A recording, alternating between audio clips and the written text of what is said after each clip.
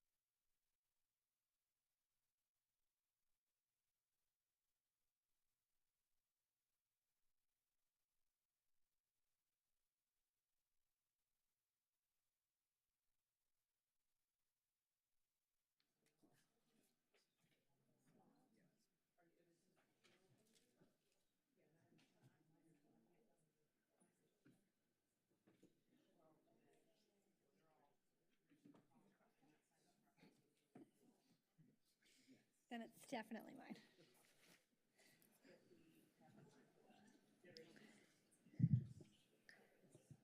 We can't get started until 5:35 anyway. Special meeting. We can start the regular and then we close. Okay. This meeting begins at 5:30, the other one begins.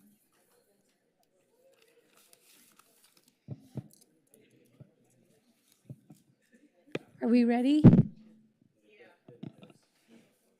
Is everybody ready? Good evening, Santa Monica, and welcome to the regular Tuesday, July 29th meeting at 5:30 p.m. Just want to remind the audience to turn your cell phones on to silent, and remember that we don't clap, we do happy hands, looks like this. And Councilwoman Zernitsky, would you like to lead us in the Pledge of Allegiance?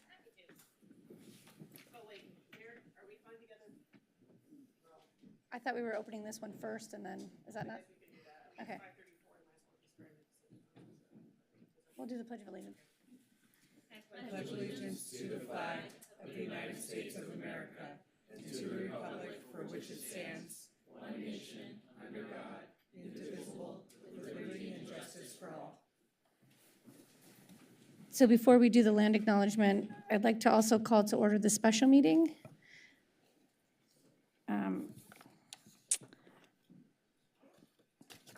So we're just hearing both at the same time? Sorry, Councilmember Raskin, would you like to read the land acknowledgement? Oh, sorry, we're gonna do roll call first. Okay. All right. Okay, guys, come on, I was right. I just would like everyone to see that. I was right. No.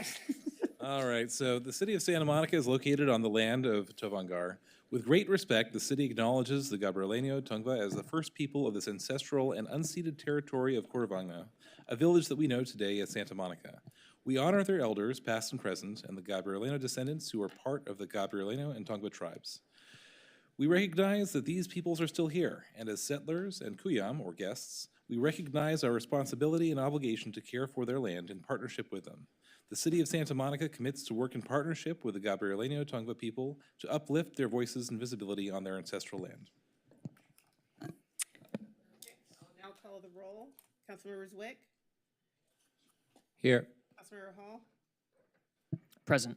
Councilmember Raskin, Here. Councilmember Snell, Here. Councilmember Zernitskaya, Present. Mayor Pro Tem Terosis, Present. and Mayor Negrete. Here.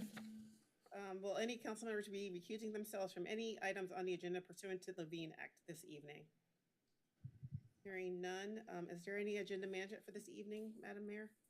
Yes, it looks like item 2A and 5E have been pulled from the agenda by staff. So if you were signed up to speak on item 2A and 5E, it will not be heard tonight.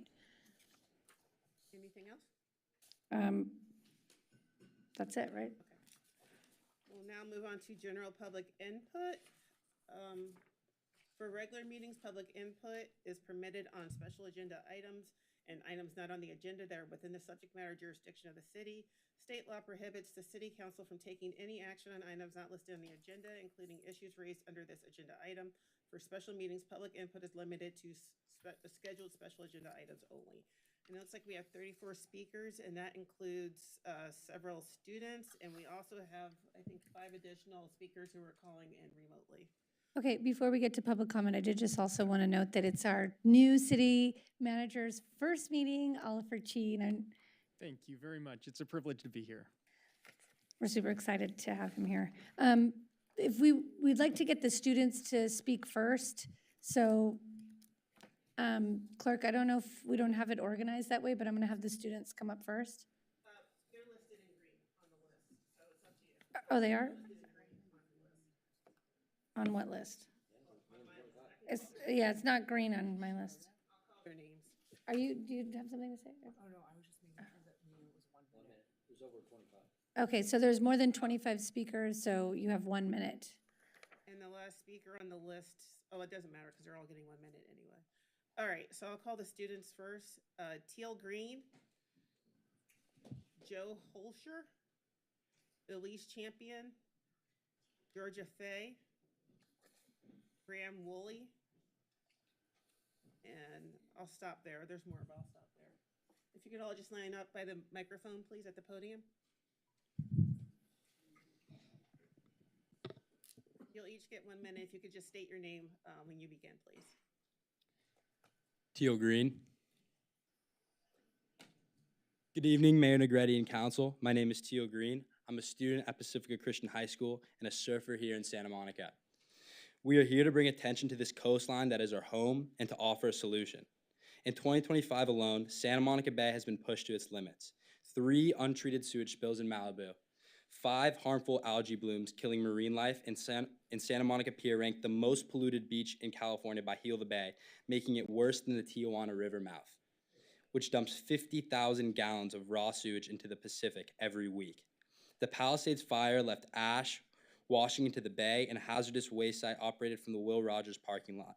The ocean we love is becoming something we can't trust. Me and my peers don't want to inherit a polluted problem. We want to help fix it. That's why we're here to propose creating a student representative seat on environmental committees or a youth advisory group to work with the city staff and ensure youth voices are part of the solution. Thank you so much, council members. Thank you. Joe Holscher. I'm a student at Pacific Christian High School here in Santa Monica, and I grew up in Pacific Palisades. Teal and I started a student-led initiative called Surfers Who Serve to advocate for clean beaches and to use our love for surfing to do good for others. The issues our community is facing aren't just environmental concerns. We're deeply concerned for our health. Surfers and swimmers are constantly getting sick, rashes, ear infections, stomach problems, and staph infections. And these aren't rare cases. They're common enough that we talk about it like a risk that we've just accepted. According to Heal the Bay, over 600,000 gastrointestinal illnesses each year are suspected to be the result of bacteria exposure in the Santa Monica Bay. Storm drains across the city channel everything from our streets, motor oil, pesticides, and trash directly into the bay. Nothing is stopping the runoff and garbage from entering the ocean. Every cigarette butt or food wrapper on the street ends up right where we pile out. Thank you.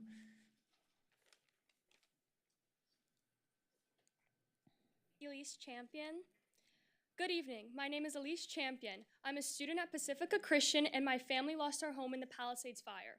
My dad also lost his business, which he spent the last decade building to help those struggling with addiction and mental health challenges get sober. Today, I'm here to talk about the promises we're still waiting on. LA County's Measure W and Santa Monica's Measure V were passed to help fund stormwater capture, pollution prevention, and clean beach amenities. Our families pay for these programs through taxes, and the city has already conducted possibility studies, hired consultants, and drafted long-term plans, and yet water quality hasn't improved. Why is it taking so long to fix what we already know is broken? The funding exists, the science is clear, and the health of our ocean, our community, and our future depends on the city treating this like the issue that it is. We need action, not more delays. Thank you. Thank you. Georgia Faye. Hi, my name is Georgia Faye, and I go to Pacific Christian High School. I lost my house in the Palisades fire, and I'm here today to share a few simple and proven solutions that could work here in Santa Monica. All around the world, cities are installing smart trash catching systems in their storm drains, things like trash wheels, C-bins, and capture nets that stop garbage before it reaches the ocean. Santa Monica can be leading on this instead of falling behind. We're asking the city to pilot these technologies here at home while letting us be a part of it. We want to work with the city and the Coastal Alliance to co-host educational workshops at schools and beaches to raise awareness about storm drain pollution, runoff, and safe surf practices after rain. Or let us help you launch an Adopt a Storm Drain program where students and surfers can partner with local businesses to sponsor and maintain drains. We will make phone calls, film effective social media posts, and help you find companies willing to sponsor. They're out there and just waiting for us to ask for their help. It's a win for the city, for the community, and for the environment. Let's do this together. Thank you. Mr. Woolley, before you get started, I'm going to call the rest of the student names. Cheyenne Desai, Reagan Whalen, Eden Tishby, Jack Turtletob, Soren A, Rufus F, and that's all I have. All right, you may begin. Good evening. My name is Graham Woolley. I'm a student, surfer, and co-founder of the Surfrider chapter at Broadway School. On June 5th, Surfrider led a beach cleanup at Santa Monica Pier. In just a few hours, we removed over 55 pounds of trash. Among the most common items were 315 cigarette butts, 305 plastic food wrappers, and hundreds of small plastic fragments. This kind of pollution doesn't just sit on the surface. It breaks down, enters the sand and ocean, and leads to long-term damage to both water and beach quality. Areas near storm drain outfalls, especially Pico, Kenter, and Wilshire, collect the highest concentration of this waste. Students are ready to help, but we can't do this alone. We need consistent action from our local government to clean and monitor these high-risk zones and ensure long-term health of our coastline. Thank you. Thank you.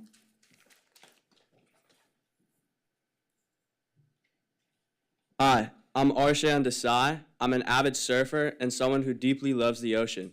I co-lead the Surfrider Club as well at Brentwood High School and founded my own nonprofit dealing with sustainability called the Blue Goal Initiative. A few months ago, Santa Monica Bay was hit by a devastating algae bloom. We watched dolphins, seals, even whales wash up dead on our beaches. It was heartbreaking. These toxic blooms used to be rare. Now they happen several times a year. The cause? Runoff from filters, agriculture, and untreated wastewater, all human impacts. And with every acre of natural wetland replaced by concrete, we've lost nature's ability to filter and to protect. But we believe we can change that. We're asking the city to work with us to bring green infrastructure like rain gardens and permeable pavements to beachside parks. We have students ready to dig in. With your support and agency, we can help restore balance and save what we all care about so much. Thank you. Thank you. You guys, we're going to do these. Good evening. I'm Reagan Whalen, a rising sophomore at Pacifica Christian and a resident of Pacific Palisades. By 2050, scientists estimate that there will be more plastic in the ocean than fish by weight. That future isn't far off, it's happening now. This isn't just about what ends up on the sand, it's about what we allow to pour silently into the ocean. If we want a future with swimmable beaches, thriving wildlife, and clean water, it starts with how we manage what flows through our streets and out of our storm drains. We recognize the jurisdictional challenges when it comes to the beach and what agencies are responsible. However, considering we are the premier beach community within LA County, Santa Monica can set an example and be the leader and productive voice of environmental service to protect the ocean habitat. We're just students, but we're stepping up because this ocean matters to us. We're organizing, we're researching, we're speaking out, but we can't fix this alone. We're asking you, our city leaders, to join us. Make this a priority while there is still time. Thank you. Hi, my name is Eden Tishby, and I'm a sophomore at Pacifica Christian. My family lost everything in the Palisades fire, including our home and my parents' local jewelry store that has been in the Palisades for almost 15 years. It's been a difficult time for all of us impacted by the fires, but we want to turn our focus to something we can do instead of feeling sorry for ourselves. I want to talk about the pollution at the Santa Monica Pier. We keep blaming the birds, but bird netting has already been installed, and water quality hasn't improved. Other piers along the California coast also have seabirds, yet they don't have the same chronic pollution. Maybe the issue isn't the birds, maybe it's the pier itself. We're teaming up with the Coastal Alliance to research possible contributing factors and explore real solutions. More research is urgently needed to understand what's actually causing this pollution. We're asking the city to install trash capturing devices at high-risk storm drains, support research into what's happening at the pier, and treat this like the public health issue it is. Thank you. Thank you. Hello, I'm Jack Turtletub and I attend Windward High School. We're not just here tonight to complain or to point fingers. That has happened for far too long. Instead, we, the students, are speaking up today because we want to be a part of solutions that we can all be proud of, solutions that will last for generations. We want to leave a legacy of clean beaches, swimmable water, and thriving marine life. But to do that, we must be included. That's why we are asking the city to work with us to co-create a youth coastal action plan that not only raises awareness about these issues, but outlines meaningful steps to create healthier oceans and beaches. We need change to happen now. Let us help draft achievable, science-based goals and actions, and let us take part in executing them. We are ready to lead, to collaborate, and to learn. We believe we have a unique perspective and our ideas have value. We want to work alongside you to bring them to life. Let's build something together that we can all look back and be proud of. Let's lead Santa Monica by doing the right things together. Thank you. Thank you. Hi, good evening. My name is Ian. I'm an intern here with the California Coastal Alliance, and I have been researching all of the big harmful algal blooms that we've been getting this summer. And it's been, they've been very large, but they've been getting bigger, and they have been propagating outwards from our storm drains. I have been looking at satellite remote sensing data, which shows that these algal blooms are extending all the way out onto the Channel Islands. And every time we get a rainstorm, they flow out of these storm drains again. But they're also a proxy for a more concerning issue. We have a lot of toxins and other heavy metals that are flowing out from the Palisades fire recently. And they are basically following this same perimeter as these algal blooms. But we are not really testing for all of these different heavy metals and chemicals. We don't really know what's out there. But these harmful algal blooms are not just harmful to wildlife, they're harmful to people, and they're carrying a whole plethora of other heavy metals and chemicals. So I'm advocating for increased research into what these heavy metals are, what these chemicals are, as well as revegetating our storm drain outflows to make sure that we are reabsorbing these before they enter into our oceans. Thank you.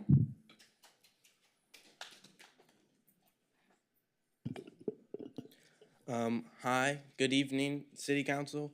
My name is Rufus Ballatore. I'm a rising senior at Santa Monica High School, and I'm here to talk about the Santa Monica Beach and how dirty it has become after the Pali fires. After the Pali fires, there's been a huge effect. It's swept all the debris into our Santa Monica beaches. I've seen videos, I've done my research, it's been really bad. Me personally, how I've been affected was I was born and raised here. I love going to the beach, and recently I've been apprehensive about actually going to the beach. But my friend was coming in town, so I decided I was hesitant at first, but then I decided to go to the beach, and I got sick the day after. So I'm asking you guys to clean our storm drains and support maybe towards grants or something for our city. It needs it. Thank you. Hello, council members. My name is Soren. I am with the Pico Youth and Family Center, also a rising senior at Samuel High School. And so I've been a lifelong resident here. I've always gone to the beaches, always enjoyed the ocean.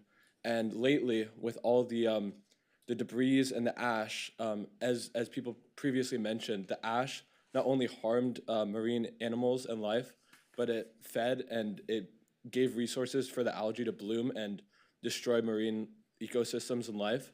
And so it's both harmful for us and marine animals. And so we are advocating for additional resources and grants for the storm drains. And so yeah, I hope you guys really value that. Thank you. Thank you. That concludes all the students, if you want to. Okay, I'm going to start calling names to line up. I think that's all the students. I just want to make sure if there's any more students. Okay, so I've got Elizabeth Sorgen, Jerry Rubin, Harvey Etter, and Sheila Moravati.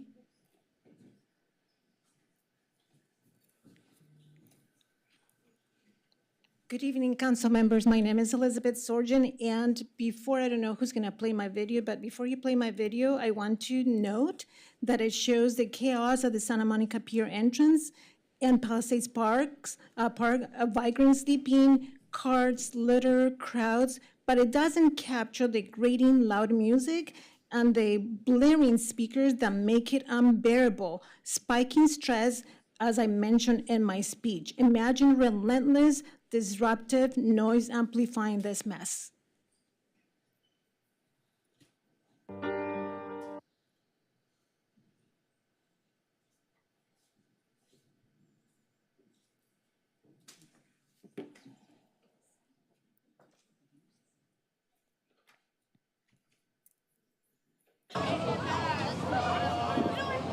Thank you, Mayor Negrete, for this opportunity. I'm Elizabeth Sorgen, a Santa Monica resident for 30 years, here to save our Santa Monica Pier entrance and Palisades Park, global icons unmatched by any landmark, like the Hollywood sign or London's Big Ben. 30 years ago, Santa Monica was a serene, joyful beach town. Today, it's unrecognizable. The pier entrance is choked with vendors' hot dogs and fruit carts, spilling litter and smells, turning our treasure into a chaotic Yeah, mess. because I think Palisades it kept Park, going our when we were looking emerald for the by video, the ocean, but is scarred by vagrants sorry. sleeping on Thank you. benches, If you grass, can and submit your sidewalks, video, I making know it it was down to a unsafe and minute. We let filthy. it go over to I live by capture the that, pier, and but stepping out my door did is you email terrifying, your like video to all walking of into us? the mouth of an alligator, with crowds creating music and Did you panhandling email hitting me. that video to Locals all of like us? me cannot enjoy a Can you walk. do that? Guests at the Regent Hotel Can you email paying us your around video? $1,500 a Okay, night, or okay. residents on Olympic and Ocean with Because $20,000 we have monthly 1 minute mortgages because of steer the clear. rule. Oh, A okay, so I signed up for 2022 2 Stanford minutes. study I know, linked but when cluttered there's more than urban areas 25 to speakers. rising depression symptoms. Thank you.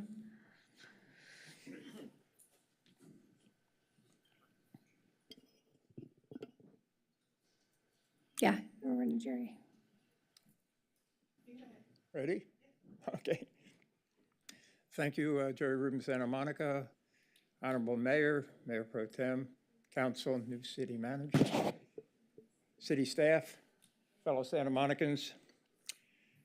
I come a lot with a heavy heart, but a lot of gratitude. It was exactly 3 years ago today that my late tree-loving wife, Marissa, took her last breath and passed from pancreatic cancer, and I'll always be so grateful that the city planted a tree of gratitude in our Palisades Park for her. I also have a heavy heart because we're gonna have a memorial for my late little brother, Marty Rubin, and his wife, Joan Winters, who also died of cancer. And you're all invited to the memorial at the airport that he worked to help get closed. And it's finally happening. It'll be this Saturday at 11 a.m. at Airport Park, 3201. You know where it is. Thank you. Harvey Etter. Good evening, I'm Harvey Etter. I'm speaking for myself, Public Solar Power Coalition and the Tenants Association and STEP. I've been trying to get equity, home ownership for people on the street and low income. We need a right of first refusal on anything that comes up. And in these programs, you got a 9-page thing. We're going to be improving on it, et cetera, et cetera. All these students talking about, we used to surf out here too. I went to Venice High, my family's been here more than 100 years. The pollution and everything, this is externalities, this is caused by climate, that's what's up. It's a threat, like with AI, to our system. We fouled our nest, okay? We've got to deal with it and deal with it now. Also, so we gave notice and we gave a declaration and affirmation that we're litigating against y'all and the county. You ran us out. 6 months we had shit in the toilets, trying to form a tenants organization to get equity. Been talking to this for a long time. And there's more stuff going on, and we'll talk about equity and some of these other things that you're doing here. And number 4 should be Thank you. Sheila Moravati. Good evening, council members. My name is Sheila Moravati. I'm the founder of Habits of Waste, which was born after we spearheaded the world's first plastic straw and cutlery ban in the city of Malibu. Tonight we are here to support the work of surfers who serve. We're really proud of all their efforts. We don't go to the beach anymore. We are very concerned about the contradictory information we're getting. The LA Department of Health is saying that the toxic metals are not harmful, yet independent studies consistently show that they are there and present. We would like to request expanded testing.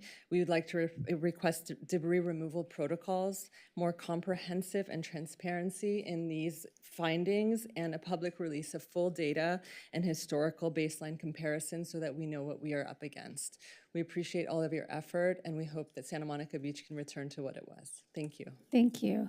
I'm going to call the next few names: Denise Spartan, Graham Woolley, Lucian Tudor, which I think he left, Dylan Sonjan, and Soren.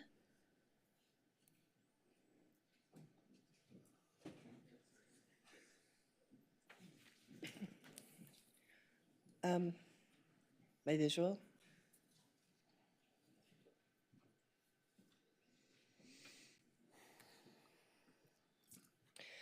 Good evening. Let's go to the meme on the screen titled, "So Are They Socialists Too?" The first frame says, Democratic Socialist Zohran Mamdani championing housing for all. The next frame says, the Santa Monica City Council championing housing for all. And the spacing at the bottom questions, so are they socialists too? Which would bring us to Jesse Zwick's comment about not being able to hire more police due to the police yearly pay increase. And do you know that the defund the police is a socialist practice too, along with environmentalism, economic, social, and racial justice for all? Sound familiar? I also hope you see that the 12,000 plus increase in the city council's travel expense budget makes you all hypocrites and fraudsters. Or what about your backdoor way of defunding the police further through the hiring freeze of 16.5 sworn officers? Please remember, Democratic Socialists don't want to represent you. They want to rule you. Thank you. Graham Woolley. Oh, he already spoke. Okay, sorry. Lucian Tudor, I think, left. Dylan Sonjan. And then after Dylan is Soren A., Elia Gonzalez, and Jonah Breslau. My name is Dylan Sonjan, Mayor Negretti and Council. I'm the Executive Director for Aqua Surf School and the surf team coach for Pacifica Christian High School and some of these awesome students you saw today. We've already heard a lot about the water, so I want to zoom out with another perspective. Let's talk about Santa Monica Beach as a whole and what we surfers see. People sleeping on the beach, mentally ill on the boardwalk, and Breaking Bad RVs in the beach lots. The state of the entire beach should be better. Let's talk money. Santa Monica Beach isn't just a beach. It's a multi-billion-dollar economic engine and central to our identity and health as a beach city. Santa Monica does do a lot to maintain the beach, but we're still just recovering from a natural disaster. In the next 3 years, we have the Super Bowl, the World Cup, and the Summer Olympics coming. I'm asking that the city and new city manager Oliver Chi, welcome, put pressure on the county and make this a major priority to not just protect our local waters, reputation, and economy. I love living in Santa Monica, and we just want to surf and thrive. Thank you. Thank you. Soren.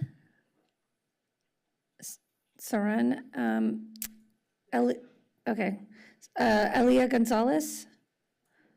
Jonah Breslau.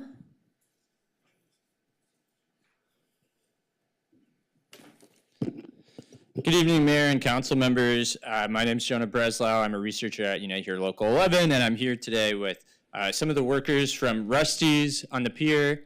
And we just, wanted to say, especially as people are talking about the beach, that part of what brings people to Santa Monica is, of course, the iconic pier and the workers who make that a place that people can come visit, can get wonderful food and drinks and enjoy. We very much want to see the worker retention and right of recall law come for public lands, and we're very excited about it, but these workers have been laid off since January, and they want to share with you why it's so important to them to come back and work on the pier. So thank you very much for your time. Thank you. I'm going to call the next few names: Daquan Moeller, Jonathan Foster, Gonzalo Hernandez, and Flor Garcia.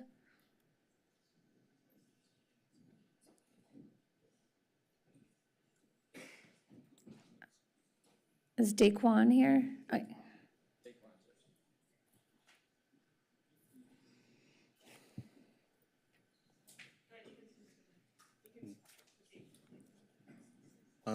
Yeah, my name's Daquan.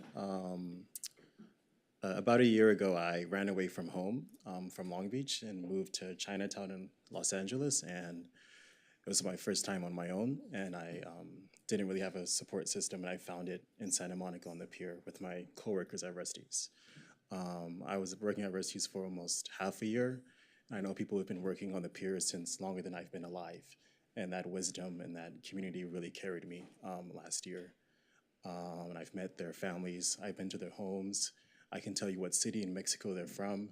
I've really gotten to know people that I wouldn't have known if I didn't work at Rusty's. And so I think it's a very important part of my life now, and I think that myself and my coworkers deserve the right to return to work when Rusty's or wherever gets the lease next reopens the place. And I really hope you guys pursue a worker retention, a right of recall for us and everyone else on the pier. Thank you. Thank you. Jonathan Foster.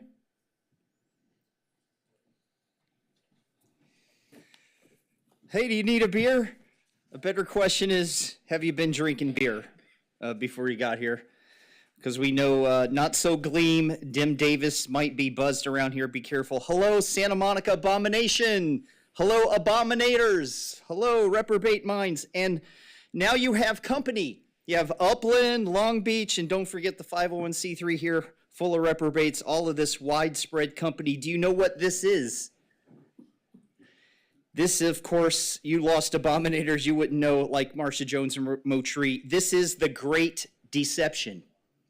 You are a part of it, and you are it. Deeds of darkness. On 3rd Street Promenade, got people blowing cigarette, and I've been smelling beer. You guys are crossing a wrong line.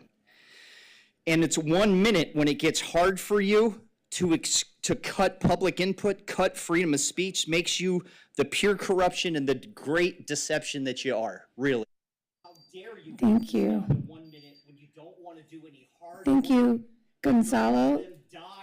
Jonathan, thank you. You want to cut it down to a minute, you cheap Gonzalo Hernandez. bums. Where's the 2 minutes? You got nothing to do tonight. Bunch of bums. You can proceed. Was it too hard for staff? Listo. Hola, buenas tardes. Mi nombre es Gonzalo Hernández. Trabajé 10 años en Rusty's. Quiero regresar a trabajar otra vez para mantener mi familia de los gastos. Me gusta trabajar en la playa porque ahí me siento a gusto. Gracias todo. So my name is Gonzalo Hernandez. I worked at Rusty's for 10 years. I'd like to be able to return to work there, to support my family, to pay for the costs, to work by the beach. And so thank you very much. Thank you. Flor Garcia. And after Ms. Garcia, I have Alberto Hernandez, Miguel Velasco, and Susan McCory. Hola, buenas tardes. Mi nombre es Flor García y yo trabajé en Rusty's durante 9 años y So my name's Flor Garcia. I worked at Rusty's for 9 years. yeah. A mí me gustaría poder regresar a trabajar a Rusty porque de ahí puedo ayudar a mi familia en México y me gusta trabajar sobre la muelle. Es muy bonito y me gustaría que apoyaran para poder regresar a trabajar. Y bueno, muchas gracias. So I'd like to be able to return to Rusty's so I could support my family in Mexico. It's great to work at the pier, by the beach. And for those reasons, I'd like to return to Rusty's. Thank you. Thank you. Alberto Hernandez.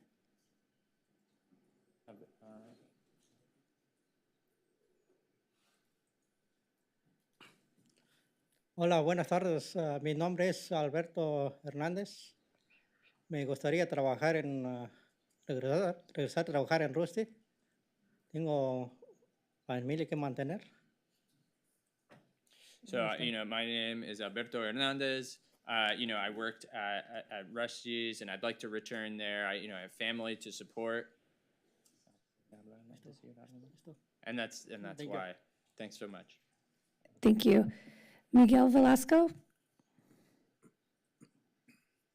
Hola, buenas tardes. Mi nombre es Miguel Velasco y fui cocinero por 3 años en Rostis y me gustaría que apoyaran la ley para que volvieran a abrir otra vez porque ya siento que es un lugar que atrae mucha gente por el karaoke y todo.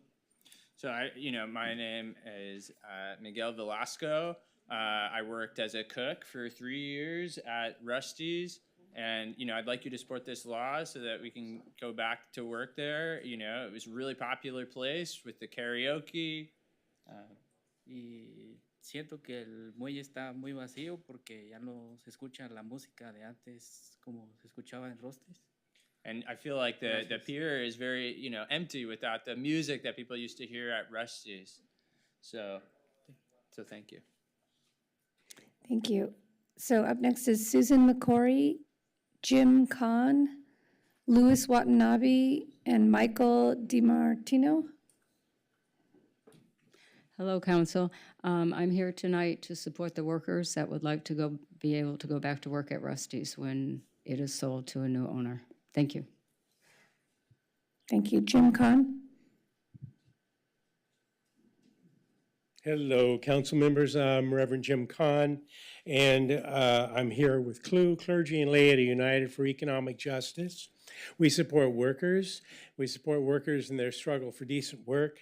And I guess what I want to say is whoever runs Rusty's next, it's city property, and we want to make sure that those workers who were there have first right of refusal of a job there. And so passing that ordinance in the city of Santa Monica would really be helpful. Thank you. Thank you. Louis Watanabe?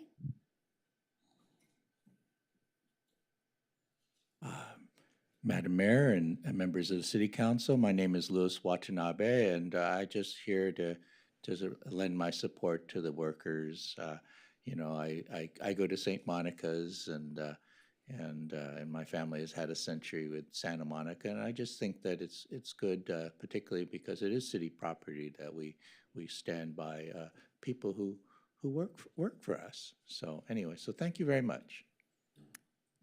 Thank you. Michael DiMartino. And after that, we have Ruda Sultanpour, John Berry. Oh, and that's it. So Ruda and then John Berry. So really quickly, I'm Michael DiMartino from Stock Foundation. I've actually reached out to you several times on Instagram.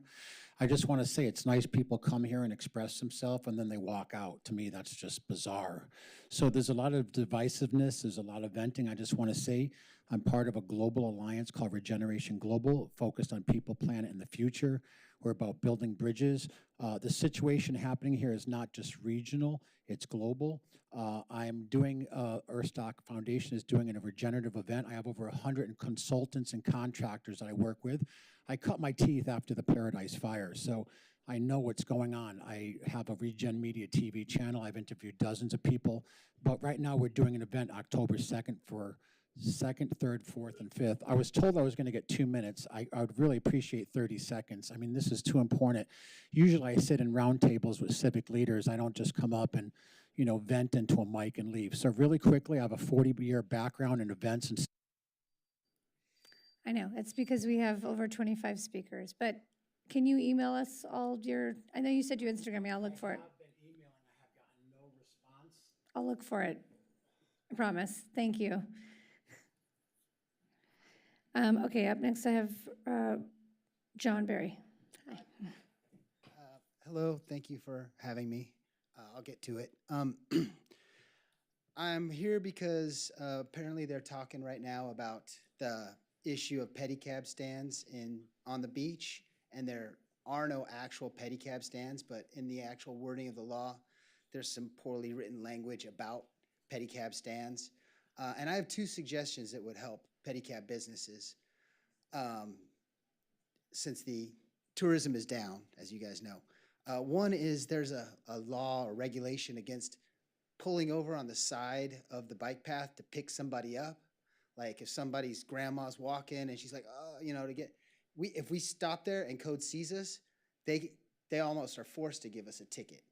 You know, I think that could be changed. And the other one I'm gonna get to real quick is, I think that on the beach with human-powered pedicabs, children, small children should be able to sit on the laps of adults. And that would really help. So anyways, my time's up. Thank you. Thank you. Ruda Sultanpour?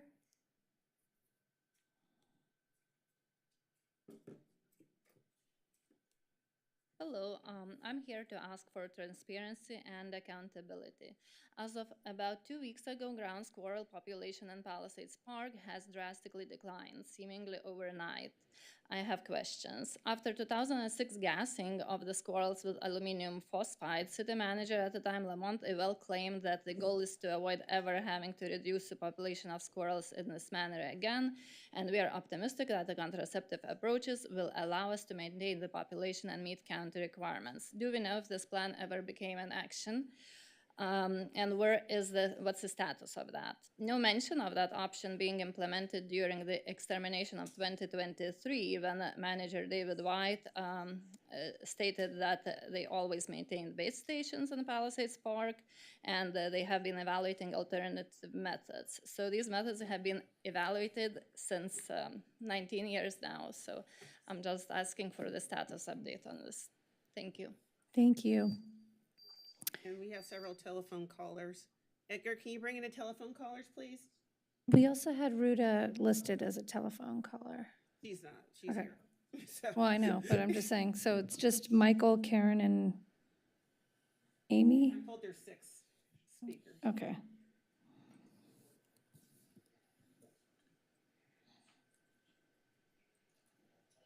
Hi, everybody. Hi, City Council.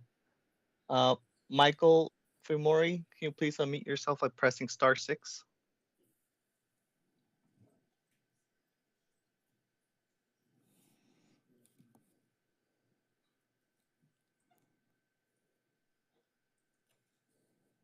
Caller, if you're there, you may proceed.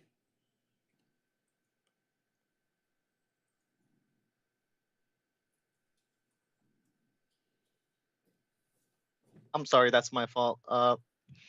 Michael Fumori, please press *6. Oh, okay. Hold on. Really confusing. Can you guys hear me? Yes, you may proceed. Okay. Thank you. Yeah, my name is Michael Fujimori. I'm calling today to just ask one question.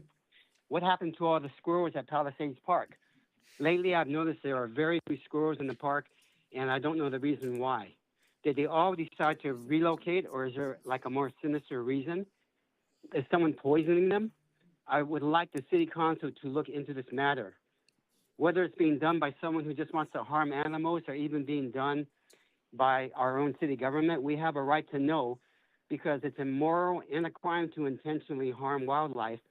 And we need accountability from our leaders to find out who is responsible and put a halt to it one way or another.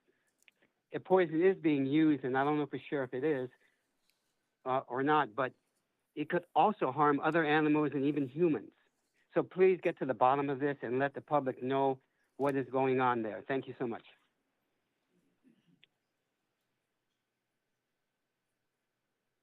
Thank you. Karen Lacava, please unmute yourself by pressing *6.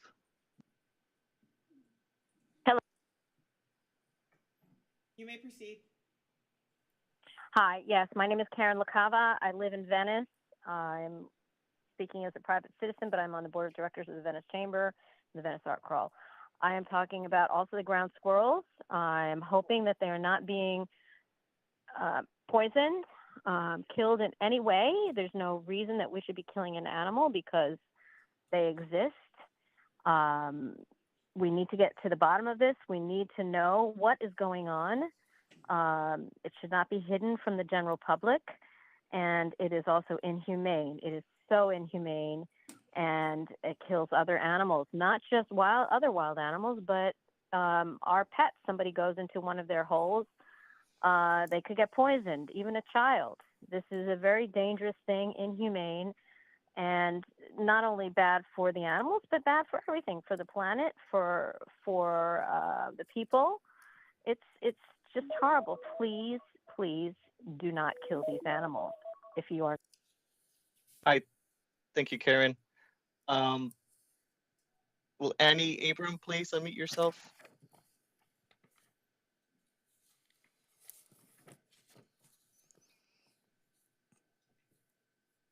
Ms. LaCava, you may proceed. Or I'm sorry, Ms. Abram, you may proceed.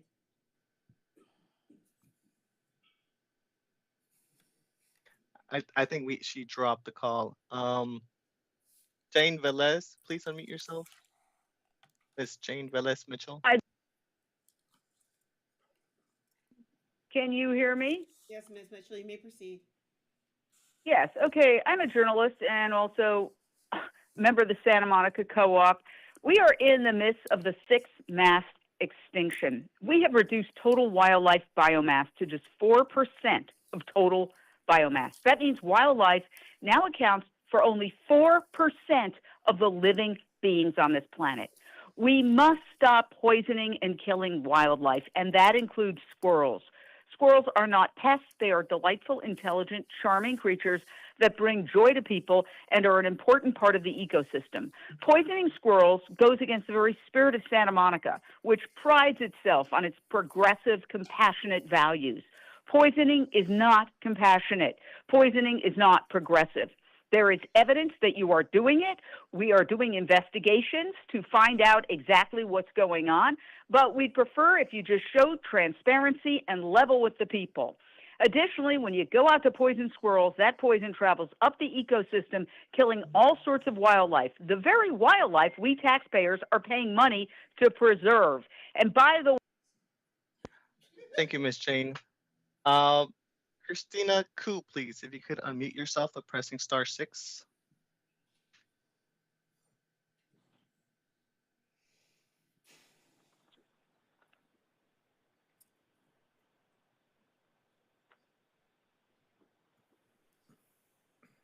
Ms. Koo, are you there? yes, I am. Can you hear me? Yes, you may proceed. Hi there. Thank you. Yes, I'm a California attorney, and I've worked on a lot of environmental and animal welfare issues, and just recently heard about the situation at our favorite park, Palisades Park. And this is a park that is enjoyed by locals and by people from all around the world. So there are a few of us who are very concerned about what's happened with the ground squirrels. And this is an opportunity for all of us to just find out what's happening. And I certainly hope that Santa Monica City has not taken up a course of action that involves mass killing of wildlife. Because to be honest, you know, we enjoy the park with our dogs and families and actually really look forward to a sighting of some kind of wildlife, especially the squirrels. So, you know, we're hoping our favorite city is. Thank you, Ms. Koo. That completes the public comment for the dial-in. Okay, thank you, Edgar. Okay, we'll now proceed to special items. Item 2A, commendation for community, I'm sorry, item 2B, item 2A was pulled.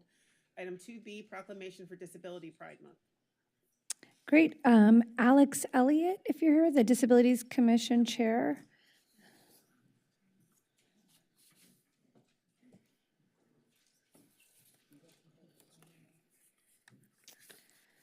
Are you going to be reading it? Or? Yeah, I'm going to read it to you while you stand there and accept it, and then I'll go down and give it to you, and we'll take a picture with you. So this is Disability Pride Month, and I'm going to read the proclamation from the City of Santa Monica. Whereas Disability Pride Month, nationally observed in July, commemorates the historic signing of the Americans with Disability Act, ADA, on July 26, 1990. This landmark civil rights legislation prohibits discrimination against individuals with disabilities in all areas of public life, laying the legal foundation for equity, inclusion, and full participation in society for people with disabilities. And whereas people with disabilities contribute significantly to the city's civic, economic, cultural, and social fabric, yet they continue to experience systemic barriers in areas such as transportation, employment, housing, education, healthcare, and digital access.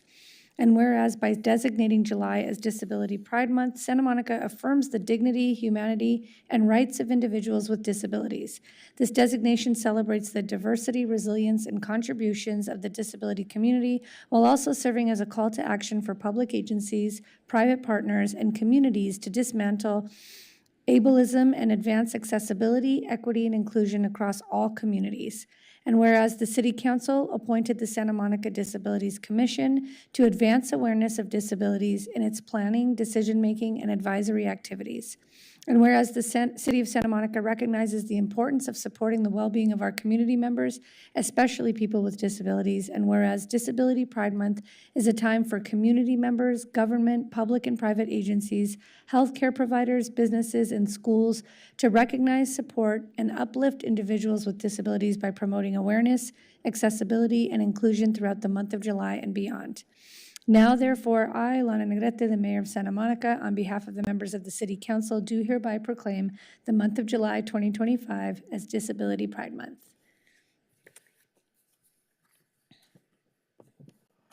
Just talk straight into the mic.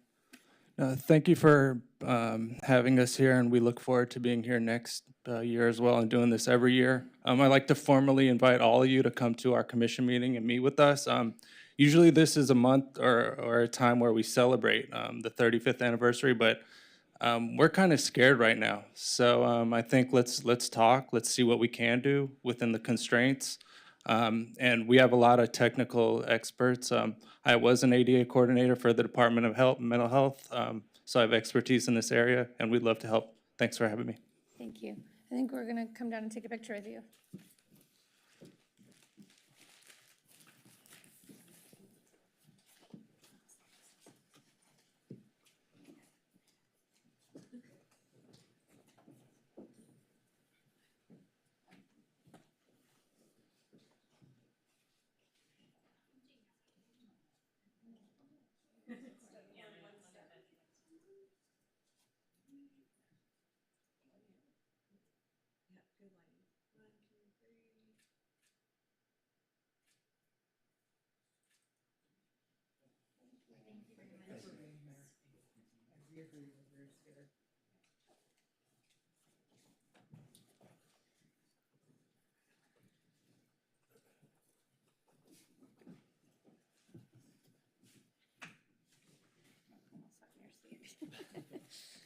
Okay, we'll now move on to public input under consent and closed session only.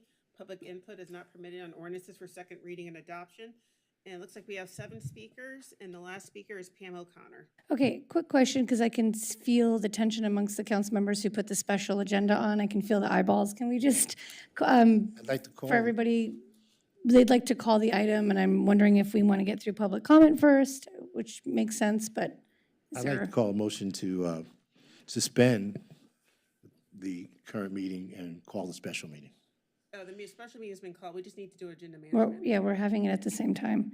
So the question is, do you want to hear public input under items under consent and closed session, or do you want to hear the special meeting first? Council, the motion would be to suspend the council rules as far as the order of business and hear that item now. And then you could take public comment on that item along with the other public comment that's coming up now if you'd like. And I make that motion. So the motion is to suspend, to put in order the item 3, which is public input under consent calendar and closed session items alongside the public input for this special agenda emergency meeting, is that correct? Special meeting, yes. Special meeting. And then we're going to hear the special meeting first before item 3. No, first we have to have, public input on that item. So Okay. let's hear public input, and then we'll do that item. Motion made by Councilmember Snell to hear public input on the special agenda first. Then we will have public, then we will hear the special agenda item, and then we will have item 3, which is public input on consent calendar and closed session. Do you have a second? Second. Seconded by Councilmember Hall. Councilmember Zernskaya? Yes. Councilmember Snell? Yes. Mayor Pro Tem Terosis? Yes. Councilmember Raskin? Yes. Councilmember Hall? Yes. Councilmember Zwick? Yes. Mayor Yes. Okay, so I will now call the let's see, the speakers for item 16A on the special agenda only. And it looks like we have 7 speakers for that item. I think it's less because Lucia and Tudor left. I'm going to call up the first few names: Juan Matute, Jerry Rubin, Elizabeth Sorgen, and Denise Barton.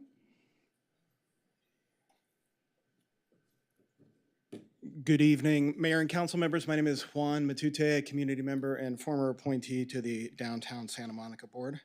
So I see that there are 2 layers of the controversy between this body, this city, and the Downtown Santa Monica Board of Directors. The first is a disagreement about the best path forward for downtown Santa Monica. I think the council's vision is one that's supported by the community and the voters, improving business conditions and creating an entertainment zone to create a special place where people want to go and can dance and listen to music. The downtown board appointees generally see increased security as the path forward, which I'm sure is anybody who's dealt with the city budget will know that is a never-ending money pit with uncertain results. No one ever says they go to a retail and entertainment district for the great security. The second controversy is the past and ongoing legal violations by downtown Santa Monica board members. The public expects officials not to be corrupt. The Ralph M. Brown Act, Fair Political Practices Act, and various ethics laws and considerations provide for this. I know that this body follows the letter and spirit of those laws. From what I understand, the downtown board has met this evening, likely in violation of these laws. As a former board member, I never received notices of this meeting, as though I've signed up for all meetings. I understand that a member of the city attorney's office is at the meeting, and that the city's attorney's office has advised the downtown Santa Monica Board of Directors of this violation, and nevertheless they persisted. And so I support the motion before you today to recall council-appointed members, but I don't think it goes far enough. I will ask for this council later tonight to appoint an interim city attorney who will investigate Brown Act violations and ethical violations, including acceptance of gifts, and pursue appropriate remedies, including the nullification of passport. Thank you. Jerry Rubin. This is 2 minutes? Yes, it's 2 minutes. Yeah, thank you. Jerry Rubin, Santa Monica. Go to the Promenade a lot. Went to so many downtown district meetings. And before that, the Bayside District. Doing important work. Big time stuff for our economy and our future. There's been some strange things happening for a long time. But I was glad to see this was on the agenda. Good people on the board were ousted. Juan Matute, one of them. Our honorable city council colleague right here, Barry Snell, another. And numerous more that I'm sure you all know. Banners being put up that really didn't get much opposition, saying Santa Monica is an asylum, unsafe, you're going to be hurt or killed if you come here. We can't have that. We need a new start. And whatever allegiance there is, it's more important to be unified and vote entirely in consensus as a body to support this motion and get a fresh start. Santa Monica's and the downtown district is just too important. Thank you. Thank you. Elizabeth Sorgen. Oh, sorry. Am I on the wrong list? No, she left. Oh, Denise Barton. Good evening. On the item of changing the DTSM board members appointed by the City Council, my first question here would be, if the emergency was caused by outgoing CEO Andrew Thomas, why do the board members need to be changed? They didn't do anything. It was Andrew Thomas who was unable to run the organization properly. Do you know why the council appointed those board members? It was because they know about business and what it takes to make the area profitable. Not people who want to go on about biking, climate change, or affordable housing, because those things do not make the promenade profitable. The DTSM board has been working well despite Susan Klein's overstepping her boundaries and acting as though she's a board member instead of the city manager's office representative. So maybe the city should get its own house in order and quit trying to act as though it's someone else who's causing problems that could very well be detrimental to the promenade. Is that what you want? Or would this action be so the council has more control over the DTSM board? Because that does seem to be your MO. Or is this another example of how you're not here to represent the public, you're here to rule them? Thank you. Lucian Tudor, I don't think he's here. Peter Trin, and then I have Erica Leslie.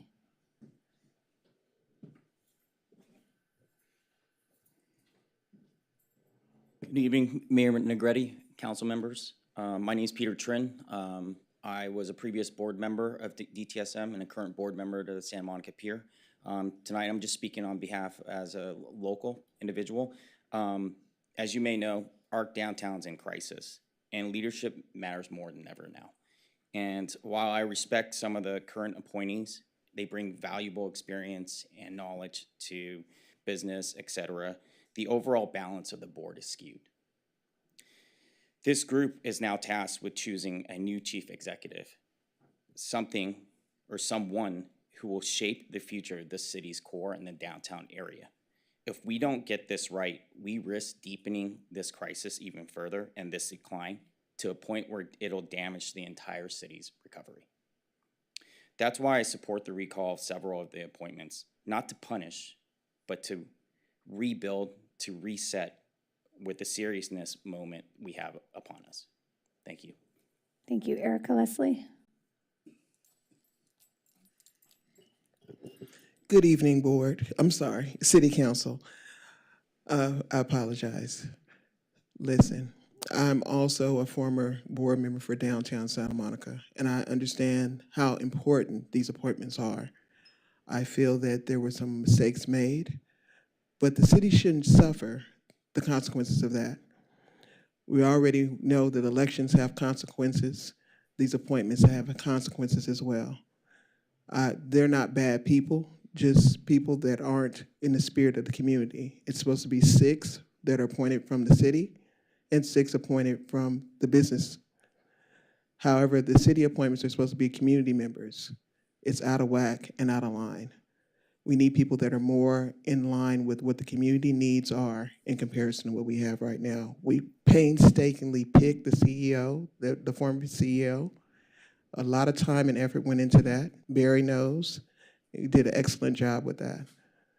I will publicly say that here. I was a part of that process, and we need to honor that and make the right choice now. Thank you. Thank you. That closes public comment for this item. And so now are we opening it up to discussion? I need to read the item into the Okay. record. Item 16A on a special agenda, request of Councilmember Snell with support from Mayor Pro Tem Terosis and Councilmember Hall requesting City Council consideration of the following. 1, remove all 6 of the current City Council appointed board members to the Downtown Santa Monica Board of Directors. And 2, make the necessary findings that there currently exists an emergency circumstance which requires the City Council to expedite the appointment process for 6 new board members to Downtown Santa Monica. Okay, Councilmember Snell. Thank you, Mayor. There are deep concerns about how downtown Santa Monica is run, its relationship with the city, whether it's honoring the terms of the agreement with the city, and whether it's performing its obligations. As its CEO, Andrew Thomas has recently resigned. There's a small window of opportunity to see that downtown Santa Monica is reformed, but it's not likely to happen with the current makeup of the board. Therefore, I believe the city needs to take immediate action so that the board members reflect the values of this council prior to downtown Santa Monica appointing a new CEO. Let me put some historical context to this motion. Downtown Santa Monica was established as a nonprofit in 2013. Its mission, as stated, on behalf of the city of Santa Monica to promote economic stability, growth, and community life within downtown district and downtown through the responsible planning, development, management, and coordination of programs, projects, and services designed to benefit the community as a whole. And this is an important point, which includes the district's businesses, property owners, visitors, and residents. The structure of the 13-member board of directors is 6 that are elected by the downtown businesses, owners, and property owners, and 6 that are appointed by the city council, with the remaining seat reserved for the city manager or his designee. The board structure is unique in that it balances the public and private stakeholders' input. Over the past 4 years, this structure has been severely eroded. The balances of input from these 3 primary stakeholders, the property owners, the businesses, and the residents, have been greatly altered, which has had a negative impact in our downtown economic growth. The residents have been underrepresented due to prior council appointments who had financial motives rather than the community interest in their decision-making. This must be corrected. Per the city attorney, we need to treat the 2 matters separately. First, removal and appointment separately. So I first make a motion to remove all 6 appointed members of the Downtown Santa Monica Board of Directors effectively, immediately. Is that a motion? That's a motion. Is there a second? I'll second. Is that your only motion? So I don't have anyone in the queue. Is there discussion? I have a comment to make. I understand that I haven't gone to a DTSM board meeting in a while, for full transparency. And when I was going, there was issues, even before some of the appointees you may be referring to were on there. But since then, I've talked to the chair, who has said that they're all rowing in the same direction. And I know, having sat on various boards, that oftentimes there's disagreements, and sometimes it takes the right chair and leadership to get people rowing in the same direction. I've always felt like the balance of stakeholdership, meaning businesses, owners, residents, are key, but we sometimes don't agree with everyone, and that's okay. That's democracy. And I don't think, or at least it seems very unfair, unless there was some urgent issue happening right now that I'm not aware of that hasn't been discussed, and if so, I'd love to hear it. It doesn't seem, quite honestly, it sounds like what our president is doing right now, is getting rid of systems in place that create democracy to control what they want the outcome to be. And I know maybe if you were removed on a board before, or other members were removed, it feels retaliatory to then get into a position of power and then be able to remove people. I don't know if it's because they didn't support elected officials that are up here now or what, but it gives off that perception. And that's deeply troubling to me, because I want there to be transparency and I want there to be public trust. And when we use these little, opportunities and rules that we have that aren't used very often, I feel that they're reserved for real emergencies. And unless someone can explain to me here, and I'm happy to listen to that, maybe there's something I'm not aware of, I don't see this as an opportunity to be utilizing this rule where 4 council members can put something on to, this doesn't seem like an emergency to me to just tear 6 people off of this board. They're giving their time to invest in making the downtown area better, and then reappoint people that serve council members up here or serve what they want. It doesn't feel fair. And so I just wanted to make that comment, because I think right now it's just dangerous and it undermines community trust, and I'm worried about that as we go into selecting the new CEO. Councilmember Zonetskaya. I just had quite 2 questions for the makers of the motion / this item. Is the primary reason, not specifically around the timing, but the reasoning around this this proposed action, because there is an imbalance of the types of perspectives and actual job titles of the folks? Because my understanding is that it is supposed to be kind of half property owners, appointees, half council appointees who are likely residents, business owners, folks who have an interest. Is that why this is coming before us tonight?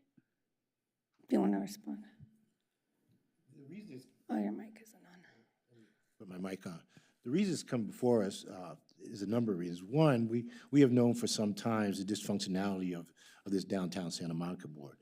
True that it is the makeup of the board, and the reason that this nonprofit was established was that we could have balance between those three entities, the property owners, the businesses, and the residents. Is it completely skewed? And as a result, we've seen over the past 4 years that things have not moved forward in a manner that is necessary to support us as a city council. It's an extreme, the resignation of the CEO just is one item that caused this, this matter to come before us. But there's been several matters with respect to this downtown board that are very concerning for me as a council member, and understanding this lack of balance between the residents. We have seen things that are not moving forward as we'd like to have. And I could give examples. For instance, we're looking at our downtown Santa Monica vacancy rate very high. However, we have not heard from any of these particular downtown Santa Monica board members about items that we could do to support increasing the occupancy rate. One of the major things that we just did recently was to ask staff to move forward on a digital signing. But we all know that there's signs on our promenade that are signs that are depressing, outright outlandish, that this particular body has chose not to even discuss. And we, for many times, even before I got on council, were things that we needed to address. We are very concerned about the makeup of this particular board, at least I am, and how it moves forward with respect to supporting us. And as I read with that mission statement, this mission statement was built on the fact that we would have those kind of balance between the residents, the business owners, and the property owners. And it is very skewed. And so I'm very concerned about that. Okay, and my second question, so I understand that at least my read of this is an intent to do like a clean sweep by removing all 6 council-appointed board members. Is there anything that, assume if this motion and the next motion moves forward, is there anything preventing us from reappointing any individual member who may still, who may actually work towards furthering the mission of Downtown Santa Monica, Inc.? Not at all. And obviously, council can elaborate on it, but we have, the motion before us is to remove the 6 and vote on 6 temporary members to be decided. And we will immediately ask the city clerk to put forward an open application process and to come back at this point in time in our September meeting. So there is an opportunity for this entire council to be able to select permanent members at that time. Okay, all right, thank you. Councilmember Zwick.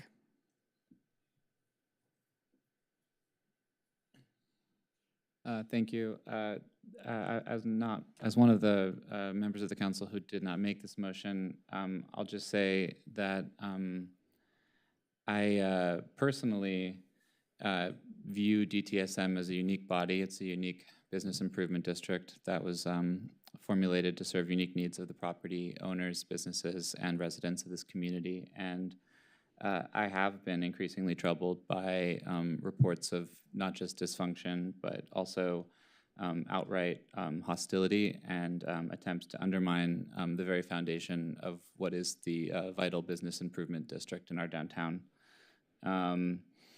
I would not normally support this as an emergency matter, but I do believe that number of factors, including the imminent hiring of a new CEO and the overdue necessity of renewing a campaign to renew the property assessment district, make it actually an existential threat to the body going forward, and one that is desperately in need of new leadership. So I will be supporting this motion. Councilmember Raskin. Thank you, and thank you, Councilmember Snell, for the institutional knowledge that you've shared here. I know you've served as interim director of that body, and really, I give a lot of weight to your experience and knowledge on these issues. We heard testimony tonight from folks who spoke to what I think is fairly described as the dysfunction that's going on in that body right now. And I, for one, don't take lightly removing city council appointees. I don't think any of us do. You know, a few years ago, I was last year. You know, I was not reappointed to the Planning Commission, and you know, I've been troubled by this city council's non-reappointment of folks who have served in good standing. But I think that this is a unique circumstance. I think this is a time in which we need to look at the existential challenges that our downtown is facing and this body is facing. And I think that this measure is appropriate, and I'll be supporting this motion. Councilmember, Mayor Pro Tem Trosas. Thank you. City Attorney Sloan, just for some of the comments that we received today and folks who had made public comment, can you just tell us, was this a properly noticed special meeting tonight? The council's meeting, yes. And did we meet the Brown Act definition for urgency? Yes, for urgency and at least 24 hours notice. Okay, so you feel confident that everything that we're doing here tonight is fully legal? Yes. Okay, thanks, that's it. Councilmember Hall. Thank you, Mayor. I just wanted to respond to a comment that was made tonight, and that is that this feels political to some people. I would argue that there are many commissioners that this council did not appoint that act against the wishes of this council, that push policies contrary to what the agenda that this council is trying to choose, and we have chosen not to remove those commissioners. So I would just say that I fully believe that there is an urgency and special need for this one, and we'll be supporting this. So I just have a question about the specifics, because like I said, I haven't heard anything. And I'm also curious because the 6 appointees were appointed at different times, so some are newer than others. That's true. And yet the vote is to remove all 6. Yes, it is.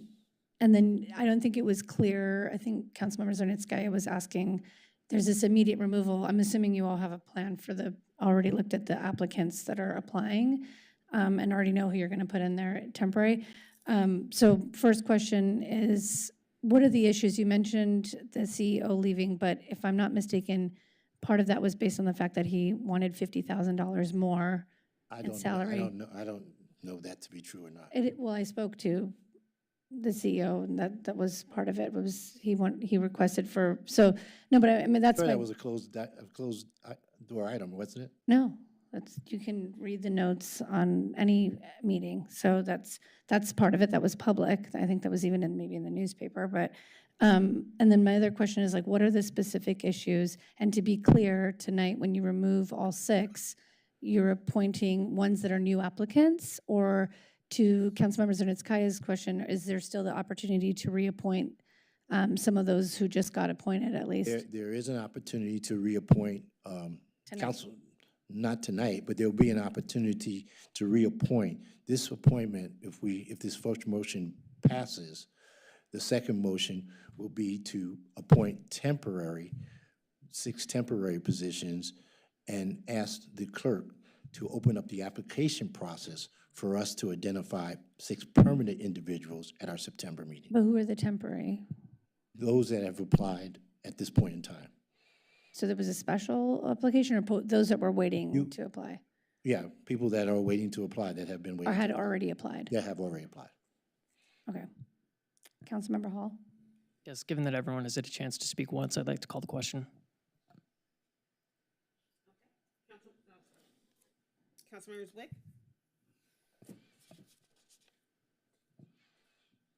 Yes. Councilmember Hall, Yes. Councilmember Raskin, Yes. Mayor Pro Tem Rosas, Yes. Councilmember Snell, Yes. Councilmember Zaretskaya, Yes. and Mayor Negrete. No. Now that that has passed, Well, that's not for you to say, but thank you. that has And passed. so that motion has passed. So now is this the time where there will be nominations for these temporary appointments? Yes, so there are currently 6 applicants on, I'm sorry, there's 9 applicants on the list. Jeff Jarrell, Glean Davis, Dominique King, Sean Besser, Elaine Polachek, Richard Bloom, Jonathan Gregory, Hodge Patterson, and Adam Badawi. And Mayor, are we using? Mayor, yeah. actually, the process is to begin with a motion. Right. To allow for the nominations. Right, but are we using this new process where we're scanning things or no? I think they're suspending. Okay. You tell me. Councilmember Snell? The DTOS bylaws and state law allows for the appointment of interim board members on the acting basis in emergency circumstances, during which time the clerk will notice the vacancy, accept applications, then return to council so that council may make final appointments. My motion will include a modification of our standard procedure in filling vacancies under our board and commission policy resolution number 11510 to allow for the appointment of emergency members consistent with the state law procedure. Therefore, I make a motion to waive the council rules concerning ranked choice voting, modify our standard procedures regarding the filing of the unscheduled vacancies, and declare that emergency circumstances exist to appoint acting members to the Downtown Santa Monica Board, effective immediately, and also direct the city clerk to publish a notice of a vacancy tomorrow, and then return to council to consider final appointments for the Downtown Santa Monica Board positions at our September 9th meeting. The names of the nominations appointments are as follows, my nominations: Jonathan Gregory, Sean Besser, Hodge Patterson, Glean Davis, Richard Bloom, and Elaine Polachek. That's my motion. I'll second. So I just want to note for the record, just a reminder that the council did adopt an ordinance a couple of months ago about residency. And I just want to point out that Elaine Polachek isn't a resident, but I think you may still have the residency requirement. I can answer that. Okay. Jonathan Gregory is a resident. Glean Davis is a resident. Richard Bloom is a resident. Sean Besser is a resident. Hodge Patterson's also a resident. And Hodge Patterson is a resident, you're right. So are the rules being suspended as well for the residency to allow for the 6th? Well, she said Be half. So just half, okay. The So rules, it's the rules are every- being suspended for ranked choice voting. Right, but everyone is a resident is what you're saying, except for one candidate, Elaine Polachek. I'm sorry, can we say the name of people one more time? Jonathan Gregory, Sean Besser, Hodge Patterson, Glean Davis, Richard Bloom, and Elaine Polachek. Does anyone, I mean, the majority has made this decision, so do you have any other nominations? I think we know where this is going. And Okay. I have a comment. Just to clarify, all of those folks have submitted full applications, correct? that is correct. Okay.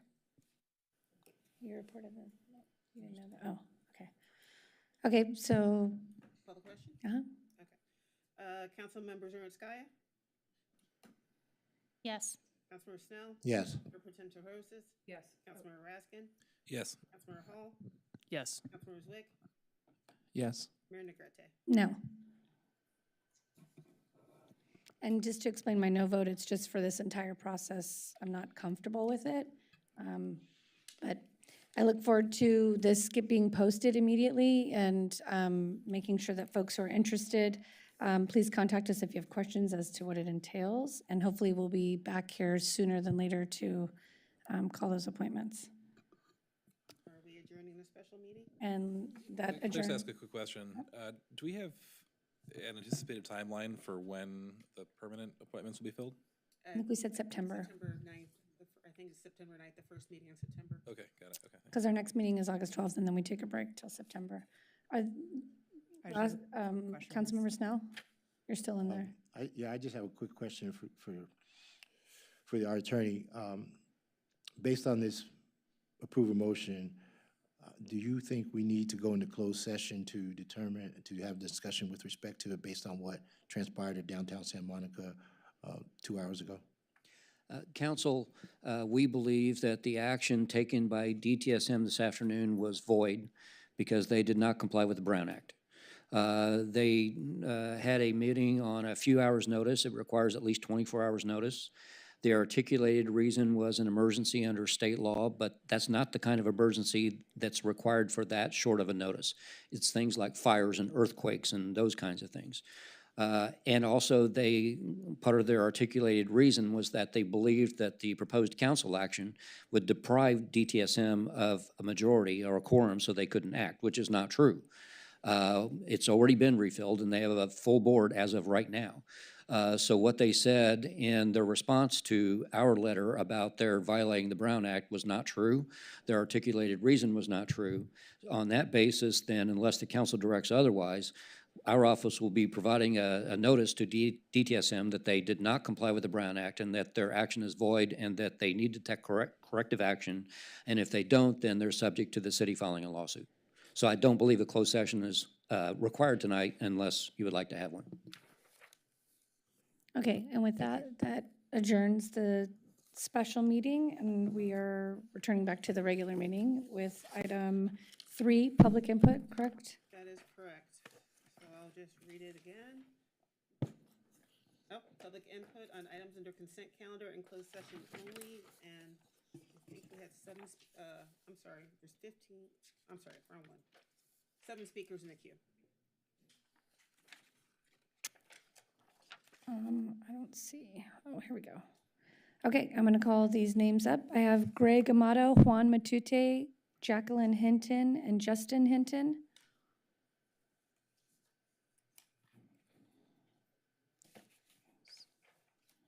Hello. Good evening, everyone. My name's Greg Amato. I'm living and working at 3225 Pico Boulevard. I'm here about the East Pico Safety Project, and specifically the Pico bus stop at 33rd Street, item 4A on tonight's agenda. First, thank you for your service. I see here that you have to deal with a lot of things, and so thank you very much. And I support the kids in the clean water thing, by the way. Don't love the squirrels so much. That's a tough issue, I can see. I understand this item, the 33rd Street bus stop, moving, can be removed from your otherwise approving item 4A tonight, which I encourage. As I have stated in various emails to you all during the last month, I have concerned about the proposed relocation of the bus stop that may not serve all the riders or neighbors well. I believe there's a pedestrian burden affecting the riders, especially seniors, people with disabilities, parents with young children, and those carrying groceries to cross multiple intersections, sometimes 3, to get across the street, which could lead to more dangerous crossings. The current bus stop works just fine. It's located between 2 crosswalks with good sight lines, less vehicle conflict, and it allows for a smoother merging back into traffic, unlike the proposed location, which would increase delays and conflict. Although far side stops are said to improve efficiency, buses still face delays from congestion and crowded conditions. For example, a bus takes up to 2 lanes entering the street after stopping at Starbucks nearby with the proposed design. Pico Boulevard and BBB already have many successful near-side bus stops.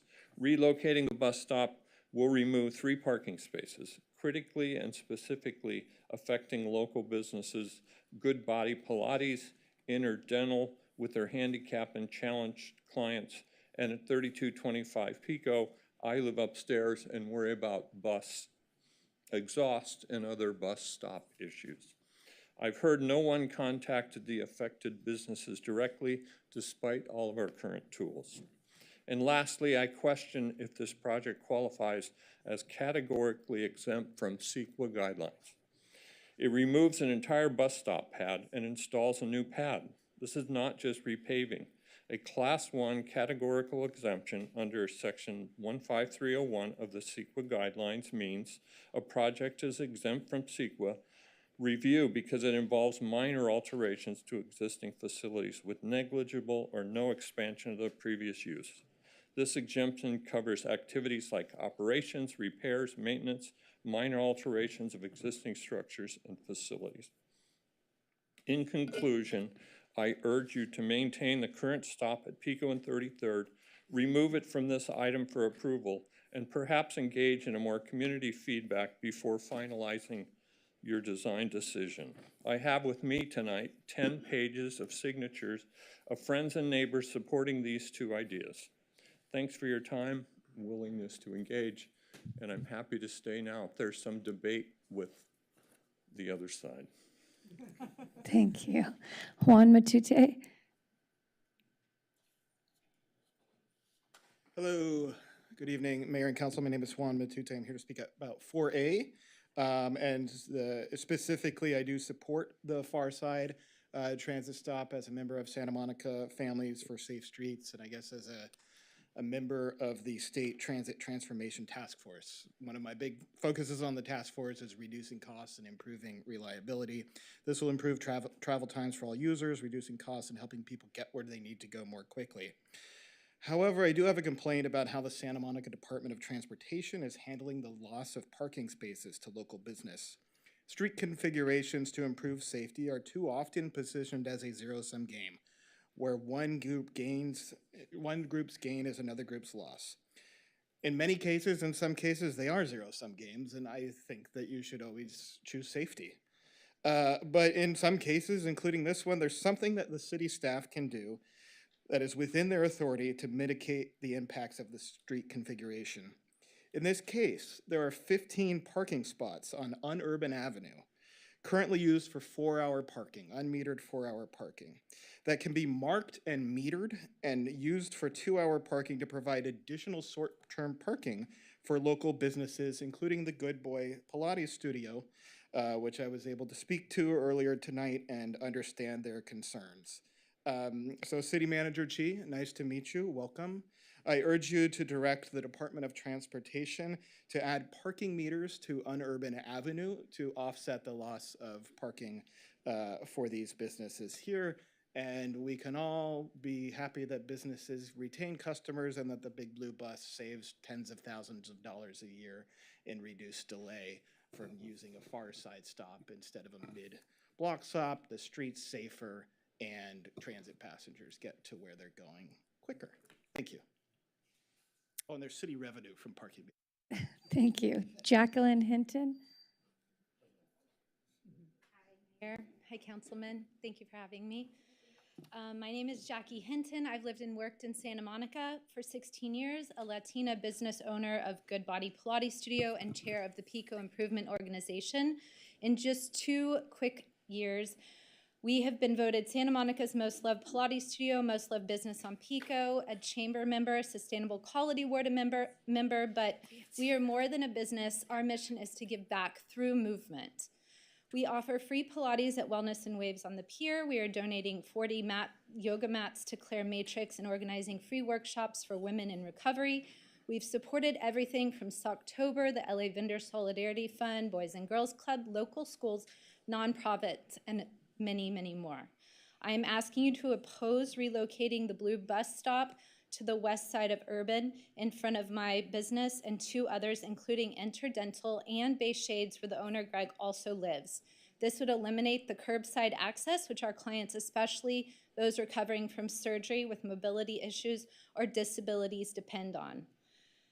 There are better alternatives. Keep it on the east side of 33rd before the stoplight, relocate the west side crosswalk, or move it in front of Valentino's, which has been vacant since COVID. Plus, they have a parking lot. These options still improve safety without harming 3 businesses, small businesses, that are keeping Pico alive. Please support a compromise. We're asking to survive an already struggling Santa Monica. And we also have an online petition with 140 signatures. Thank you. Thank you. And before Mr. Hinton comes up, I have Connor Webb and Pam O'Connor as well. Justin. Hello, council. Good to see everybody tonight. We had some excitement in the beginning. Very exciting. I hope you're all having a wonderful evening. My name is Justin Hinton. I'm the co-owner of Good Body Pilates Studio. Excuse me, Good Body Pilates Studio on Pico across from Trader Joe's. I'm here to express serious concern about the proposed relocation of the bus stop to just past Pico and Urban, which would eliminate 3 critical parking spots directly in front of our studio, Bay Shades, and Interdental. These spots are essential, not just for business, but for our clients specifically. Good Body Pilates isn't a trendy fitness studio. We don't have girls in small outfits, loud music, microphones. We essentially work as like rehabbing people. Most of our clients are women in their late 50s and 60s, many of whom are managing serious chronic conditions like fibromyalgia, joint replacements, etc. We even have a client in her 90s. For them, being able to park directly in front of our studio isn't just convenient, it's absolutely necessary. So we propose moving the bus stop to just before the light at 33rd and Pico. It literally just moves it a little bit back. There's ample space for the buses to stop safely without disrupting access to any businesses. The current proposal impacts 3 businesses. Santa Monica businesses, as we know, are already struggling. Taking away prime parking without notifying those most affected only makes things worse. So we're proud to be Santa Monica's most loved Pilates studio, chamber member, sustainability award winner, and active contributors in our community. So please, please, please reconsider this move. There's a better way to move to improve transportation without hurting the very businesses trying to help the city thrive. Thank you so much. Thank you. Connor Webb. Mr. Webb, before you proceed, I see that you're signed up for 4 minutes on this item, but you're also signed up for 2 minutes later. Yeah, I went back. You can just give me 2. Okay. Thank you. You're welcome. Evening, Madam Mayor and Council. My name is Connor Webb. I'm here to speak on 4A regarding the Broadway safety project. Firstly, I just want to I appreciate the willingness of staff and council to engage on this. I already laid out a lot of the detailed technical arguments for improvements to the project in my emails, and those are all backed by gold standard design guides. But ultimately, it comes down to this. Broadway will be one of the most important crosstown active transportation corridors for literal generations to come. It was decided long ago that it would be the main connection to LA, and after the currently in progress LA DOT and Caltrans projects are complete, there's going to be a protected lane almost the entire route to UCLA. So it's absolutely crucial we get this right now. By making narrower than guidance bike lanes, we are creating a situation where commuters and sports cyclists will be, trapped behind users like kids and the elderly. And I absolutely love seeing those people using the facilities and feeling comfortable, but frankly, no one's comfortable when there's no space to pass or ride side by side. Additionally, that narrow design forces cyclists to only pass at intersections where the risk is already the highest, and all attention should be focused on avoiding conflicts and maximizing situational awareness, not passing. And data shows that narrower 10-foot travel lanes are safer for all users and still compatible with trucks and emergency vehicles.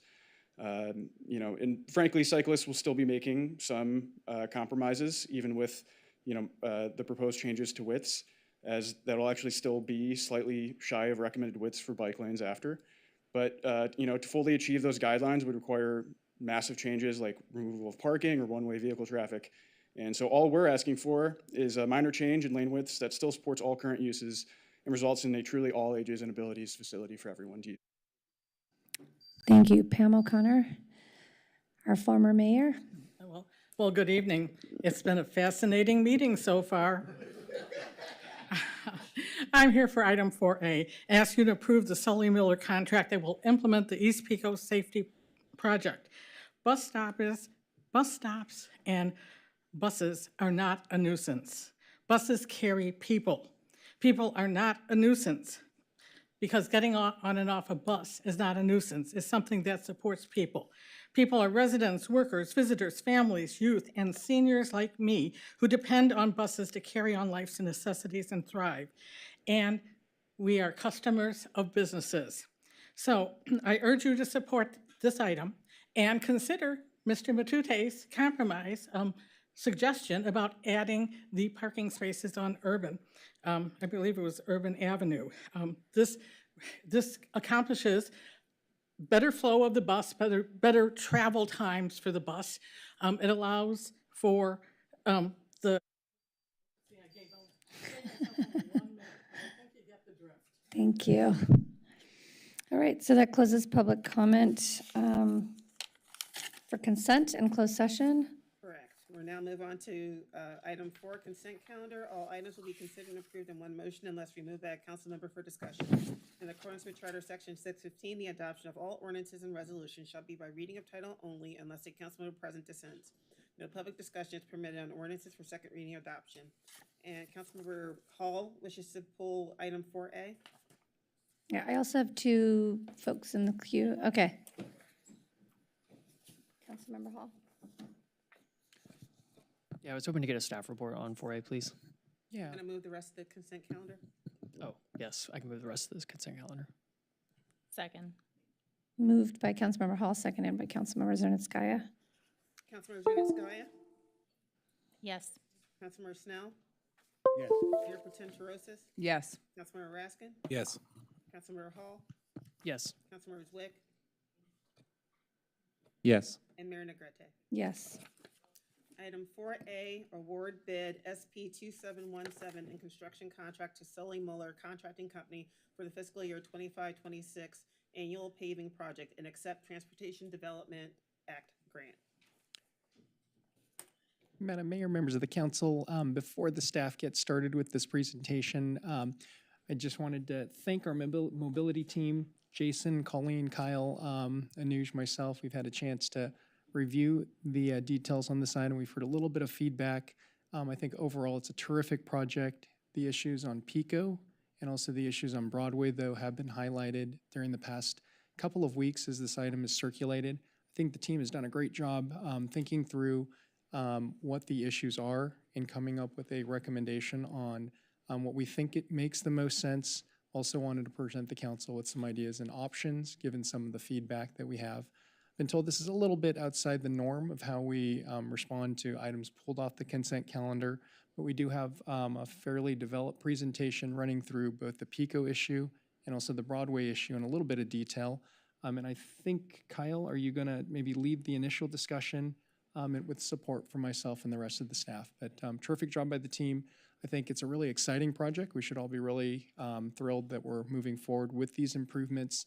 I know there's a little maybe apprehension on how we might engage, but we definitely want to give the council our recommendation, options available. And I think with that, Kyle, we'll maybe turn it over to you to start.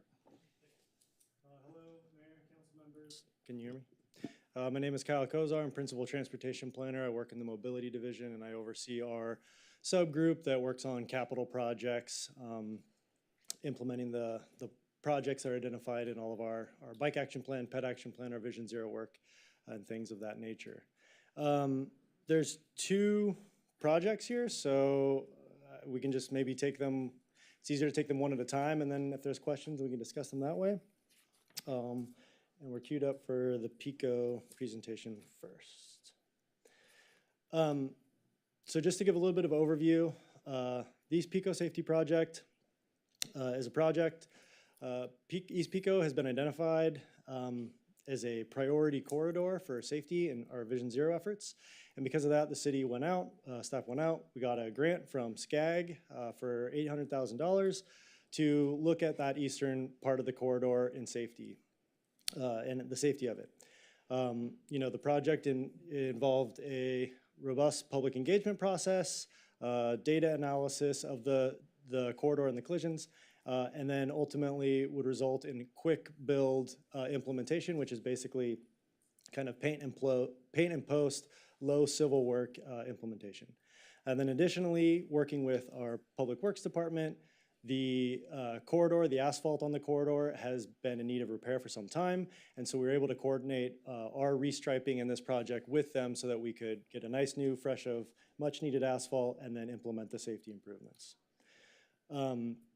Additionally, back in 2019, Big Blue Bus gave a report to the City Council about how to improve ridership on the Big Blue Bus and improving travel times along the corridor.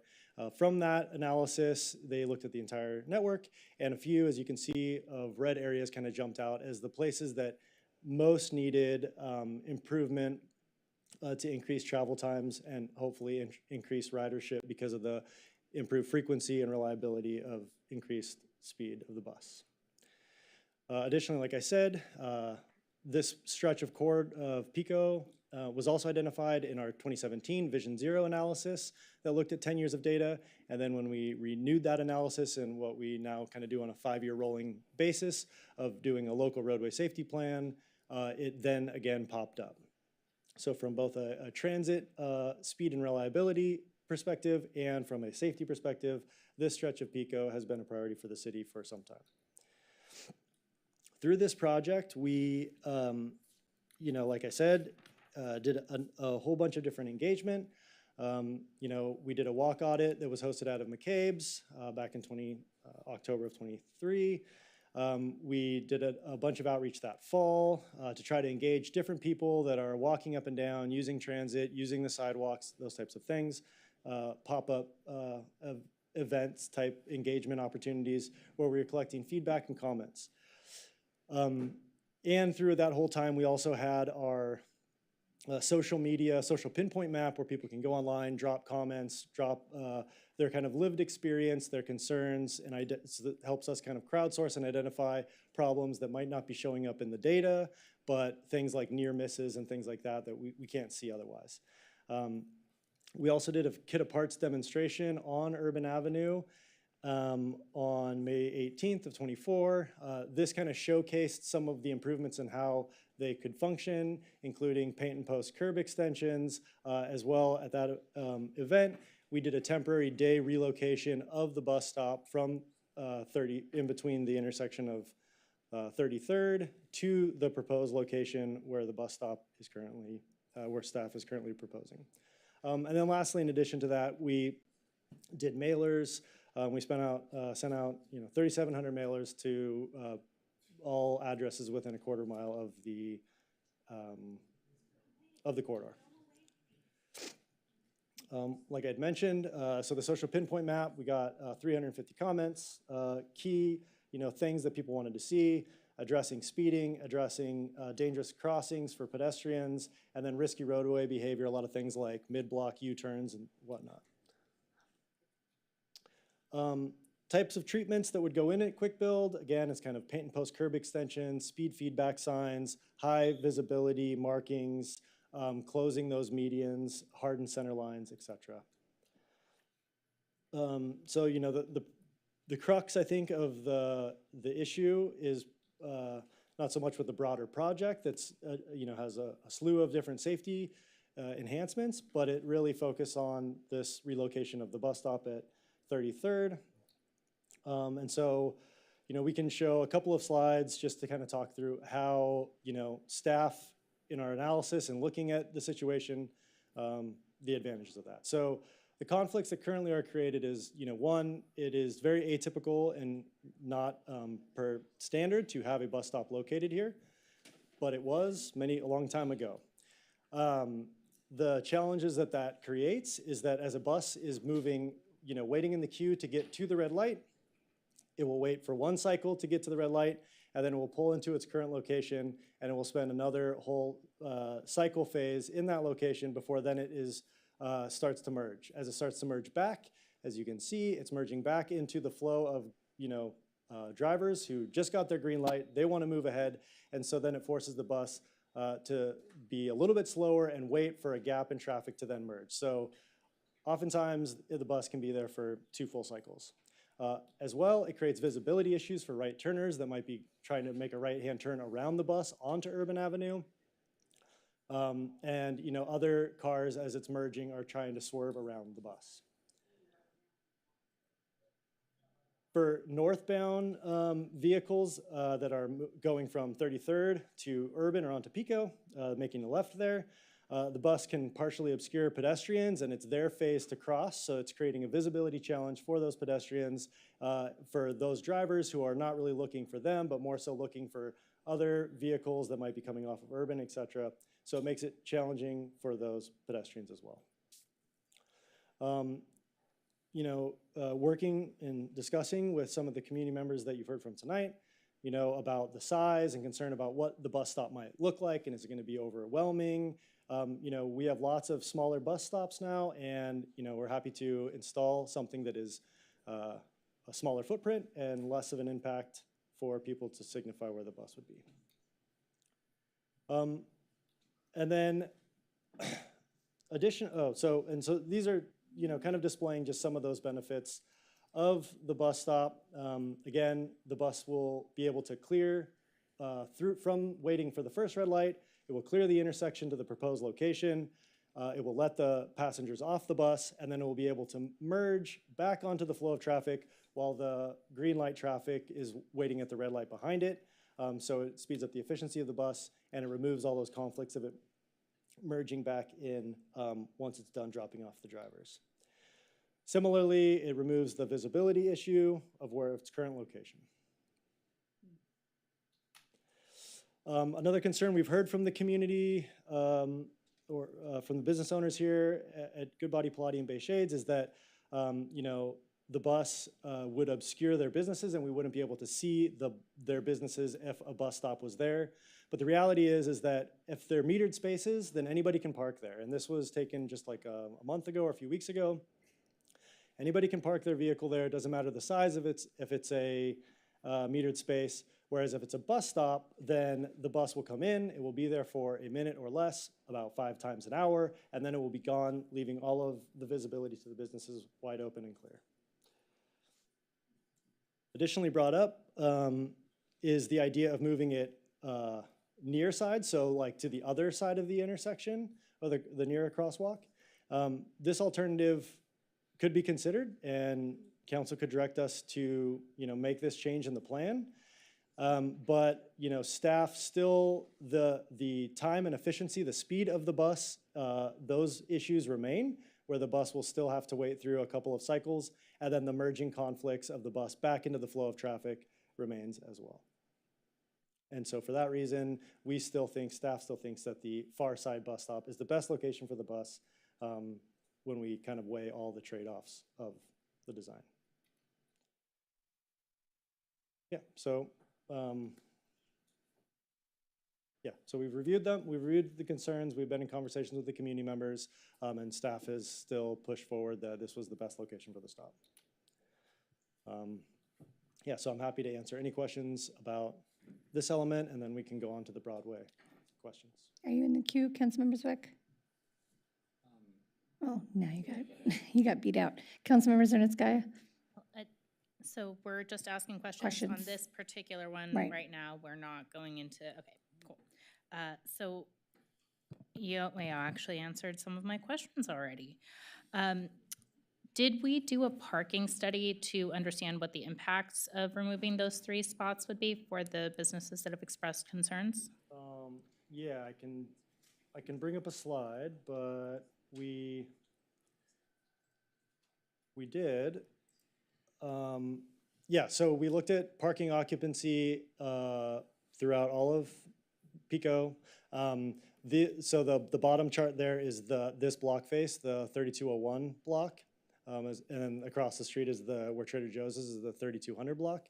And so you can see, and this is taken from our smarking data, so this is the parking meter data that we get. So there are sometimes ambiguities, and sometimes people park and don't pay, and all those kinds of things don't get represented. But for the most part, it's a relatively accurate proxy for what the parking occupancy is.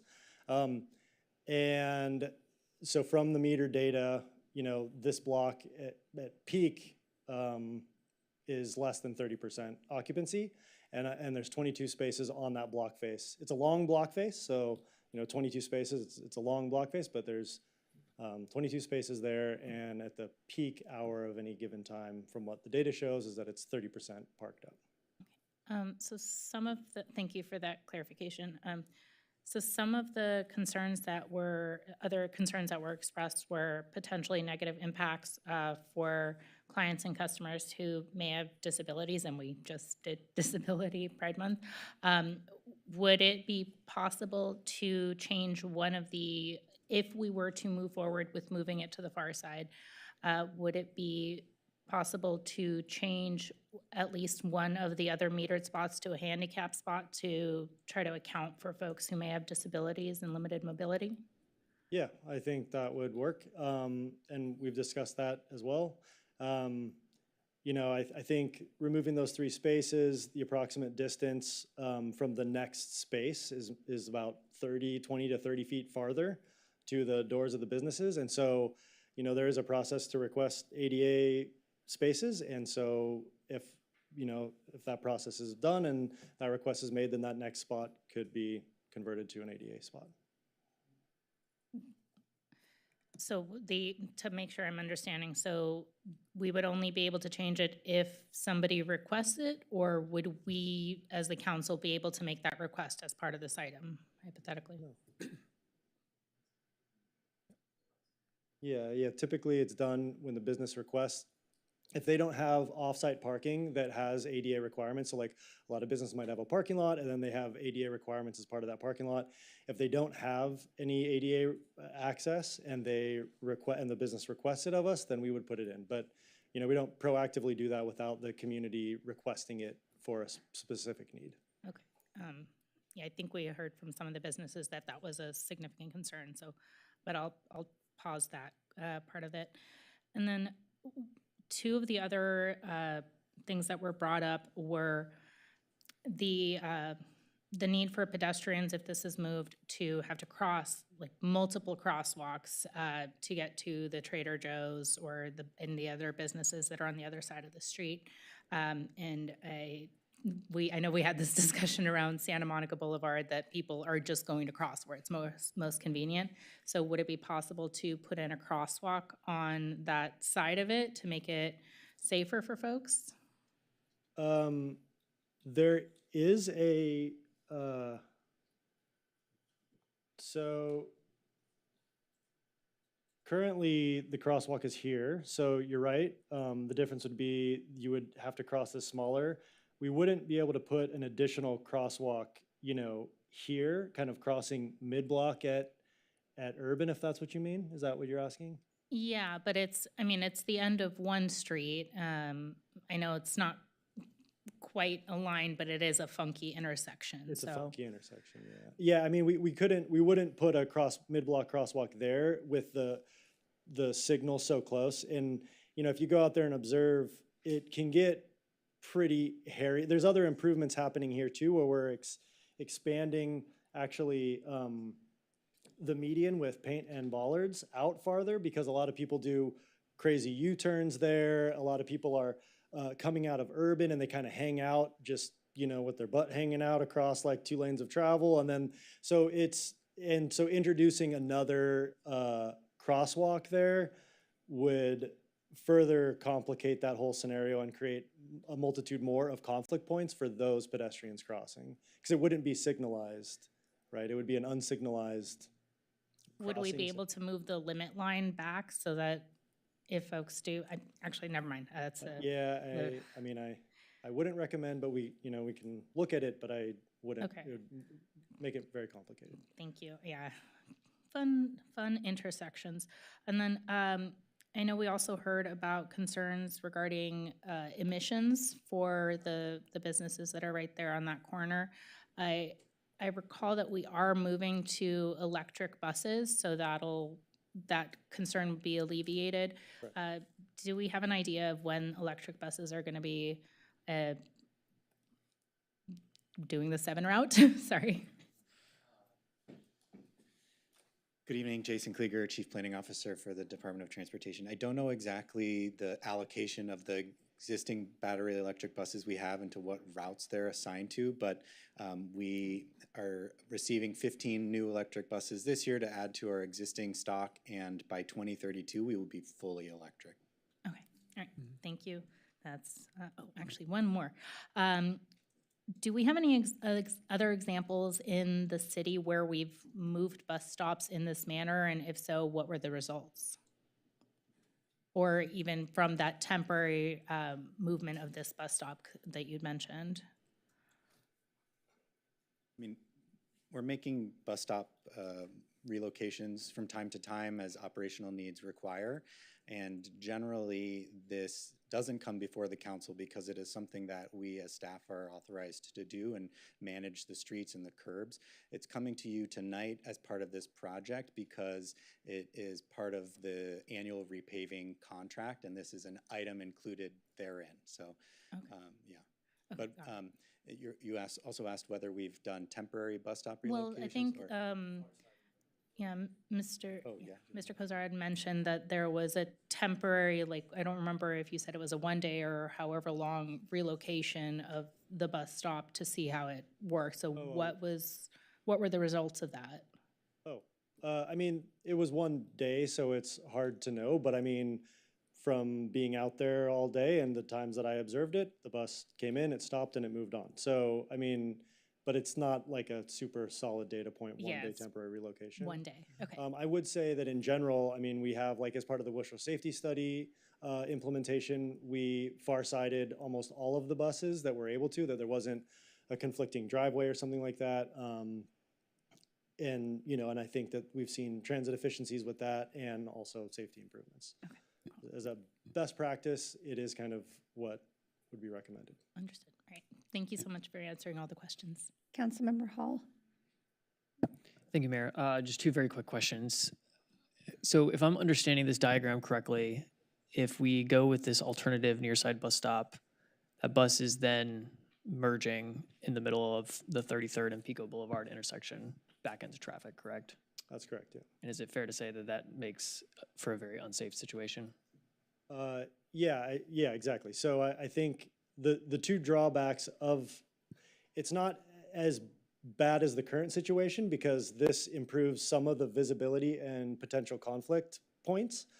It removes a couple of them, but what it doesn't do is it doesn't speed up the bus because the bus still has to pull in, wait the 2 cycles, and then make the merge. And then the merge is more dangerous, or, you know, it's not ideal compared to the far side merge because the far side merge, the green light traffic is going to be stopped at a red light and it'll have a easier gap to merge back in.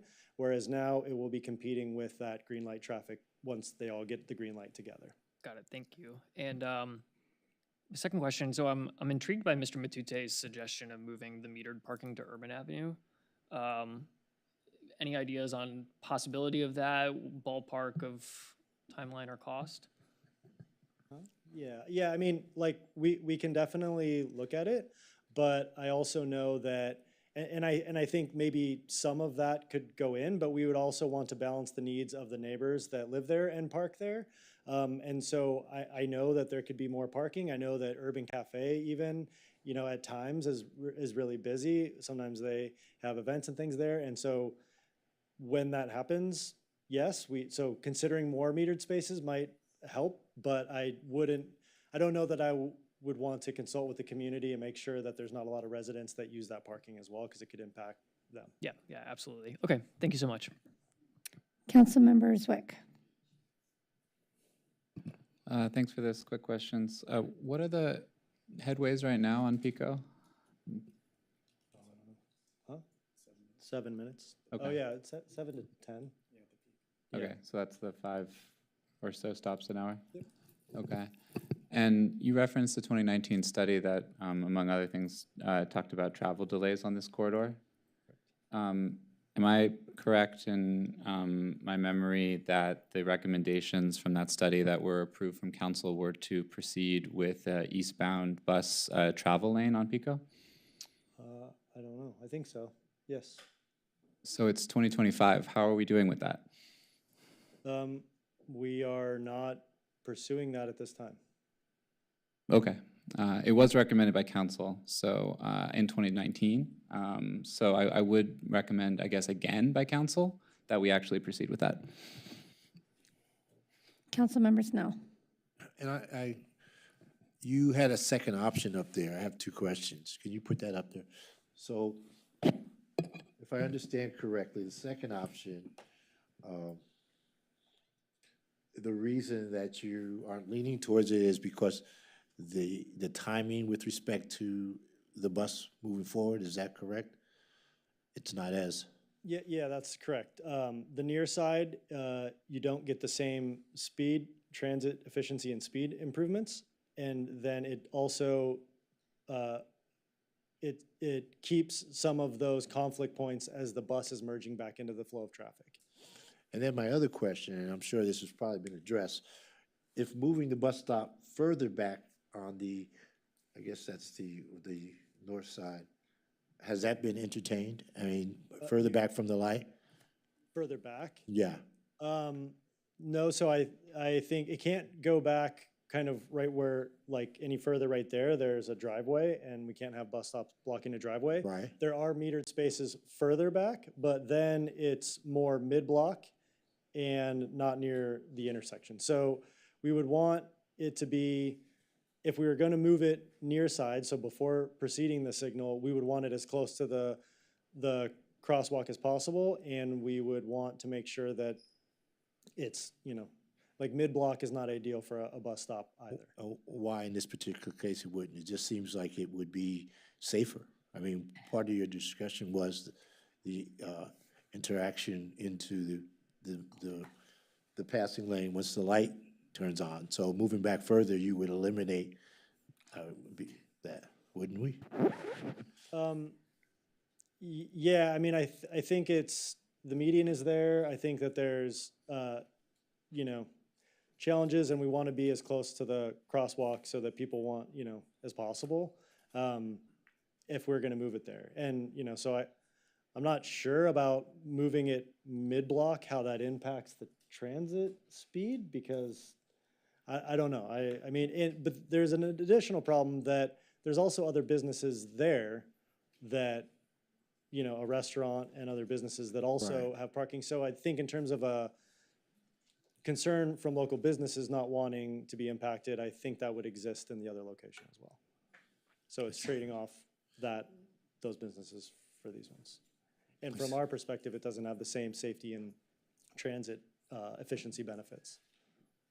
And there, you've looked at all the different options.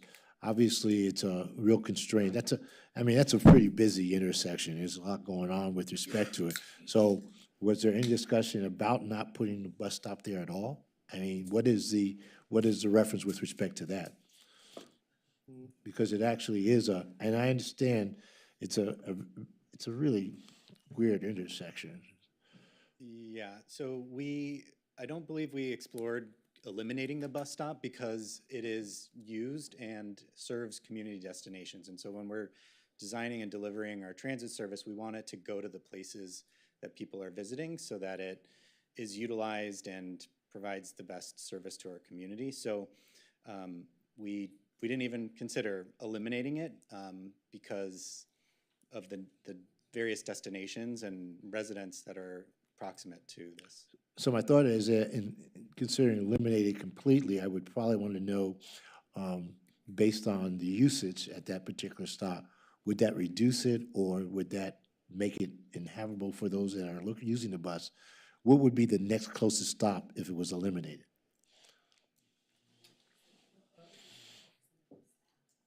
Oh, I'm also being reminded that 10% of over 10% of the Trader Joe's staff arrive to work by transit, and that is, we only know that data point because they're a large enough employer that they're regulated by us, but other employers on the corridor are smaller, and so we don't have that data, but it's a good indication of, the demand.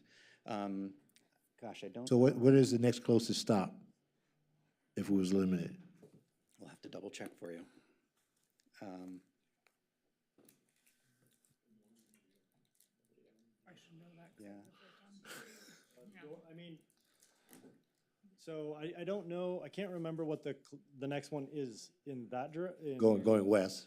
In east direction, I think in west is Dorchester. Dorchester, okay. So it's 30th Street, So which that's- is. so that's- Is I that mean- also Dorchester to the west, yeah, and. So obviously that's not that much of a distance. I mean, a lot of us live in the Pico neighborhood, so that's not much of a distance from. So generally, we're trying to have our stop placement about like 2 to 3 blocks between stops to minimize the distance that people have to travel. You know, we have a lot of elderly and disabled folks who it's harder for them to go those further distances. That's the same argument that the businesses are saying right now. They have a difficulty also with respect to their clientele. I just, you know, I mean, I understand that's an incredibly difficult intersection. So my question about not having a stop there at all sounds like it would actually reduce the congestion that's going on. And I understand it may, you know, alter people having to walk a little further, but I'm wondering whether not having a stop there at all would be more advantageous at this point in time.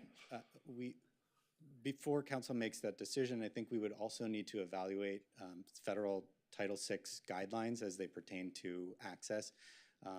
There's requirements that we would have to, documentation and process we would have to go to justify the elimination of a stop. I think if the council's desires for us to study whether or not it's needed, we can certainly take a look at that. I think that would be something that I'd be interested in knowing. I mean, it's, you know, as much as I'm an advocate for public transportation and individuals utilizing public transportation,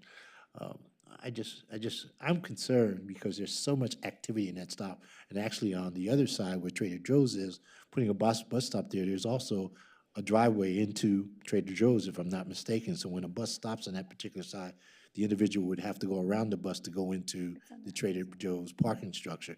So it's a lot of difficulty with respect to that stop. So I'd be interested in finding out whether it's necessary to have it at this time from a standpoint. think It's actually across the street. I sorry. apologize, just a little bit of context. I think from the staff's perspective, certainly it's challenging when you have public transit buses going into populated areas, but that's where folks want to go. You know, if the council's desire is to contemplate removal of the bus stop, that's certainly an option. I don't believe that's a decision we should make tonight without studying it. If that's the direction, we're happy to do so. I think the other options before the council really are, you know, the far side relocation, which we do think certainly it inconveniences and creates an impact on a couple of businesses. There's some interesting potential ways to address that with the potential parking meters on urban that we can assess to see if we can't replicate parking. I believe in talking with staff, there's a private parking lot that the businesses have access to currently. So mitigating the impact and moving it far side, we think is probably the best balancing of the interests at hand. But certainly the other option is moving the bus stop back or eliminating it. I think getting some direction from council on that at this point might be an appropriate way to sort of help staff guide our direction, our assessment here moving forward. I would be interested in, for you to investigate eliminating or what that would mean. I'll just say that the Route 7 is one of our highest ridership routes, and eliminating transit access might encourage more people to drive to a location. Councilmember Hall. Thank you, Mayor. Okay, I recognize we have to do a lot with this item, but for the moment, I just want to thank the staff for bringing this forward and presenting. I know the community, specifically these businesses, have had a lot of concerns, so I really appreciate providing the transparency and clarity there, and thank you to the residents and the businesses who spent their evening here advocating. I would like to move that we adopt the East Pico Boulevard Safety Study and Plan as recommended by staff, and then proceed with the rest of the item. Second. I still have a question for you, sorry. Okay, as somebody who has a business in Culver City where they placed a bus stop right against our window, it was more about the physical stop itself, and I haven't heard what type of stop this is.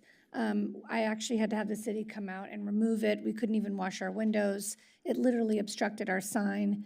And so that sometimes can be a problem because people lingering, and I'm just gonna say it bluntly, oftentimes bus stops can draw unwanted folks that aren't using the bus but are using it as a place to rest and stay. There's that. There's the lack of trash cans that we sometimes don't install with these bus stops, and then there's the type of bus stop. So I was just curious what kind of bus stop is going there, because I know there's a variety of types. Yeah, I mean, so we've considered that, and then based on our conversations with the business owners, adjacent business owners there, you know, understanding their desire to not have like a large footprint kind of bus stop shelter. We have many examples right in front of City Hall. This example here, that's right outside. We can do something as simple as just one unistrut pole with a little sign on it. The next step up is sort of, I don't know what happened to this picture down here. Oh, that's the bus pad. And then, you know, we've been putting in these kind of two-seated things on the unistrut pole if seating was desired. But this, you know, under communicating with them, the smallest footprint is the most desired if it were to go there. And so we would recommend to move forward with just the simple sign in the unistrut pole. And then my second question is, does that preclude them from doing any, because I experienced these issues, like outdoor activity? Like, for example, sometimes you're allowed to use a fraction of your sidewalk to put an A-frame sign to say, hey, today there's a special sale. But if you put a bus stop in front of it, does that reduce the footprint that they're able to use to have? No, I mean, that would just be in the furniture zone, you know, at the front of the bus stop. And then if they were to want to put out an A-frame in the same furniture zone, I mean, it's a relatively narrow sidewalk. You know, I know, that's why I'm asking. Yeah, so no, I mean, their A-frame would go in the same place, same alignment of the furniture zone, but I don't think it. That doesn't take away, okay. I don't think so. And then my other question, to follow up on Councilmember Snell's question about where Dorchester is, sorry that I'm not, did you say it's 3 blocks away? So literally the bus is stopping and it's going for 2 to 3 blocks? Yeah, it's pretty common. That's what we strive to do, because, and not to mention from here up to Dorchester is like walking up a pretty large hill. So that is the way we place them, you know, usually about 1,500 feet. And then lastly, community outreach. Did you reach out to the Pico Improvement Organization, to Friends of Sunset Park, because that's adjacent to it? Yeah, so not specifically Friends of Sunset Park, other than like email communications, but the Pico, the PIO, we had a community advisory committee as well. The president of the then president of the PIO was on our community advisory committee meeting. She attended the first 2 meetings, and then their newly hired, like, I think executive director or assistant, came to the 3rd meeting that we had in August of '24. And so, you know, the intent of having that group was representatives from like Santa Monica Community Corps, who has a building right on that stretch, and other representatives like that, to have them there because we wanted to have them be kind of representatives to take back this information that we're sharing. And as we're talking through the design with our consultant team, we wanted them to bring that back to kind of help distribute that information. And then, sorry, just to back up a sec, will there be a trash receptacle there or no? You know, from there could, Yeah, there could be, if that's, but you know, I think in our conversation with the business owners, the smaller the footprint is kind of. Right, well, that's what I'm asking, I don't know. Yeah, so it's kind of, if they think that is too big of a footprint, we wouldn't do it. If we feel that, if they think that would be helpful, because if there was litter or something building up there, then yeah, we could put one in. Yeah, it's a tough spot to be in as a business owner. I know that like limited parking, especially if you're taking an exercise class, for example, the reality is that probably a lot of people aren't taking public transportation to come to that place because it sort of borders LA, West LA and Santa Monica. So I sympathize with the business owners, because I myself find myself in that predicament in Santa Monica and at my other business with limited parking. And just making sure that if you are looking at parking meters on urban, that the time that you speak to the businesses, because we have this problem too, like, you know, maybe their class is 45 minutes or an hour, but the parking is only 30 minutes, and then people are having to run out in the middle to feed a meter. So I hope that we're able to look at all of these things as we boost economic recovery. We want to make sure we have our businesses in mind. I mean, I know we all want to assume everyone's not taking their cars. That's just not a reality quite yet, and so I would hate to impact their flow of foot traffic. And with that, the question has been called and seconded. Oh, the motion. Are you still in the? Yeah, Councilmember Zwick. Oh yeah, I mean, I hear the concerns, but and it sounds, by the way, that the businesses in that location are excellent members of our community, and I appreciate the work that they do and the way that they serve the community. But I do believe ultimately that this bus stop, I don't believe that fundamentally bus stops are harmful. And I do believe that you know, it's in the best interest of the efficiency and safety of the network that we do this. And I'll be the first to take a Pilates class. So that's my final comment. That's on the record, and we're going to hold you to it. Yes. Councilmember Raskin? Maggie, yeah, I just wanted to speak briefly to this item. I'm inclined to support this motion because I've heard from staff about the safety issues, and this is my neighborhood. I rode the number 7 bus to come here to this meeting tonight. I visit the businesses on this block all the time, and I do want you to know that I hear you, Greg. Even though you don't like squirrels, glad you came out and. You know, I think that the issues about Pico are running deep, and you know, we need to do a lot of work to support our businesses on Pico beyond just this. Jackie, I'd love to work with you, figure out ways in which we can bring foot traffic back to Pico, get people out there, get our businesses in Pico back going again. This is more than just a bus stop. This is an issue that's running deep with merchants up and down the street, and again, love to work with you on this. But just for the simple issue of the bus stop, I've heard from our staff about the safety issues, and again, that's why I'm inclined to support the motion. Sounds like you're taking a Pilates class as well. If they'll have us. Looks like you have 10 more clients. Council members, and it's Gaia. So I agree with what Councilmember Raskin just said, that, you know, Pico is really important. We want to make sure that our businesses there are thriving, and we want to work with them to make sure that we are supporting them in whatever ways we can. I also just wanted to note that I did speak to a bus driver and who is a member of the bus drivers union, and the takeaway that I got from that discussion is that they support moving the bus stop to the far side, particularly because the new bus schedule could create crowding during peak hours, so any and all extra space there would be really helpful for the users of the bus and the bus drivers themselves. Thank you. Councilmember Pro Tem Terosis. Yeah, just really quick, I want to speak to the businesses because I too live a few blocks away, and I hear everything that you're saying. First of all, I hope that you all have applied for our grant program for facade improvements. I don't know if you have or wanted that, but I hope that the city can be as helpful as possible to all of you. I know it's really, really hard right now, especially with inflation, to operate a business, period. But I have to, you know, when we're on council, we have to look at the overall public health and safety for our community. And we have a commitment to Vision Zero, and we have an unsafe situation where we have to look at the safety for all of our residents. And I know your business interests are very, very important to us.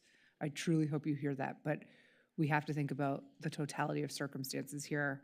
I'm disappointed to hear that the businesses came out today and said that they weren't contacted. I think I've said this here multiple times. When we do public engagement, we can't just expect people to come to us. We have to go to them. And I hear that you went to the PIO, but I mean, did we canvass individual businesses? Did we walk the block? I think that stuff is important, and I'd like to see that kind of work going forward. As an aside, my husband and I did give our own personal input at the December session at the Virginia Avenue Farmers Market, and this corridor is unsafe. Like, we're very clear on that. And so for those reasons, you know, I have to, reluctantly, I do have to support this motion, but I want to see if there's more that we can do, because I think that we're underinvesting in Pico. Councilmember Snell. And I also am quite concerned about the safety with respect to this intersection and the bus stop. And based on my understanding of today, I don't think I could support this item as much as I'm concerned about the safety. I think that we could take a look at, and my option about eliminating a bus there completely, I think it's an option. unless there's some other reason that we can't from a federal standpoint. So even though I am very concerned about safety, I just don't believe that we need to have a bus stop at that particular location, so I won't support this item. Okay, so we have a motion and a second. Mayor, just to clarify for the record, the motion does include the related staff items, staff recommendations. Right. Yes. And did you want to add that direction, or no? I guess not, because you're just I going think with this is initial direction just on the Pico item. We have some updates on Broadway also next before we get to the contract approval for Sully Miller. That's correct. Yeah. This is just for Pico. Okay. Councilmember Zwick, Yes. Councilmember Hall, Yes. Councilmember Raskin, Yes. Mayor Pro Tem Terosis. Yes. Councilmember Snell, No. Councilmember Jarenskaya, Yes. and Mayor Negrete. No. Okay, moving on to closed session. No, we gotta do We're the not Broadway. done yet. Yeah. We're just getting warmed up. That was, Sorry. That was the Sorry. opening act. we go from buses to bike lanes. And again, the mobility team, I think, has done a terrific job. The last 18 months, we've been really thinking about what we want to do to make Broadway a corridor that facilitates alternative mobility options. I think the team's done a great job in thinking through how do we install protected bike lanes along the entire length of Broadway. And with that, we're excited to share some of our findings and recommendations with the council on this particular matter. Right. I'm back. Okay, so the protected bike lanes on Broadway, this is a project that was identified in our bike action plan amendment as sort of a primary bicycling backbone or spine, if you will, east-west spine in the city. Currently, that's the way Broadway functions. So being identified in the bike action plan as that spine is also, a Vision Zero project and a safety project. And so, the plan that is here is basically the result of about 18 or more months of kind of outreach and design work to look at Broadway from 5th to 26th Street is where the protected portion would be. The project includes a lot of things. By creating protected bike lanes, we're also creating curb extensions.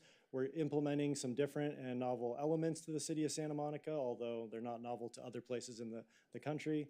But the crux, I think, of some of the feedback that you all have received and that we've received, the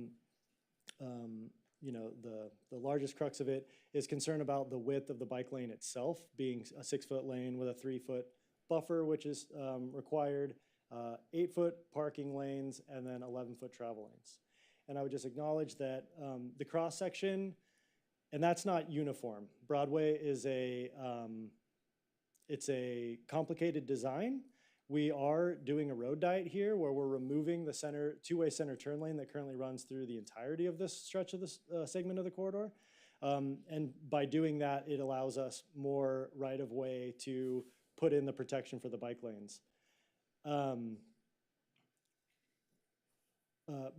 But there are still constraints that we have to deal with. There are still left turning pockets along throughout the corridor.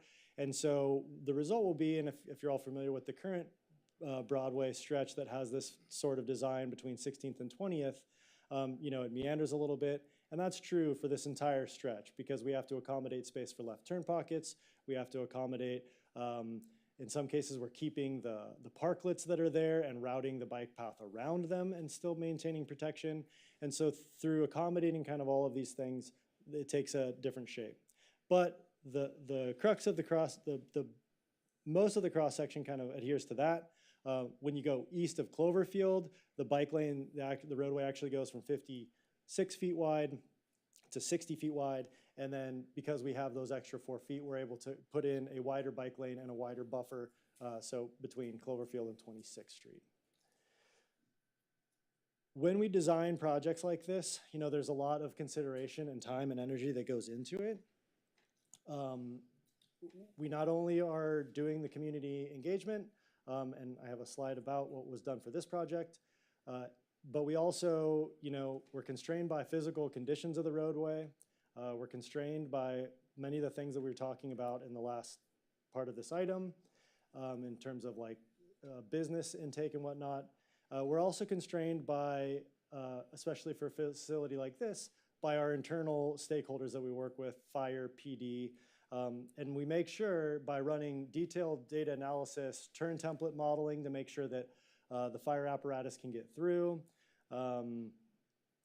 making sure that our waste management facility vehicles can get through. So we do these kinds of analysis. We do page turns with our internal stakeholders, and then we do the outreach to get the feedback from our external stakeholders. And then lastly, and I'll talk through a little bit more in depth about all this, in this particular case, in this project, we actually had an opportunity to pilot what it would look like and then make adjustments to that pilot to ensure that it was accommodating the needs of the most people in the right of way. So for the outreach that we did, again, it's engagement with fire to make sure that they know, a number of neighborhood association presentations, flyer distribution, also knocking on doors in this particular case.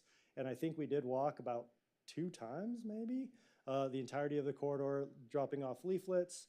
We also had an interactive map that had 96 comments and nearly 800 upvotes and upvotes on those existing comments. DTSM, we had meetings with the advocate groups. We did a bike ride in December of 23 with some bike advocates to get their input. So we kind of do this exhaustive process as part of our engagement to understand what's best for the cyclists, what's best for the businesses, community, et cetera. And then, like I said, we did this pilot program. So in 2020, in COVID, we were able to implement, Public Works was repaving the segment from 16th to 20th. We were able to repave we did a design, able to repave the roadway with that design, and that design initially had 7-foot wide bike lanes, 3-foot buffers, which are required next to parking, 7-foot parking lanes, and then 11-foot travel lanes. I will say too, the travel lanes, when we think of travel lanes, the measurement for the roadway does not include the width of the double yellow down the center, which is a foot. So when we say it's a 10-foot travel lane, that's, to the center line, and that means that it's actually, 9.5 feet, 9.5 feet.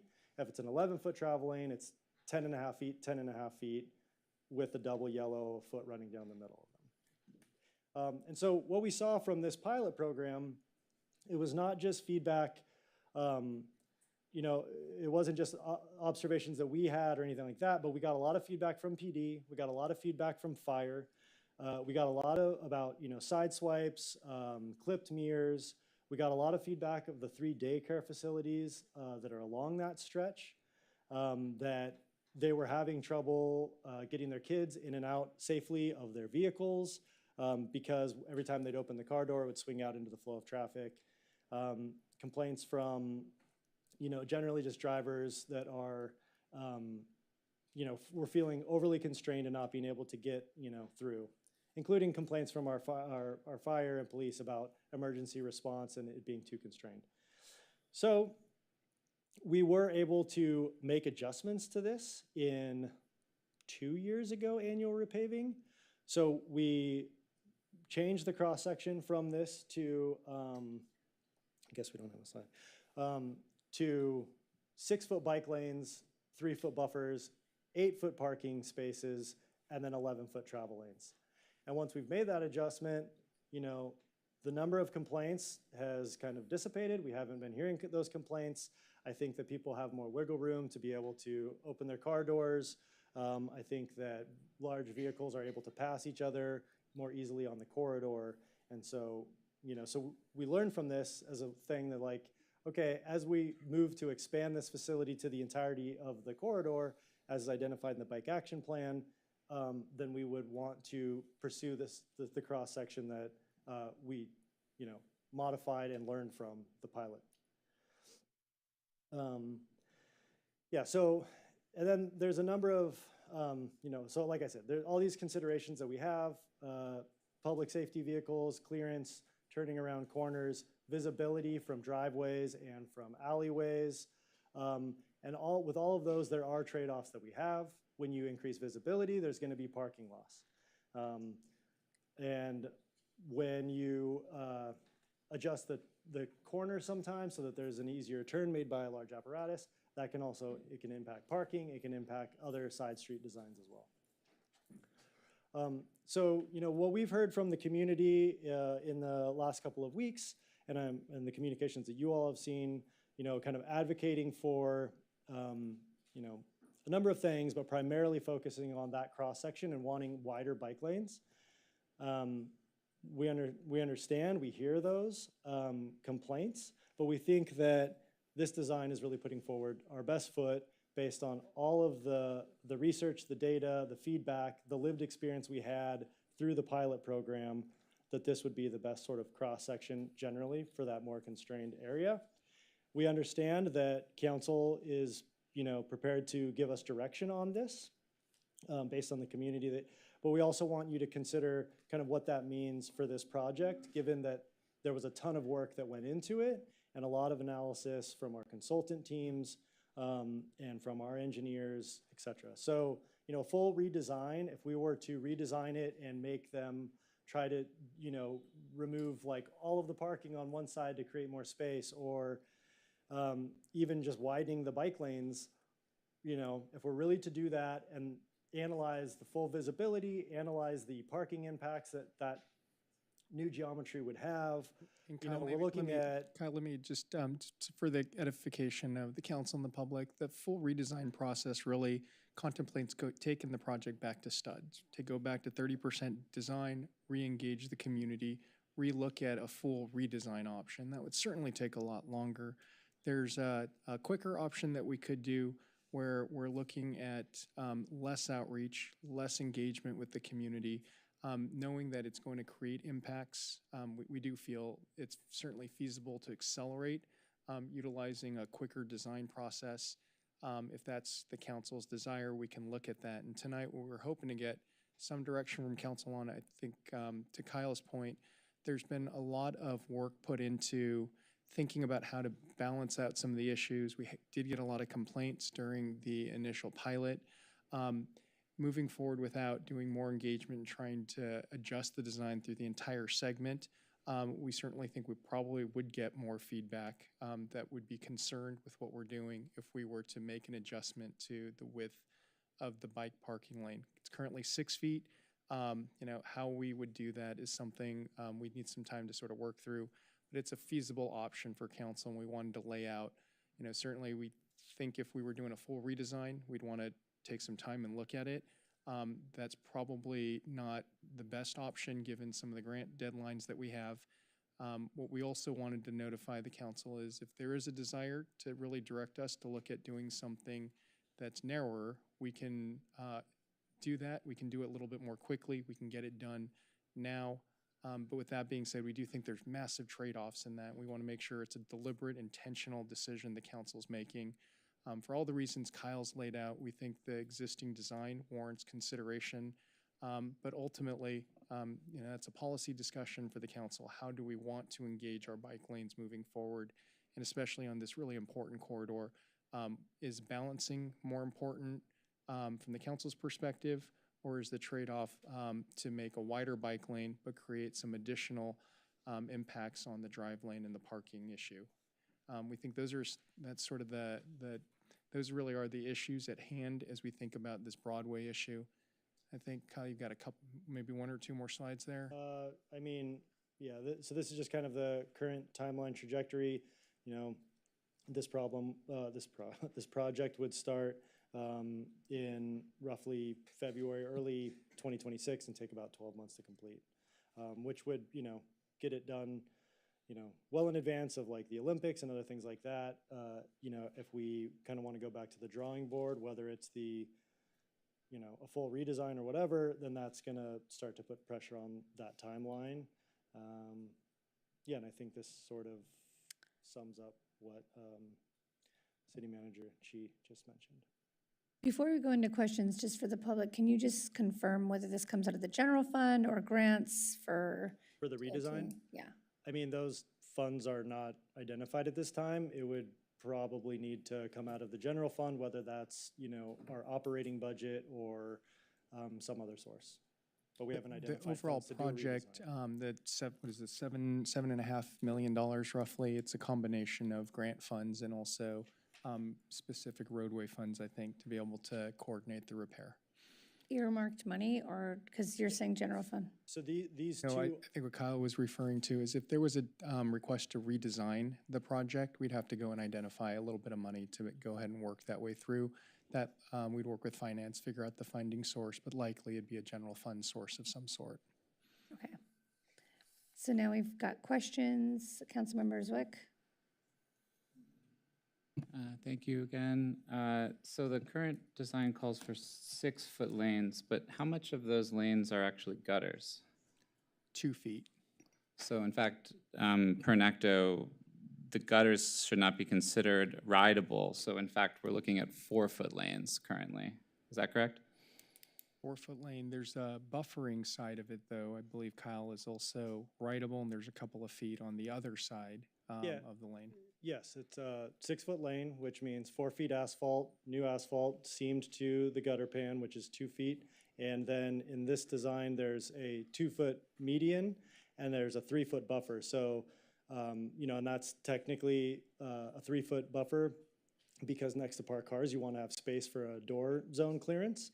But in this case, the kind of curb to curb on the bike facility would be 7 feet, but one of those feet will be painted buffer, and then the 2-foot gutter pan, that's correct. So it says rideable width is the usable width of a bikeway for riding, excluding any shy distance, gutter pans, or other unrideable areas. Rideable width, the minimum rideable width for a one-way protected bike lane is 6.5 to 7 feet, and the preferred width is 8 to 12.5 feet. That's from NACDO. So is that including or excluding the shy distance, gutter pans, and other unrideable areas when you say 6 or 7 feet? The distance of the bike lane, curb to curb, will be 7 feet. There's a 3-foot buffer. 2 feet of that buffer is made up of a concrete median and then a painted line that gives you a foot. Then the rideable space of the bike lane is 6 feet, 4 feet of 4 feet of a bike lane, and then the gutter pan. It says the rideable width should not include the gutter in per NACDO standard. So you're saying it is? You're saying it does? No. If we're using the NACDO standard, then it sounds like there's 5 feet, right? So we've got 4 feet of rideable bike lane. You have the foot of painted asphalt before you hit the curb, but there is 2 feet on the curb. Okay, yeah, because I ride the bike lanes, and I wouldn't also, I can agree with NACDO that I wouldn't consider the gutters rideable. But I would say that, yes, it is true. So what you're saying is, in an ideal state, we would have wider bike lanes, and that is true. I agree 100% with that. And I think that in NACDO, their guidance is wonderful, and we rely on that along with AASHTO and all the and MUTCD guidance and all these things. The challenge, though, for us as the engineers is the trade-offs. So when we're designing this, you know, the bike action plan for this project identified that there would be minimal parking loss just for like daylighting and around edges. So that was like a previously adopted policy to implement this, targeting minimal parking loss. That's the way it was designed. Now, if we're deciding to go back and find space to make these bike lanes reach those kind of aspirational guidelines that NACDO puts in, which I would love to do, but we're operating in a constrained environment, then the space will need to come from somewhere, and that somewhere is going to have to be either parking lanes or travel lanes in this project. Right. Do you know do you know the standard sort of minimum width that LA uses for its travel lanes? I do not. I believe it's 9 feet. So when it comes to travel lanes, what is the correlation between travel lanes and vehicle speeds? The narrower the lane, the slower people will drive. Okay, so narrower lanes would slow traffic speeds on this street. Mm-hmm. Okay. Also, I would say a meandering road that has to accommodate curves, to accommodate left turns. When a road kind of bends, it also slows people down. This current design does that as well. Good, that's good to hear. You're saying that to move, say, the width, to make, say, the width of the bike lane 1 foot wider would necessitate loss of parking? In some cases, what it would necessitate is making the bike lane wider and then making the parking lane 7 feet, so it'd be 11 and 7. That would be the fastest, easiest way to do what you're, like this suggestion. But in some cases, that's gonna make the visibility cones steeper. So we would, in some cases, lose parking on the edges. Okay.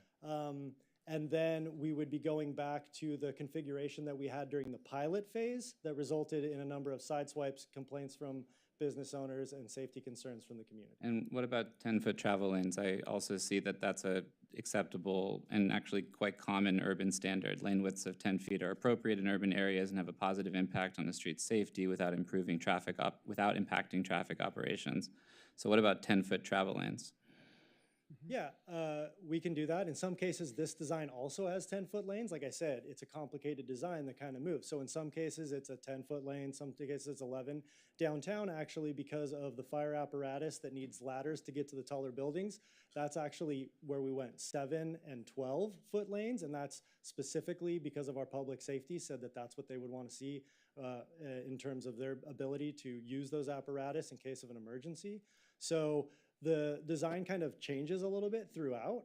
But yes, 10-foot lanes are common. And I think that, you know, if you think about kind of the design, as I had said, and what we had tested with 11-foot lanes and 7-foot parking lanes, the vehicles, you know, start to hang out into the roadway. And then that is what starts to cause challenges for emergency response, for people getting in and out of their cars, for sideswipes. Are you aware of the Johns Hopkins Bloomberg School of Public Health research on narrow lanes and the public health benefits of narrow lanes?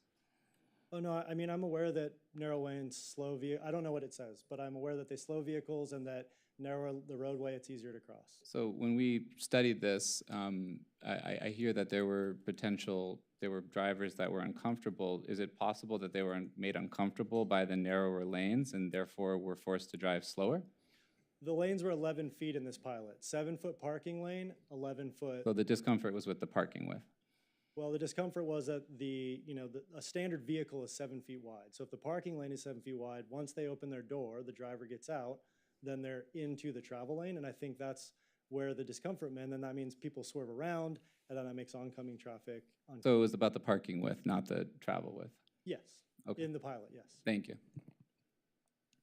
Councilmember Hall. Thank you. The double wide bike lane design, couldn't our emergency vehicles travel down that instead of a vehicles lane? The double wide bike lane? Yeah, so like on Colorado or on Ocean. I see. If we made our design look like that, wouldn't that be a feasible path for emergency vehicles to use? I suppose so, but I think that would be going back to the drawing board way more than what we're even proposing here in terms of time and energy and engineering to figure out how to work that in, given the number of driveways, alleyways. You know, these blocks are the shorter blocks. They're not the super long blocks. Like, we're contemplating some of that for other corridors as part of the bike action plan, where there's really long blocks, where there's a green frontage maybe along the cemetery or something. So that makes a lot of sense, and it's a lot easier to do, like Ocean Avenue. But once you start introducing 150-foot blocks plus driveways, so alleyways, driveways, you know, you're starting to create all of these access points that have to cross 2 lanes of cycle traffic, and the people have to be observing 2 lanes. So it starts to really break up the actual intended protection of a 2-way cycle track in that way. I'm not saying it's not impossible. Sure. We could, but it would be a much larger re-engineering this whole project feat to do that than adjustments to this, if that's what was desired.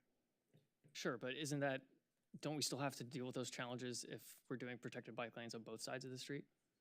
Yes, we do. And that's what we did for 18 months was to kind of massage that design and ensure those clearances, balance the parking impact so that businesses were not as, trying to minimize that. Because again, that was the stated policy for this project in the adopted plan. Making sure that the turning radiuses for all the apparatuses can get around comfortably and without being held up in an emergency. So yes, we had to balance all of those trade-offs, and that's how we landed through 18 months of working with consultant teams and our engineers to get to this design. And so yes, we would have to redo that in a different way. In theory, though, can you pull up the two cross sections? So right now we have the planned cross section has bike lanes on both sides. Correct. And you could move one of the bike lanes, join it to the other one, so you have a full cycle track that goes bi-directional. Yes. Remove one of the buffers and shift everything towards one side of the street and still have the same level of parking, the same lane width.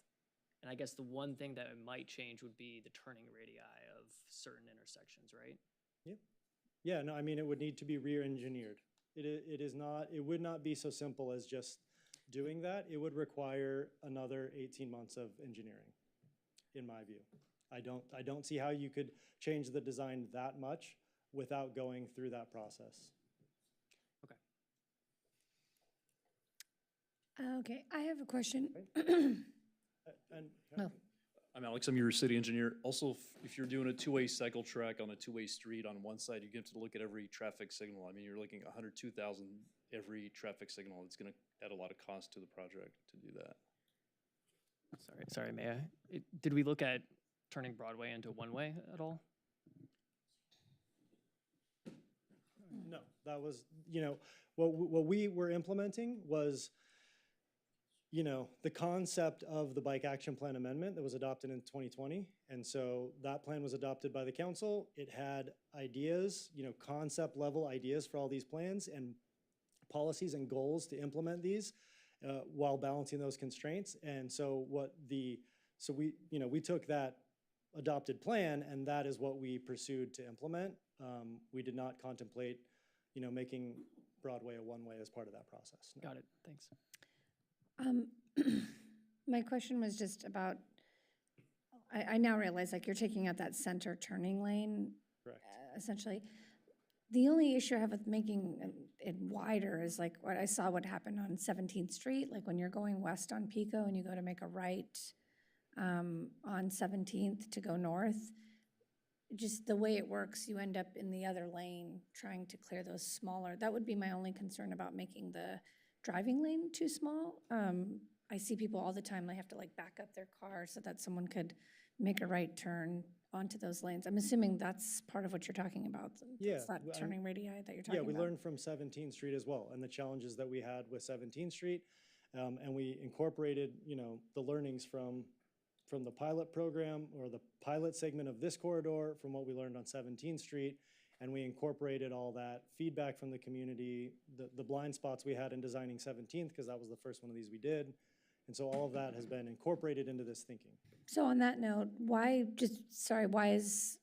you said that was the first one you did. Why are we reimagining this and not going back to 17th? Or is there a reason why one's picked? Is this just because you're trying to continue the 5th through 26th bike lane? Because there's already a bike lane. We're working on Broadway now? Mm-hmm. And not 17th. Because 17th's done.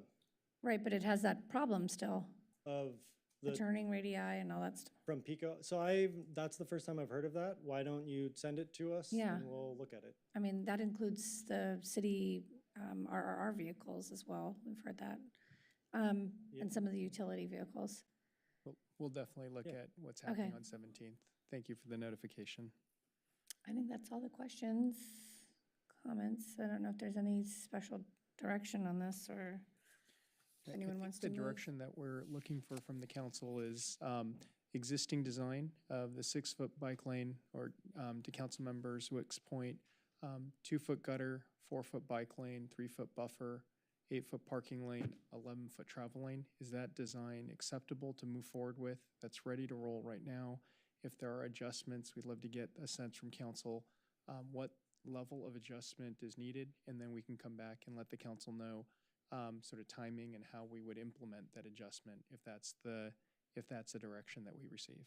Okay, Councilmember Zwick.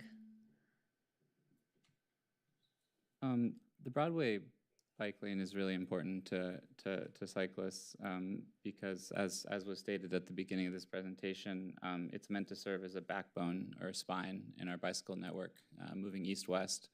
And I think, as was also stated, it will serve as the primary east-west route for bicycle commuters into and out of our city, from Santa Monica all the way to Westwood Boulevard and up to UCLA, which a lot of people use, in addition to other routes into and out of the city. Broadway is that route. The idea that we would be designing in concrete a bike lane that literally makes passing infeasible in a safe manner, something that will probably last for the next 15 to 30 or more years in our city, that we hope will serve an increasing infrastructure of people who are commuting in this manner, seems really, we talk about the cost potentially of redesigning something. What about the cost of tearing up this concrete when we realize that what we've done is deeply inadequate for the needs of the city that we hope to build moving forward? I think that at the very minimum, while I do appreciate Councilmember Hall's idea, because I do think we could have imagined this street in a much different way. We've always envisioned this as a multimodal street that would accommodate walking and biking. I wish we'd been more ambitious in this plan. I wish staff had come before council at any point asking about concepts before bringing it to us in a manner that puts us in this position. But at the very minimum, despite the fact that there may be some redesign required, I personally believe we do need to look at the widths of these cross sections. My hope and my expectation is that it would not take 18 months or millions of dollars to readjust just the lane widths. I believe we have money in the contingency of the project that could be utilized for this purpose. I believe we have salary savings for multiple mobility positions that have been authorized by council through Measure K that probably won't be filled for 6 months to a year. I think there are a number of places we could find that amount of money. I think that at a minimum, I would want to go to 10-foot travel lanes in order to free up at least one additional foot on each side for the bike lane. That still puts us below NACDO standards, but it does actually, in my mind, serve two functions. One, it makes the bike lanes more comfortable and potentially passable, which are very important for commuters and sports cyclists to navigate what is a very narrow roadway with all sorts of other users potentially. And two, by narrowing the travel lanes, it potentially slows down traffic and makes Broadway a more accommodating and safe street to everyone using it. People trying to cross the street in every way possible. If the observed feedback was that the 7-foot parking lane, even though, again, that's a pretty common standard and that the image shown was of a monster truck that was going beyond it, if the 7-foot travel lanes were actually perceived to be unsafe by the community, I guess, I'd like to see both a foot removed from the parking lane and the travel lane, but if we had to choose as a council, I would say that we would remove it from the travel lanes so that we can actually slow down traffic on the street and make these bike lanes closer, not even meeting the minimum standards, but closer to the minimum standards when it comes to the width of what we, again, hope will be the backbone and spine of our bicycle network in the city. So that would be my proposal, but I will wait on comments from council. But I'm happy to make that as a motion. Mayor Pro Tem Trosas. Was there a second for that motion? Second. Okay. Just quick question, because I want to make sure I'm understanding this correctly. When you did the pilot, it was 7 feet, is that correct? 7-foot 7-foot bike lanes. With the 2-foot gutter, so really 5 feet? Yep. Okay. And then 7-foot parking lane, Right. 3-foot buffer, 7-foot parking lane, and 11-foot travel lane. Okay, so, sorry, council members, you're proposing a 10-foot bike lane, is that correct? I'm proposing a 7-foot bike lane with 10-foot travel lanes. Oh, okay, yeah, totally on board with that. So that is within what we tested, is that correct? It's not? No, that's not what we tested, but it fits. It's Okay. feasible to do it that way. Okay. That was my question, thanks. Councilmember Hall. Thank you, Mayor. I like to ask my colleagues, which streets do we prioritize bicycles on as a primary mode of transportation? I can name maybe one in this city, if we count Ocean. And what is the approximate cost of a life? We've made commitments to Vision Zero, and this could be a major step towards it. $150,000 to $250,000 is way less than the cost of a life in my mind. Broadway, as Councilmember Zwick said, is Santa Monica's most important east-west bike corridor north of the freeway, and it's a critical opportunity to deliver to those commitments.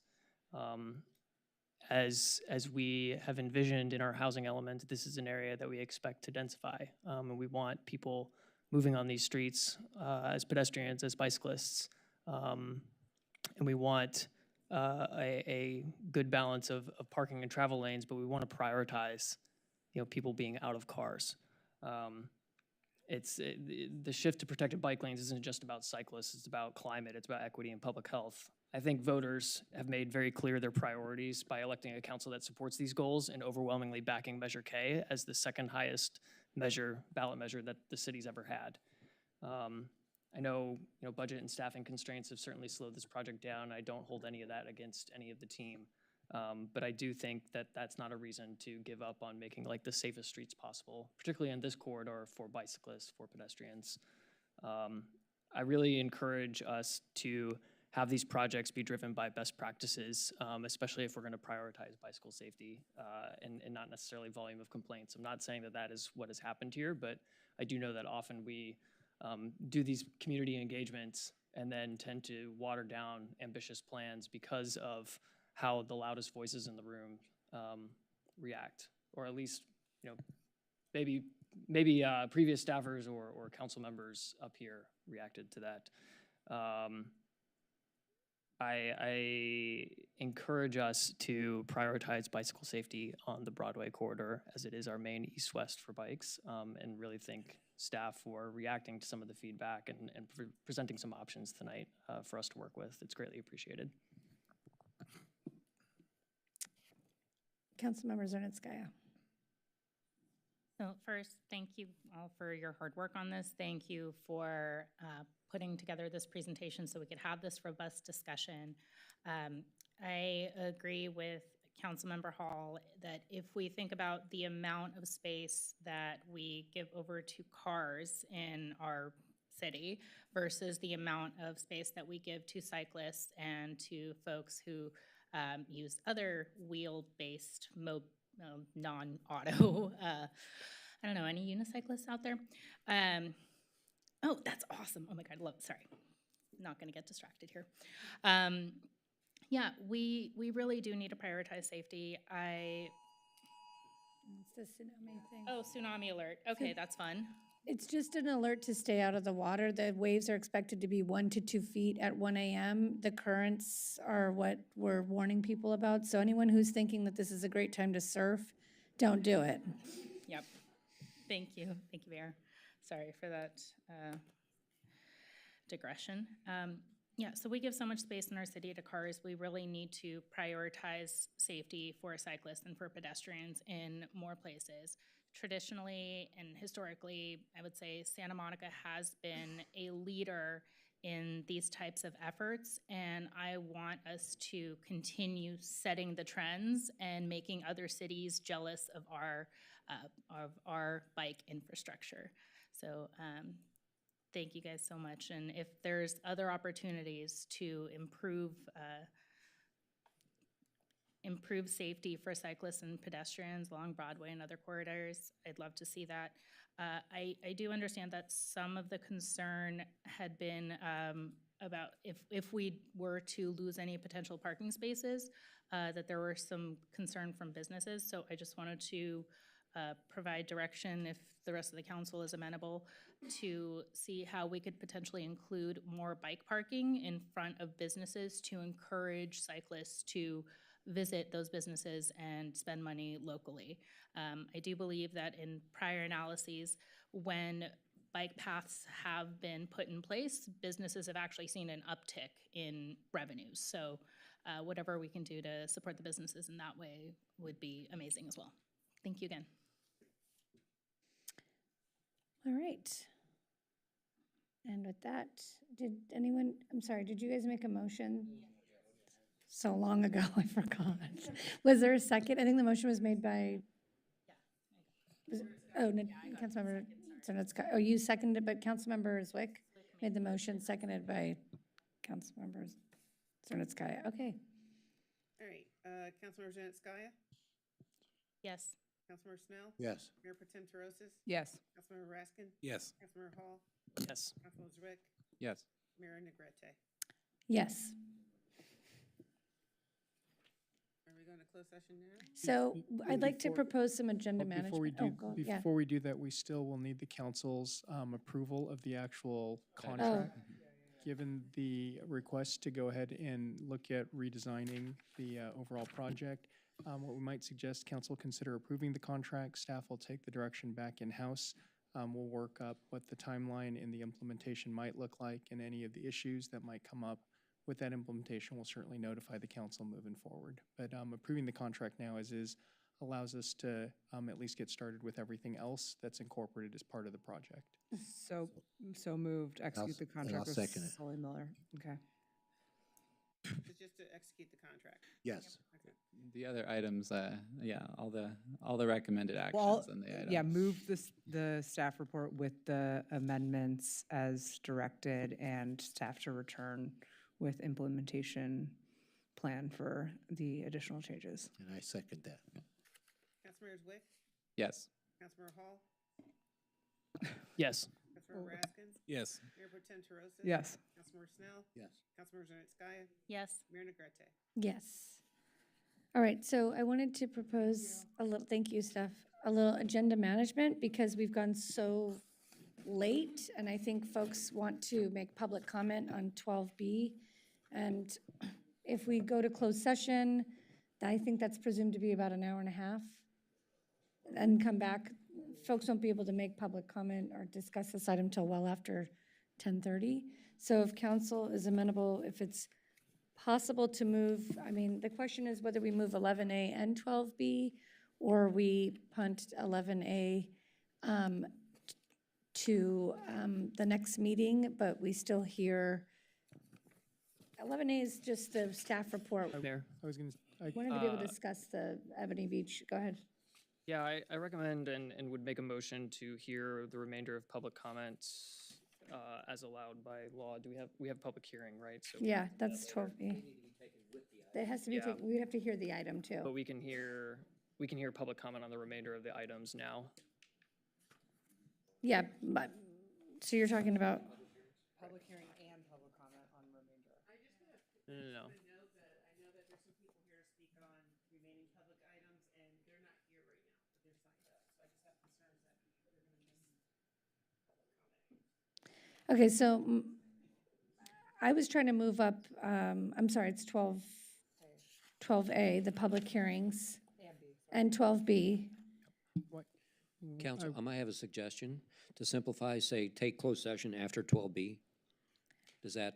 Yeah, and I'm sorry address to what add your even more, I'm concern even was? willing to put closed session at the end of the meeting today, because I think there's a lot of items that the public wants to engage in, and those of us that are on council, we can stay until the end of the night instead of making the public stay until the end of the night. So if council's amenable, I would say we move, I know that's when we have dinner, but if we can eat the snacks in the basket until then, maybe we can put public, closed session at the end and hear all the other items, the public hearings and public, is that? Madam Mayor, I think that would definitely work. What I'd recommend perhaps is item 11A. We can maybe defer that till our Yes. next council meeting. If we can get some direction on 11B, it's a fairly quick item Yeah. to pursue a discussion with the Silas family. Yep, on the Ebony Beach Club item, and then we can handle the public hearings. Then we can go to closed session after that if that's amenable. I agree. So we'll be moving item 11A, but hearing 11B to get direction and all the other items, and we'll have closed session at the end of the meeting. 11A to a future meeting or our next meeting? To our next meeting, Okay. if that works. Which is August. Is staff here to present on that, and should they go home? Mhm. Okay. Is that a second? I mean, I see that there are a lot of folks here who are here for 11A and B, and I want to respect their time, but I think that we want to hear a very robust presentation on the equity plan, and I'm worried that it's going to be rushed which I don't think any of us want. Well, I think we're still So, hearing yeah, 11B. right. So which is important because we definitely want to, I mean, Carolyn definitely wants to move forward with mediation.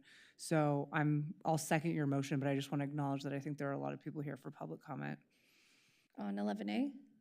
Perhaps on both. Yeah, we're still hearing 11B though, which is important, so I want to make that clear, which is the Ebony Beach Club item. I just had a procedural question. Is it within our capacity to hear comments on 11A, even if we're hearing it at the next meeting? So would we be able to take public comment on 11A, Yeah. both this meeting and next meeting? Sure. You're essentially hearing the item, but then postponing the council discussion. No, but we're not hearing the We're not hearing the staff report, but the question is, if the next meeting, because this has happened before, we can also hear public comment again, or no, because we've already heard it? Okay, well, we can waive the rules if we want to at that moment in time, at the next meeting, yes. So to be clear, we're moving closed session at the end of the night, so you all don't have to stay here, just us. We're gonna hear public comment on 11A, but we're not gonna hear the staff report tonight. We are gonna address all the other items, 11B, and the public hearings, 12A and 12B, and all the 16 items, so does that sound like a plan up here? We've got a second, and we'll take a roll call vote. Mayor Pro Tem Trosses. All in favor? Aye. Any opposed? Yes, opposed. I'd like to explain my no vote. I think we frequently punt items around equity, and I don't like that we're doing that again tonight. I hear that. My understanding is there's, I won't go into that because we'll just wait till the next meeting, but. And do we want to do all the other fun stuff like travel reports and? Yeah, we may as well just get through. I don't know if anybody has reports on travel. City manager's report? Pretty quick. Yeah, we got to get the city manager's report. It's the first one. We really don't need to, but I'm happy to share a quick report if that's the council's desire. Yes. Mayor, members of the council, this is my first council meeting. It's been spectacular to be part of the city organization, the community the last 2 weeks, and just appreciate how welcoming and open everyone in the city and the community's been. Looking forward to getting caught up to speed quickly so that I can hopefully start helping to add some value to the things that we're doing as an organization. But it is a spectacular organization filled with passionate, committed people, and it's a privilege to be part of this group here moving forward. A couple of quick announcements given the nature of our meeting. One, wanted to first thank everyone that came out to the State of the City event on the 17th. My first introduction to how Santa Monica does events, and just what an absolutely joyous occasion filled with so much optimism and hope.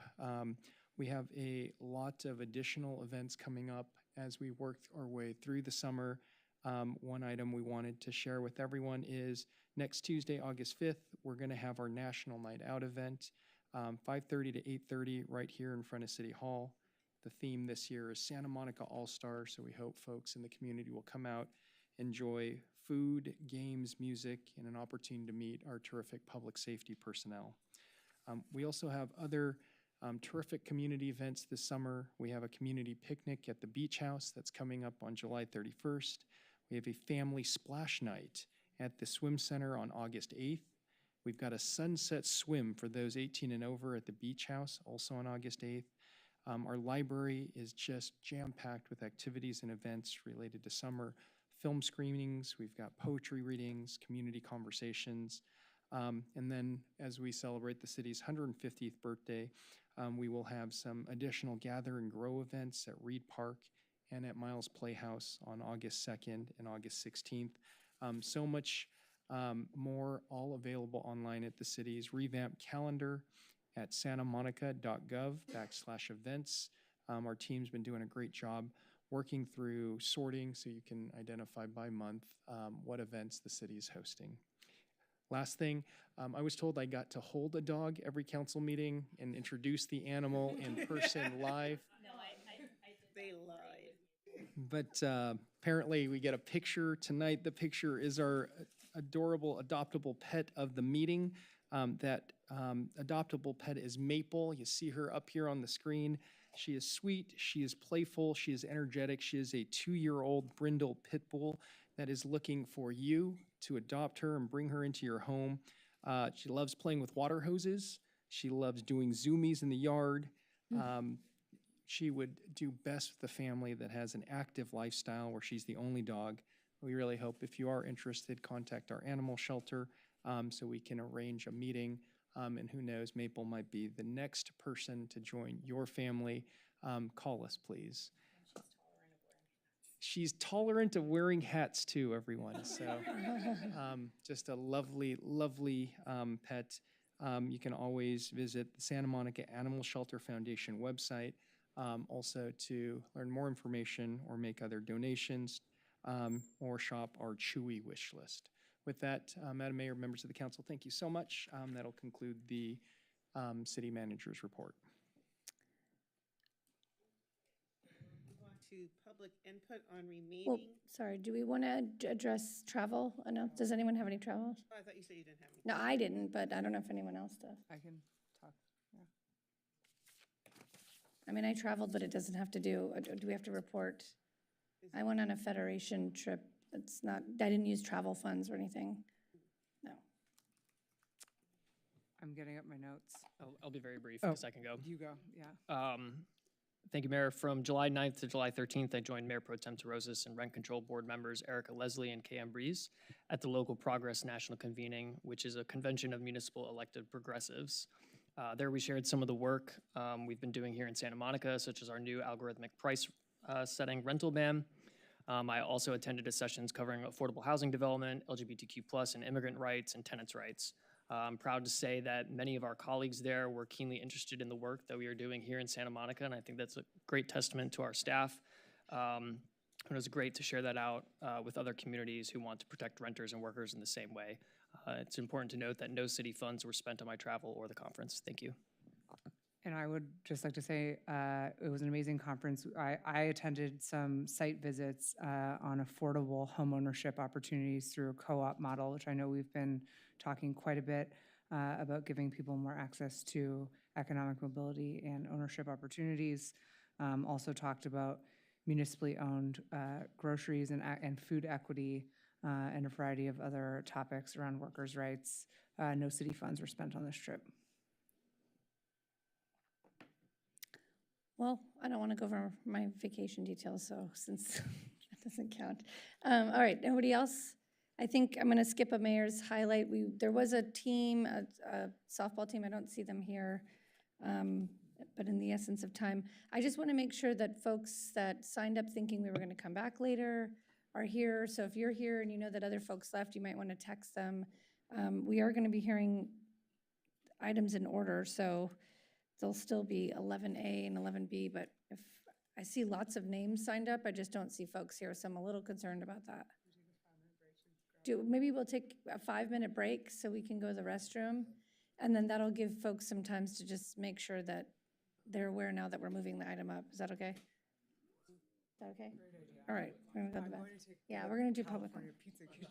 Yeah, can we have a 10-minute break? 'Cause I'm hungry. Okay, we're gonna do it. We'll do a 10-minute break. So it is 8:50. We'll be back at 9 p.m.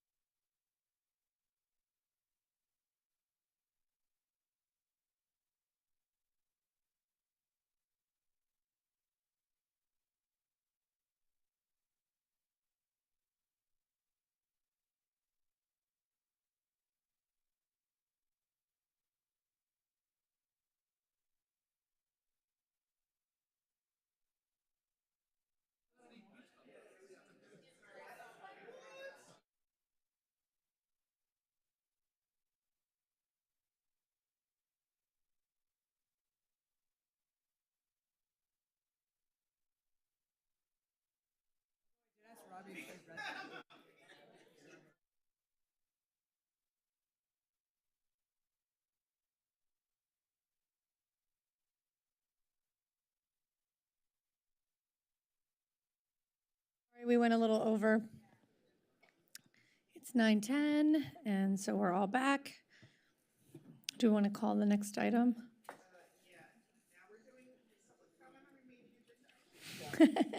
That sounded like a question. All right, so public comment is permitted on ordinances for introduction and first reading. No public comment or no public discussions permitted on ordinances for second reading and adoption. Public input for 12 items will be heard at the time when the public hearing is called. And it looks like we have 25 speakers in the queue. Oh, that means everyone gets a minute.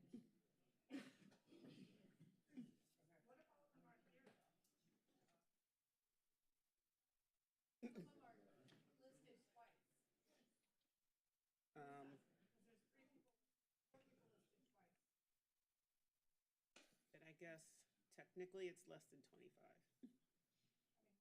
Yeah. So, all right.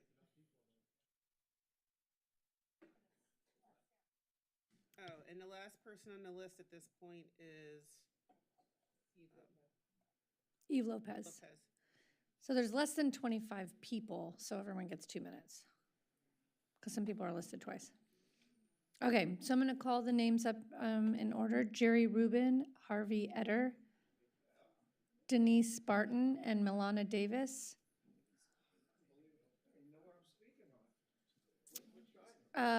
Remaining agenda items, 11A, 11B, 16, anything on the agenda? Well, I Except signed for the up public to speak hearing. on the equity issue, Madam Mayor, and I also signed up to speak on the RAND issue.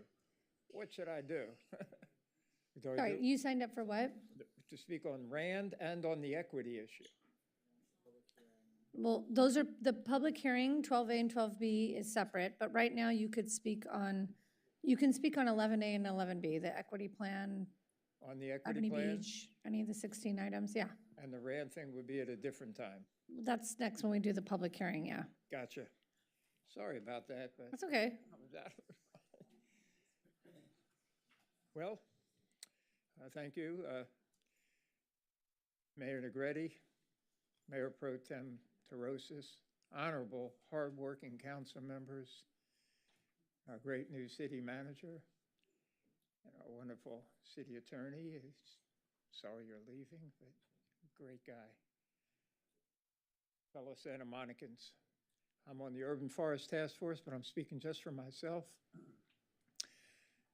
The Great Park Coalition sent out a letter, and maybe you already got it. And at the beginning of the meeting, it was read that we're here on land from the Tongva people. And Councilmember Ellis, you read that very passionately. And that's what I'm coming about. If we're going to talk about equity now, let's talk about environmental equity. Let's talk about equity that respects Mother Nature and our land. And that's why the Great Park Coalition is so supportive of this in many, many ways, that we have an opportunity when the airport closes to get a land that's going to honor the Tongva people and honor our youth and honor our future. So that's what I wanted to say on that. I hope it's taken in a very positive way. Thank you. Harvey Etter?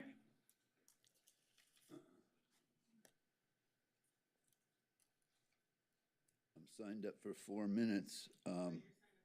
No, I just signed up for another 2, about 15 minutes. Okay, my name's Harvey Etter. I'm talking for myself for Public Solar Power Coalition, for the tenants associations, and for people on the street, poor people, and et cetera. I was a first environmental studies student in the UC system 55 years ago. Got a living Christmas tree in the White House, met Ruckel's house. I'm incorporating by reference Soft White Underbelly, Homeless Man Harvey, Santa Monica, June of 22, 15 minutes in the record.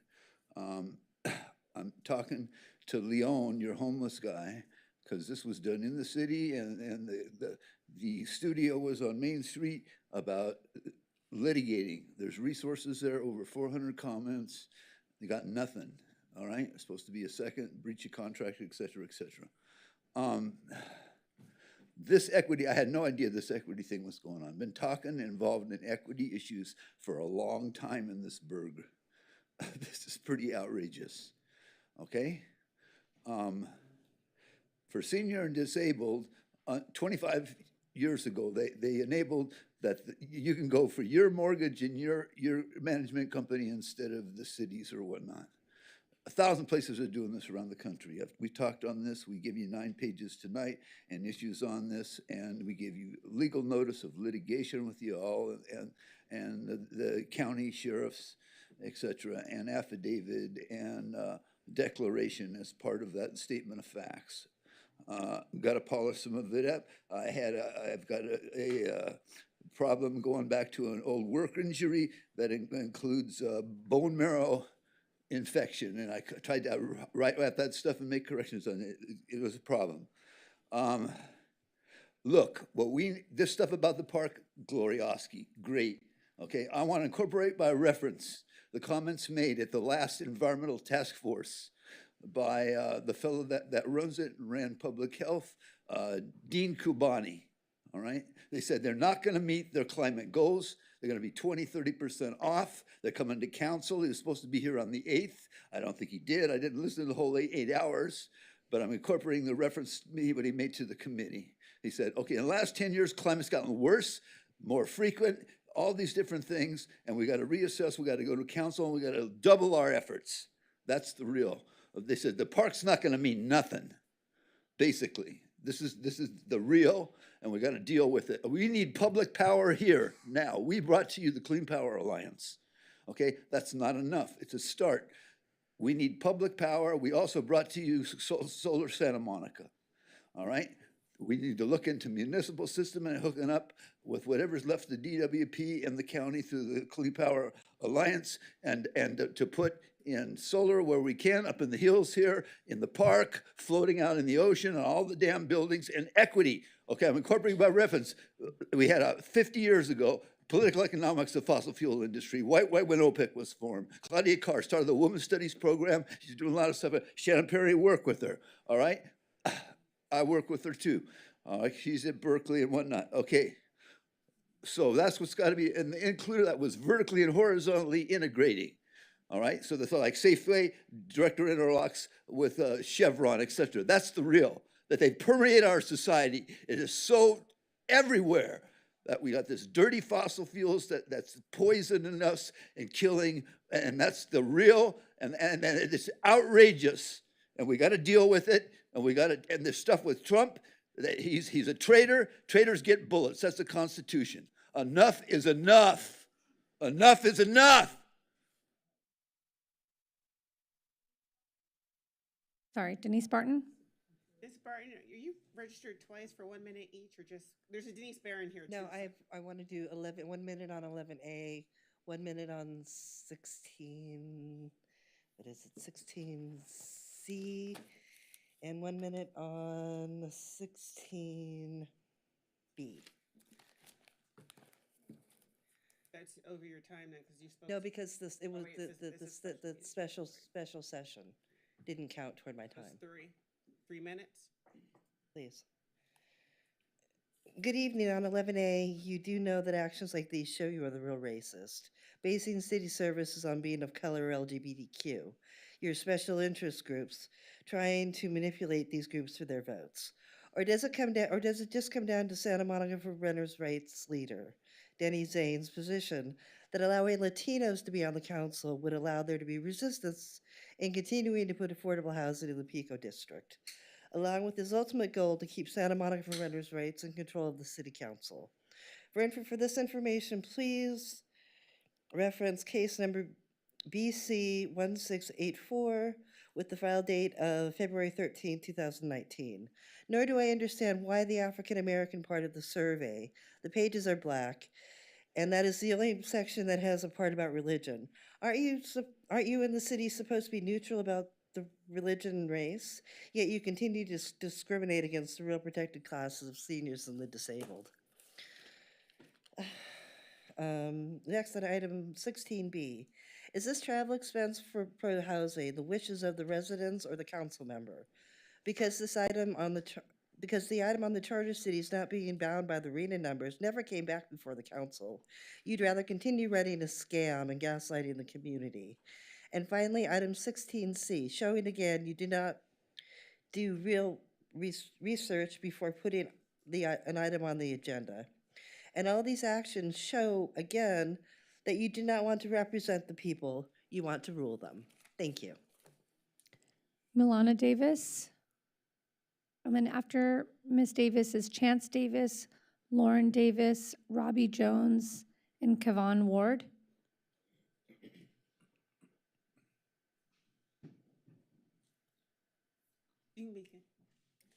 Good evening. I am Milana Davis, speaking once again in support of my cousin Connie White in her continued fight for repair for the injustices suffered by her father, Silas White.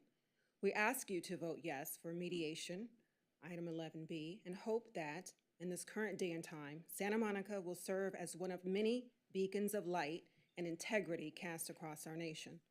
In 1958, my uncle, Silas White, tried to help Santa Monica become such a beacon, one that represented an effort towards a better, more fair, more just, more inclusive city. Santa Monica not only failed to rise to meet him in that opportunity, but chose to rise in opposition to taking those steps towards becoming that more fair and just city. Nearly 7 decades later, we are now waiting and watching to see what lessons have been learned and what direction you will now choose to take.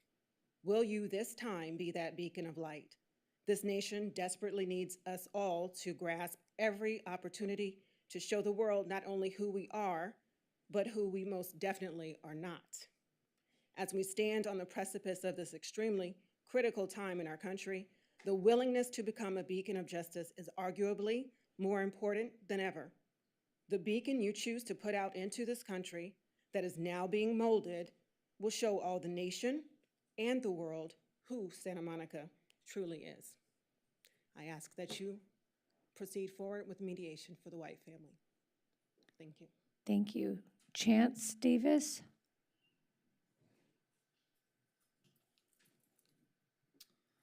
Good evening, everybody. I'm Chance Davis. I'm also speaking on the item 11B. I don't have too much to say tonight because I feel that I have, at this point, spoken ad nauseum about this issue. The first time I actually came to speak here was well over a year ago, and I've made countless videos, done research. Thousands of people across the city, across the country have shared online this story, read about it. It's in your museum, and so I just hope very earnestly that you all will choose to come to mediation with our family and vote yes on item 11B. Thank you. Lauren Davis. Hi, my name is Lauren Davis. I'm the daughter of Milana Davis, and I am also speaking. So you can proceed with mediation for item 11B. As a descendant of Silas White, I'd like to first express our gratitude to Kevon Ward and Where Is My Land for tirelessly advocating for justice for my own family, as well as for other families across the nation. Thank you to Where Is My Land for listening to our story and fighting for our legacy. To the City Council members, Connie White deserves repair for the injustices she and her family have suffered and continue to suffer.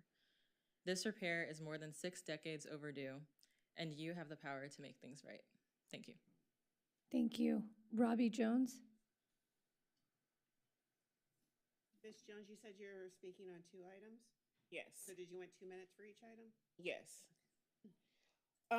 Okay, so I came here today to be nice, but I'm feeling some kind of way. But look, I came here to tell you what an awesome time I had last weekend, spending it with the historical Black colleges. I did not attend historical Black college, but my daughter did attend Howard University. And so I came here to talk about the event at the Inkwell. I don't know how much you know about historically Black colleges, but I encourage you guys to read up on it. They have a legacy week. It's usually spent at Martha's Vineyard. guess what? They've chosen to do a West Coast version. And that was chosen by the 22 Women in Red, spearheaded by Ms. Carlos McGee, who is a school board member of Inglewood School Board. She's also an author of a wonderful book called My Two Favorite Beaches, Inkwell and Martha's Vineyard. I thought that was wonderful, but being for the 3 days that myself and Hajar spent with the 22 Ladies in Red, which is part of a sorority, there were over 250, maybe more, but 250 sororities, fraternities, and sponsors. And it was an amazing time. They had a dinner the first night on Friday night. Saturday night was spent here, Saturday at Inkwell Beach was amazing. Even one of our officers stopped by to see what the commotion was, because we had music by DJ Stevie Wonder's son at KJLH. And I will say that your own council member is a frat brother, right? So he knows exactly what I'm talking about. The Morehouse man, the Kappa? No, I'm not Kappa. Okay, all right. But it was an amazing time. Of course, I was excited. Hajar and I both were excited to be able to usher them in, welcome them, greet them into our beautiful beach city, definitely take them down to Inkwell, which they were anxious to see because most of them had did some study on the Inkwell and they wanted to see where it was and what it was all about. So I got to tell them about growing up Santa Monica. So they were excited about that. However, we talked about the Silas White family, and they were all saying how wonderful that would have been. Could we all go over, and could we have gone over to the Silas White Beach House? And that made me a little bit reminiscent of all the stuff that's happening behind it. So I support the White family. You guys know that. Support the mediation. Please settle something of value with this family. Connie White, who is in her 80s, I text her all the time. I'm amazed at her and my 97-year-old cousin that texts me all the time. And, she just texts me like all these 13 hearts, saying how much she loves me and the work that we do here on behalf of our African-American community in Santa Monica, and she's appreciative of it. And that means so much. So I hope that you guys will have everything that's in you to do the right thing right. And just know that the HBCUs, they'll be back next year. This is now their West Coast Legacy Weekend. So y'all be ready for them. Probably come back and ask for some money, but no. Okay. All right, that's it. Thank you. Before we have Ms. Ward, I'm going to call a few more names up. Hajar, Janet McKeithen, Joanne Berlin, Erica Leslie, and Adrena Seals. And then Kevon Ward. Good evening, everyone. I'm Kevon Ward. I'm the founder of Justice for Bruce's Beach and Where Is My Land? 4.5 years.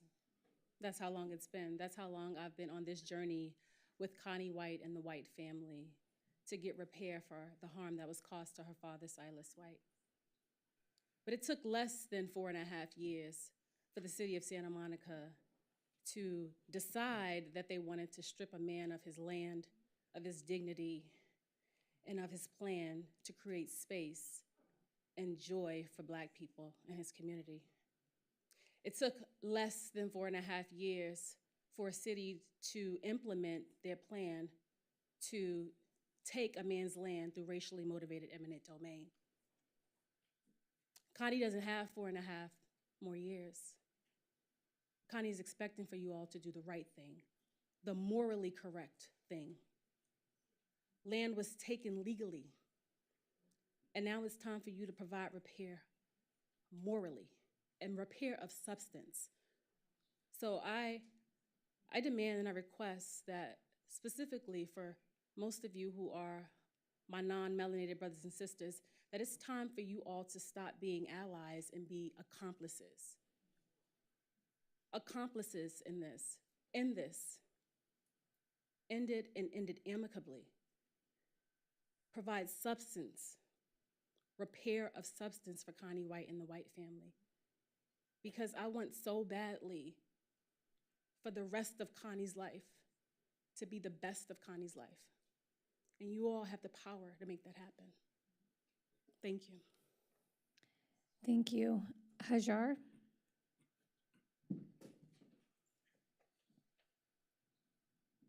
Good evening, council members, city staff.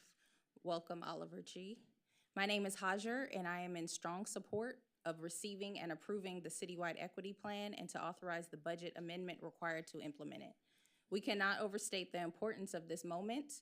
This plan is not just another document, it is a moral contract, a living framework to redress historical harms, fulfill the promises made in the Black Apology, and ensure that Santa Monica becomes a city where equity is not an aspiration, but an expectation. Approving this plan without approving its budget is like apologizing without action. It is policy without power.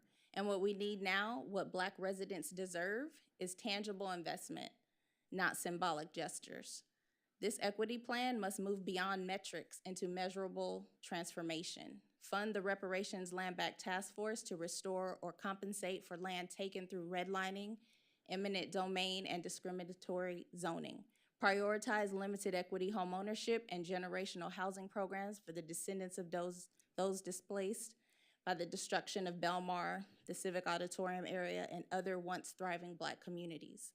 Support Black-led community organizations and businesses with operating grants, not just pilot programs that have closed. Allocate funding for a community reparations framework, co-created with residents, not consultants, centered on repair, return, and restitution. We are encouraged by investments being made in immigrant and Latino communities, but we believe in justice for all. However, we must also call attention to the disparity in how Black American communities, especially descendants of enslaved and displaced persons, have yet to see meaningful redress for the harms that are not only historic, but ongoing. The data is clear, the harm is documented, and the time for repair is now. Equity initiatives must be bold enough to name anti-Blackness and remedy it directly. Turn equity into legacy. Let Santa Monica not be remembered for what it took, but for what it gave back. I am also in support of you remedying the Silas White situation, and I urge you to enter into right a historic wrong and deliver long overdue justice to the descendants of Silas White, an enterprising Black man whose vision and dignity were deliberately denied by this very city. This is not a passive failure of the times of what they did. It was an active policy decision that robbed a Black entrepreneur of his economic future, his legacy, and his rightful place in Santa Monica's beachside history. The city benefited from that exclusion, as did others who were allowed to prosper on land Silas White was barred from using. Reparations is restoration and dignity. His descendants were robbed of generational wealth and opportunity, and the city has a moral and legal obligation to make that right. Let Santa Monica be the city that leads with courage, not just apology. It's time to compensate Silas White's family. Justice does not have to mean justice denied. Thank you. Thank you. Janet McKeithen? Good evening. Hi, I'm Janet McKeithen. I'm the minister at the church in Ocean Park. I'm here to speak on Silas White. I want to read to you from the City Council report prepared by Lisa Parson and signed by our new city manager, Oliver Chi, just to remind us what we're talking about when we're talking about Silas White. The Ebony Beach Club was a Black-led nonprofit social club founded by an entrepreneur, Silas White, with the goal of providing a welcoming community space for Black members at a time when the beach and many other areas remained segregated. Though Mr. White had entered into a lease-to-own agreement and made initial investments toward opening the club, the property was condemned as a part of a larger civic development plan.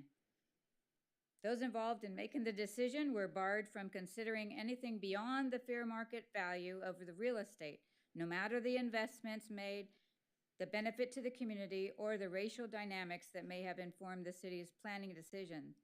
The legal record makes clear that questions of necessity, bad faith, or racial discrimination were by law explicitly excluded from judicial review at that time.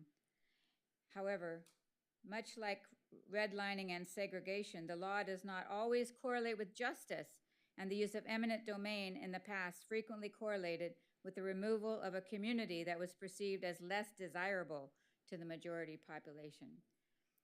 We sometimes don't want to remember what happened, and I think that this is one good step. It's taken a long time to get to this point, and I hope that you'll take this step tonight, but I also hope that you'll add a deadline, because it's so easy to keep on putting it off, and you're not meeting in August, and you come back in September and say, oh yeah, what did we say we were gonna do?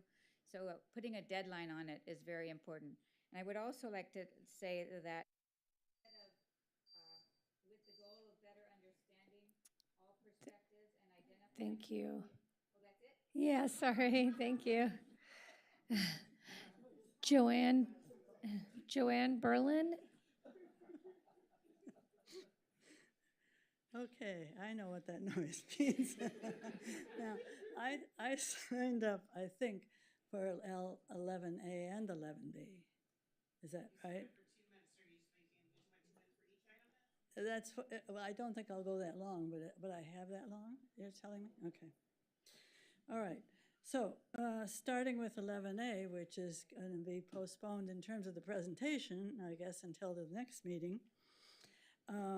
We were blessed at the Committee for Racial Justice Housing Subcommittee to have Lisa Parsons come in and on Zoom and speak to us about this citywide equity plan. And I was impressed. Those of you who know me know that I have been the coordinator for the Committee for Racial Justice in Santa Monica since 2011. And really, I just am going, for those of you who might be listening at home, I'm going to quickly just run down this work that was done in terms of really setting up some priorities and some specific goal areas. And the priorities they're setting up in this equity plan are diversity, number one. Number two, cultural competency. Number three, equitable civic engagement, really allowing for all voices to be heard in civil engagement and trying to reach out to voices from various groups. Number four is economic opportunities need to be more equitable.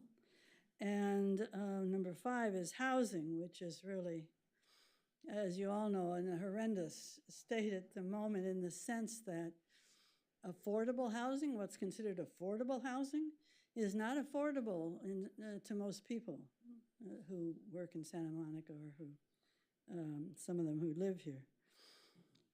So those are the five kind of priority areas. And then the goal areas under that, number one, is building a culture of equity so that equity as a concept is understood and is practiced.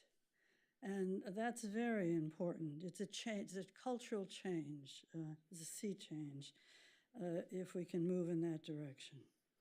Number two goal area is change how the government works, which sounds wonderful to me, having just listened to an hour or more of something that shouldn't have taken that long. That's got ideas in it like hiring panels to make decisions and equity impact assessments.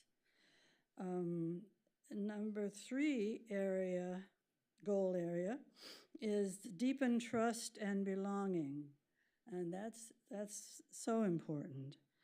They're talking about providing an online hub for people to express some of their issues and struggles with dealing with life in Santa Monica, if they don't happen to be white. And also in the fourth goal area, expanding the pathways for underserved folks. So they're talking about equity microgrants, and this does include, she mentioned in this arena, the aging and disability plan also. Number 5 is confront and repair harms with the truth. That's very important. I have 2 seconds left. 11.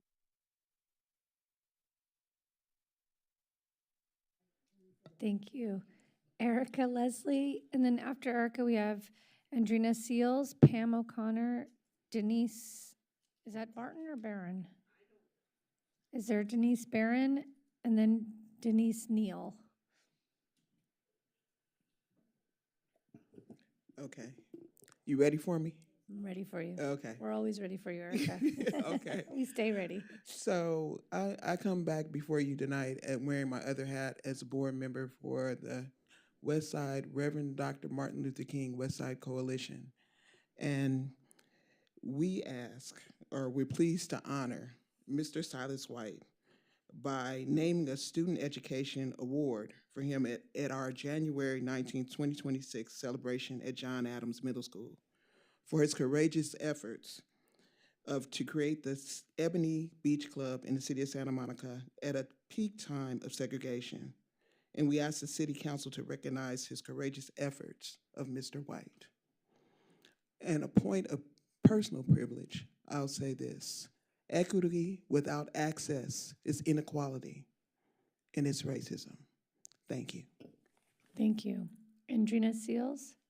And then after Ms. Seals, we have Pam O'Connor, Denise Barron, Denise Neal, Heather Thomason, and Tracy Hom.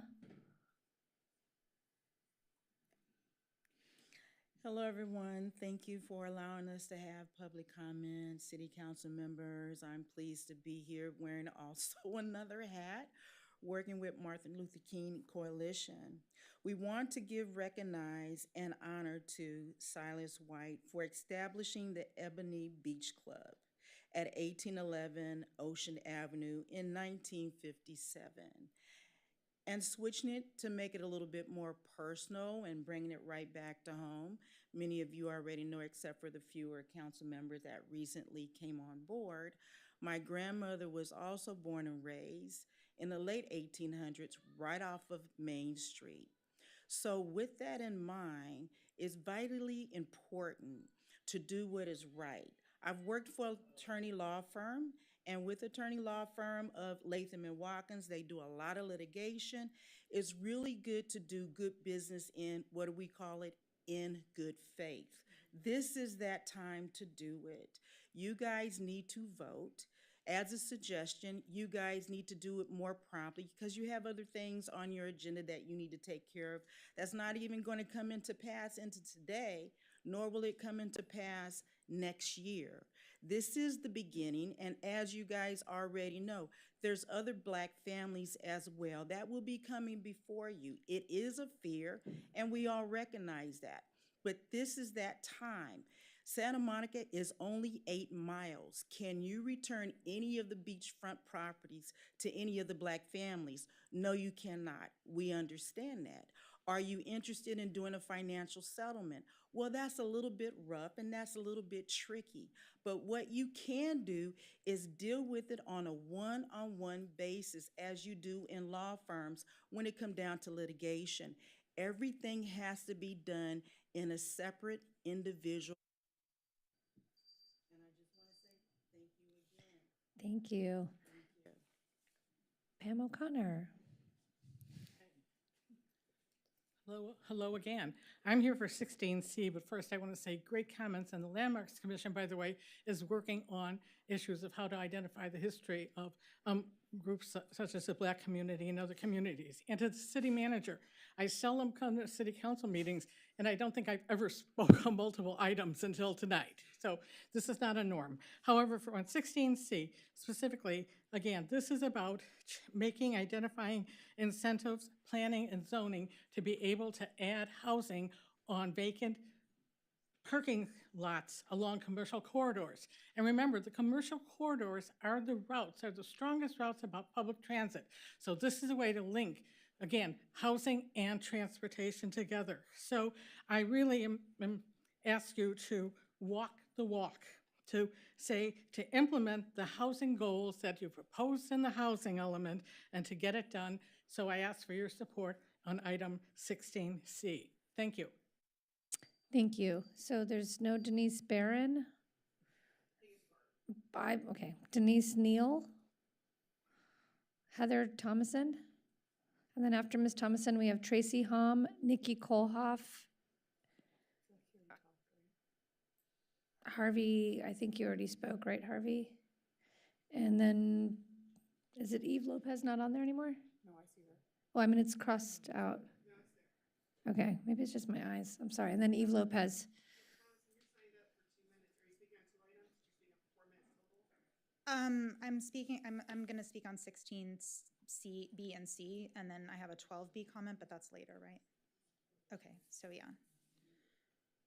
Okay, thanks. Good evening. I'm Heather Thomason, and to speak first on 16C, I wanted to ask you to please reconsider the proposed upzoning of parking lots behind Ocean Park Boulevard commercial parcels.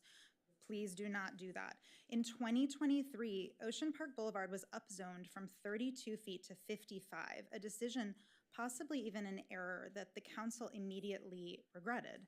You asked city attorneys to request HCD guidance to try to revert back to 32 feet while maintaining housing element compliance.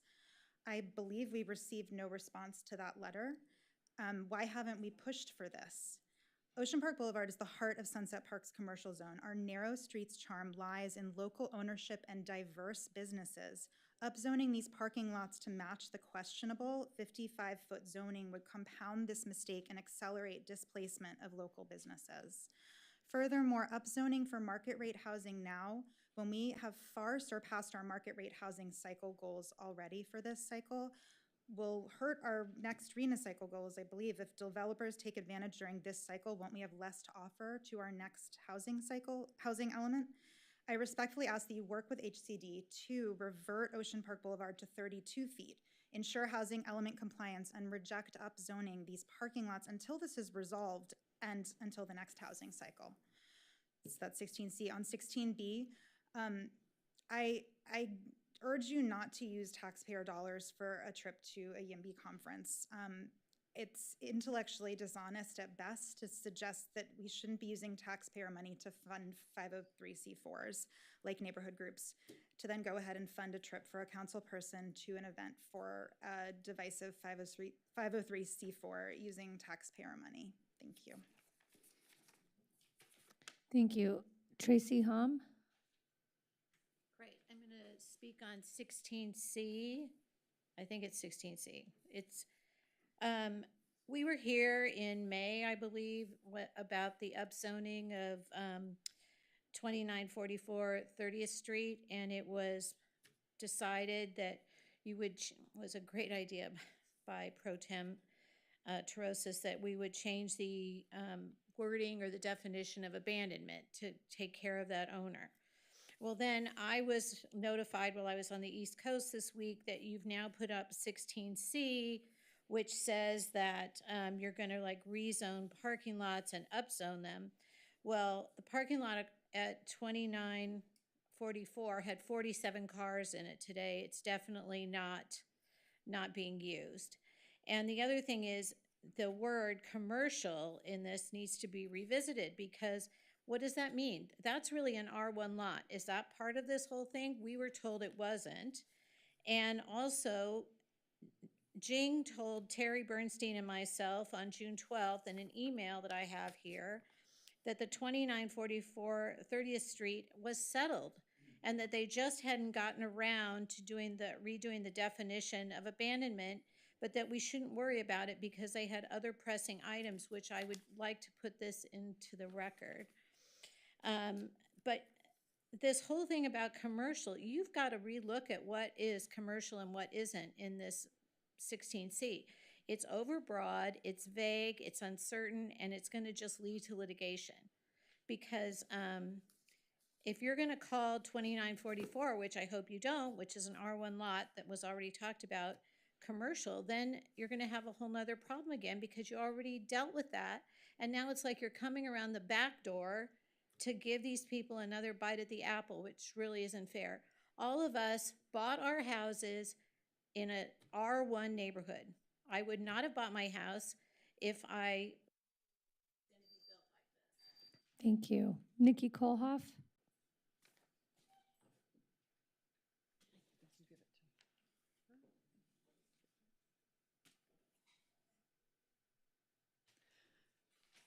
You started my timer already. Okay. Nikki Kohlhoff. I'm speaking to 16C and 16B. I'm a resident of Sunset Park, and I urge you to not upzone our parking lots in residential zones to match the height restrictions of the neighborhood commercial zone buildings on the boulevards. This is a problem for several reasons. One, you need to stop governing by 16 item. It shows a total disregard for the residents who have to scramble when you spring your proposals on us Friday night before a meeting. You're skipping the deliberative process at a time when due process is being undermined on a daily basis. Do better. This really feels like another bite at the apple for specific developers of specific lots, and spot zoning is illegal. 3, use of theoretical Great Park that has no zoning, no approvals, or funding as an excuse to upzone residential property now is not okay. If you want to talk about development around a park, you need to make the park. While conversion of parking lots was a generic tool buried in the housing element, construction on the boulevards has been almost entirely market rate, with a maximum of 10% affordable units after the developer gets all of their bonuses. This means any expansion of the commercial zone will just result in bigger 10% affordable projects or 90% unaffordable projects. This just makes us fall farther behind our targets while enriching developers. 5, instead of rushing forward on more market rate projects, we need to pause for a mid-cycle RENA review and see where we are. Given that we have already doubled our market rate target only halfway through the cycle, we need to stop any further zoning changes that incentivize market rate development at the expense of neighborhoods. 6, the upzoning of neighborhood commercial to 55 feet was in error and needs to be reversed. With bonuses, that now brings neighborhood commercial to 78 feet, which is not appropriate next to R1 and R2 neighborhoods. We don't need to compound this error by expanding it into parking lots. The city asked the state about fixing it. We do need to know where that stands, and someone needs to follow up. There was a reason that the Planning Commission said the 55-foot height needed to be reversed. And now I'm quoting from the Planning Commission. The neighborhood commercial zones support Santa Monica's most diverse communities with locally owned legacy businesses that have been serving their neighborhoods for decades. Many of these businesses are minority owned. These businesses include laundromats, shoe repair shops, and affordable grocery stores, restaurants, and family entertainment options. NC defines community for many current and future residents of Santa Monica at all income levels. Business owners are also neighbors who often know their customers by name. They provide daily neighborhood gathering opportunities, support neighborhood organizations and schools, and job opportunities for local youth and Santa Monica college students. Affirmatively furthering fair housing requires a holistic approach to meeting housing needs and providing neighborhoods serving affordable businesses, employment opportunities, and the kind of community cohesion that ensures a safe and vibrant place for people at all income levels in Santa Monica. The city's neighborhood commercial districts provide these opportunities. The Commission believes that protecting these resources is consistent with AFFH objectives. So please listen to your Planning Commission from 2023 and oppose 16C. Moving on to 16B. Please do not approve $15,000 for Natalia to attend a YIMBY conference. Our libraries still aren't open. You cut fertilizer for our sports fields for our kids. You can't afford this. But more importantly, it's hypocritical to spend taxpayer dollars on a YIMBY conference while you question the use of funds by neighborhood organizations whose receipts you already have that prove we don't use money on political purposes. YIMBY, on the other hand, endorsed Ellis, Barry, Natalia, and Dan in the last election, and perhaps that. Thank you. Denise Neal?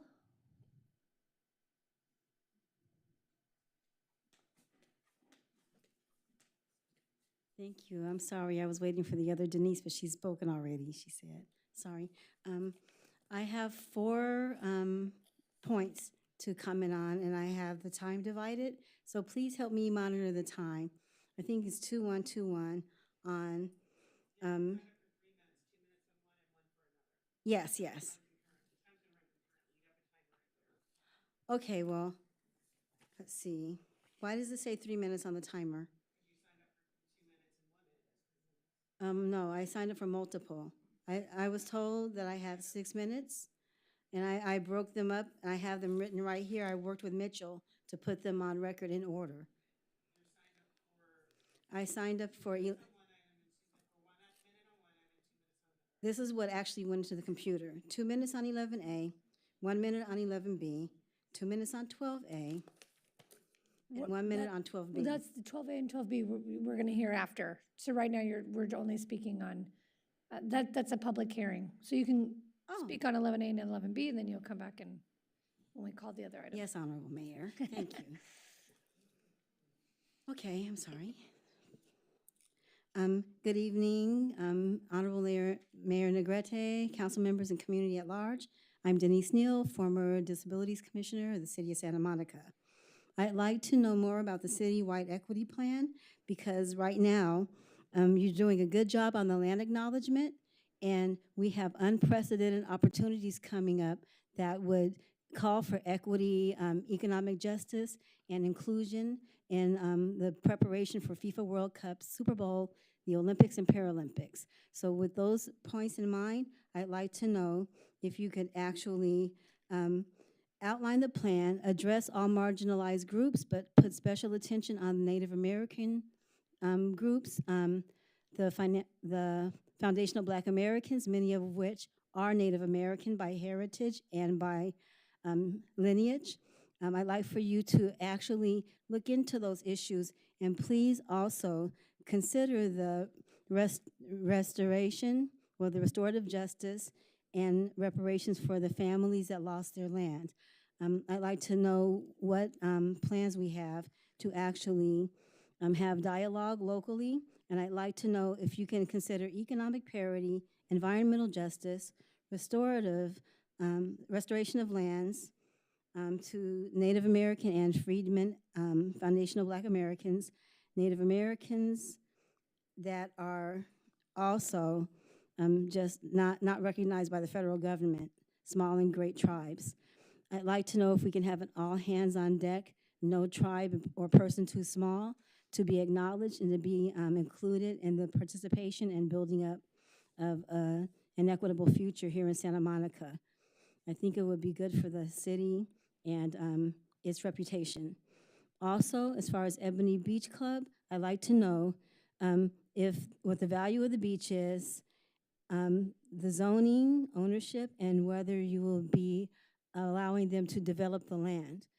Because this is a prime opportunity for the family to take a new direction and replace the years that the locust has eaten, as the Bible famously says.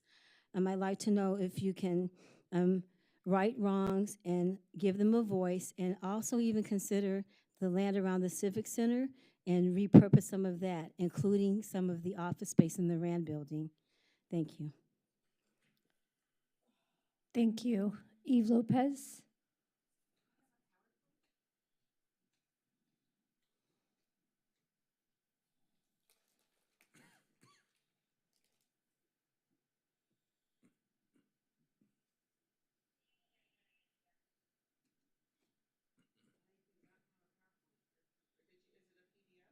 No, it's actual PowerPoint, but I have hard copies if I can use the overhead just as easy if it's not. Okay. Do you want to give it, or is it just one copy? It's just one copy. Okay. I'll be speaking on 2 items I signed up for. Okay. Yes. Good evening.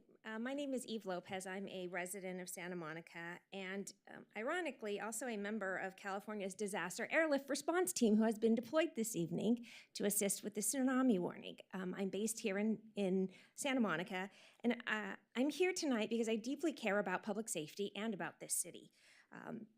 There are agenda item 16C. While it promotes development, we need to first prioritize public safety. If we don't prioritize public safety, we risk lives. There are three, I wish I had my PowerPoint. There are, sadly, no. I could be Spunky Squirrel or, you know.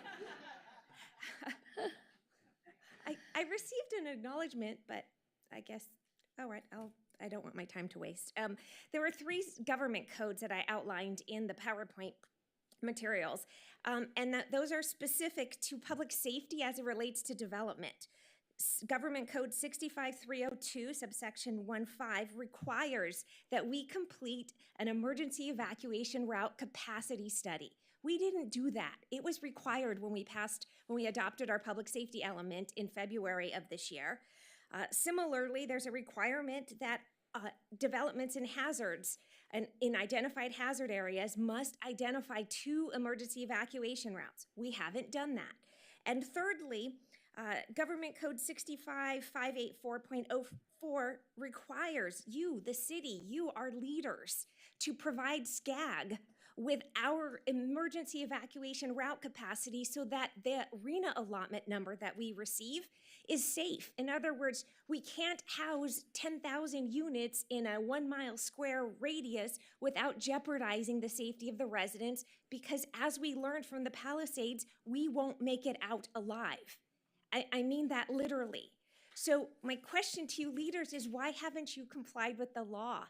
Public safety and public lives are at risk, and I urge you to please comply with the law and at a minimum prepare evacuation capacity route studies and analysis that the law requires before you start turning parking lots into housing, before we start entertaining a massive unit at 3205 Ocean Park around the corner from my home. Ocean Park is a gridlock at 2:30 in the afternoon. I've said this before. I walk faster than the cars. You can't put another 102 units there. We will literally peril. So I urge you, comply with the law. I'm going off script, I apologize. In response to the lack of public safety acknowledgement, I did a public records request, and I'm gonna tell you I was shocked.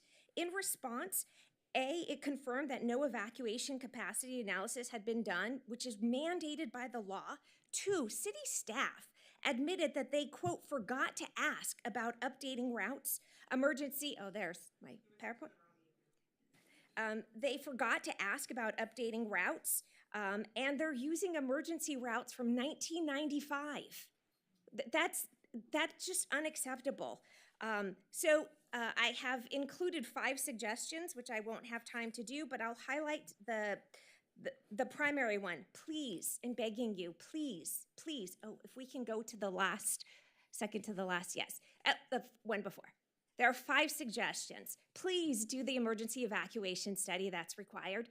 Incidentally, even though I sent this before the tsunami warning today, I'm asking install the tsunami horns that were promised on February 11th by city staff that haven't been done. Please do that.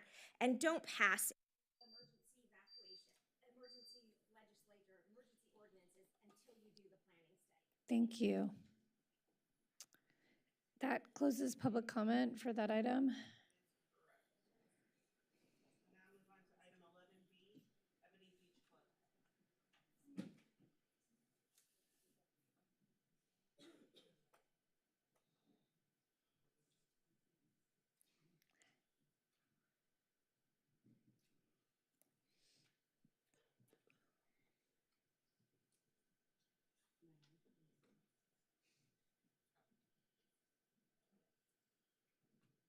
I too have a PowerPoint. Good evening, everybody. I'm Lisa Parson, the Equity and Inclusion Manager for the city, and I will be talking to you tonight just to set the context for the Ebony Beach Club. We do it with this? Yeah. Just an overview. So in 1957, Silas White and Associates signed a lease-to-own agreement for the property at 1811 Ocean Avenue to open the Ebony Beach Club, a Black-led nonprofit social club. Just 1 year later, in 1958, the city filed to acquire the property through eminent domain as part of a civic development plan. And the picture at the top is the site with the sign that they had put up to establish the beach club. In 1959, the court awarded compensation to the landowner, which was not Silas White because he was in that lease-to-own purchase agreement. The Ebony Beach Club and Silas White and Associates received no compensation. The legal context at that time was not favorable to Mr. White and his associates. The court ruled that the nonprofit that he had formed had no legal interest in the land. Under 1950s law, courts could not consider racial motivation, community benefit, or any investments, only specific legal ownership and market value. I've read a lot of the jury documents and instructions, and the instructions, it specifically does say to the jury, only consider market value, nothing else. This was legally routine at the time, right? So legal that they put it in the jury instructions. City records confirm that Silas White's investment, that we have records that confirm that he did pay the initial payment for the lease-to-own agreement and that he was making plans for the club. So we have records that show that he had posted job descriptions, things like that, and had begun to make potentially purchases for site improvements. There's a broader context that needs to be understood, which is eminent domain and racial displacement, and I'd be remiss if I didn't mention it. So in the mid 20th century, cities very often used eminent domain and urban renewal to reshape neighborhoods, frequently displacing Black and brown and also ethnic communities in general in the name of progress. We also learned while we were doing research for the Reparations Task Force that we also displaced a very large Jewish community here in Santa Monica when we brought the freeway through. So it's not only Black and brown. I want to make sure I'm clear about that. Research also shows that race-neutral laws like zoning and redevelopment were very commonly applied in ways that produced racially unequal outcomes. So you could do something that was race-neutral and not say that it was being specifically targeted to an individual race, but the citing of it was generally cited in a way that it was still not racially unequal. These policies, while legal at the time, created lasting harm by limiting access to property, stability, and opportunity for communities of color and of ethnic diversity. In Santa Monica, our main incidences of that were the freeway construction and the Civic Center projects, which displaced residents from historically Black and brown neighborhoods, including the area known as the Belmar Triangle, where I hope everyone's seen by now, we have an exhibit that documents what happened there. The commitment that was made to the White family. So on March 19th in 2024, the White family addressed City Council and shared the story of the Ebony Beach Club. At that time, Council unanimously voted to direct staff to conduct a full review of historical records, legal documents, and media coverage related to the seizure of 1811 Ocean Avenue. We were directed to return with recommendations that include steps the City of Santa Monica should take to repair past harm that the city perpetuated against Silas White and his descendants. So we come here tonight with the recommendation that with that review now completed, staff recommends entering into formal mediation with a mediator selected by the White family, with the city covering the costs up to $15,000. As to reparations more broadly, because as I've spoken here tonight, right, the freeway didn't affect one family, it affected many. We know that this case is not isolated. Santa Monica's history includes other racially disproportionate land losses. We know that we need a citywide restorative justice framework that can provide clear criteria, a transparent review process, and community-centered engagement so that we can have a more uniform approach to things in the future. We do have a Land Back and Reparations Task Force that is working to develop that approach so that we don't have to do everything one by one. We can start to establish specific benchmarks. The leader of that task force is sitting here in the front. And we will be working to develop those tools and recommendations for broader reparative justice that can happen beyond the case of the Ebony Beach Club. And that is the end of my presentation. Thank you. So right now we have questions. Mayor Pro Tem Terosis? I don't have any questions unless. Are yours questions? Okay, I'll just go into comments, Terosis. I think that this is long overdue. I'm prepared to move the item. I know that it's taken us longer than anticipated to get to this point. I really want to thank the White family and Where's My Land for coming to the table and putting forward this opportunity for us. And I'm looking forward to hopefully bringing about a resolution at mediation. That's it. I'm excited. Councilmember Hall? Yeah, I'll second and echo those things. Councilmember Snell? I just want to thank the White family, and also I want to thank our staff for doing the work. I just feel proud to be on council. I'm going to move this item also. I mean, these items in the Black community have been things that we have been taught long ago. This kind of disparity has happened all over our country, and I just feel proud that Santa Monica is going to take progressive steps to remedy this issue for the White family, and hopefully give notice to the rest of the country that these kind of actions that happened in the past should not be forgotten, should not be taken lightly, and there is a monetary value to that is very significant that we need to look forward to. So I'm just proud to be on this council to move this item. Councilmember Raskin? I just have a quick question. Reverend Janet McKithen noted that it's important to put some deadlines in this and to make sure that we're moving forward with some expectation of finality. I'm curious if you have a plan for a timeline moving forward, or whether we can put in some kind of benchmarks. I was going to say that. I'm going to refer to our city attorney. We would move as quickly as we can. Here, I think the motion entails authorizing the mediation and the cost of the mediation. Sometimes, depending upon the mediator who's chosen, they can be months out to get booked. So we have to allow some flexibility with that, but otherwise we understand the direction is to do this as soon as we can. But the availability of the mediator will make a big difference. Councilmember Zwick? Thank you for the presentation and the staff report. I was proud to prior authorize this work. I think, as the facts have come back, there's no question that this is a complicated case. There's a lot of complicated issues at play in terms of ownership and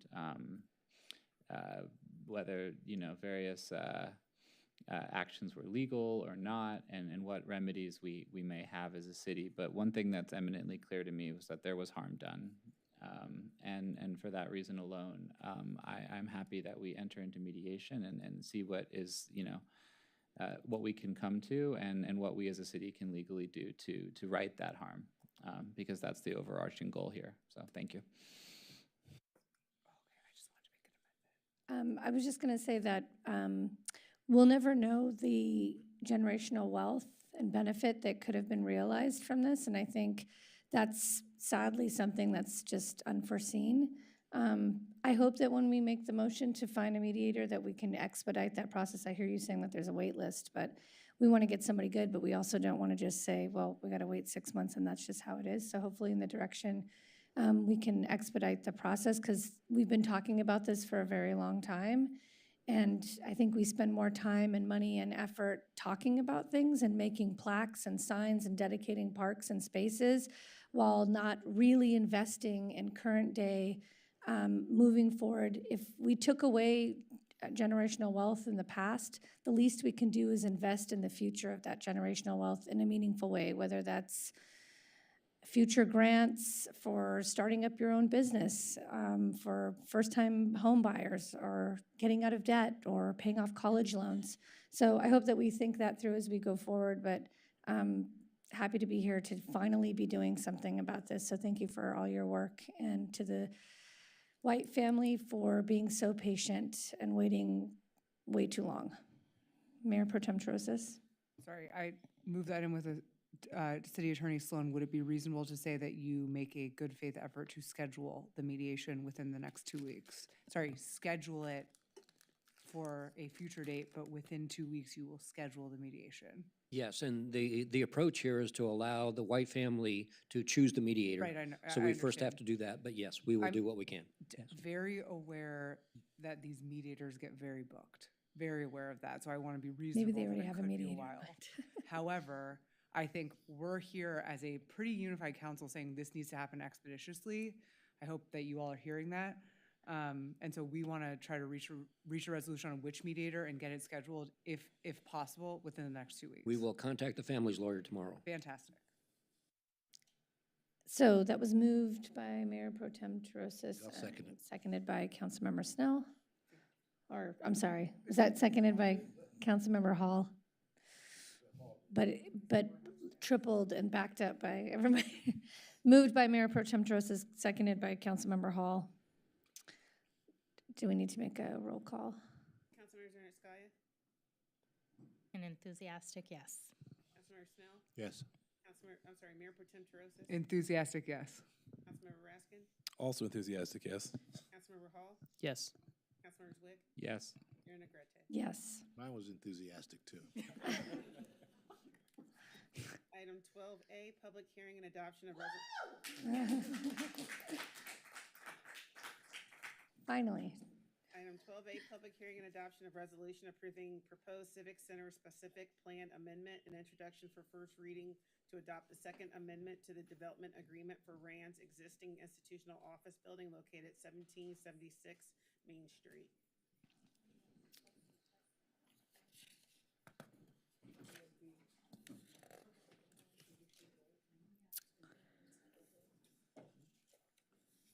We have 9 speakers. Are we doing the item first and then, sorry, are we hearing the public comment You have first? to do the staff report first. Okay, staff report first.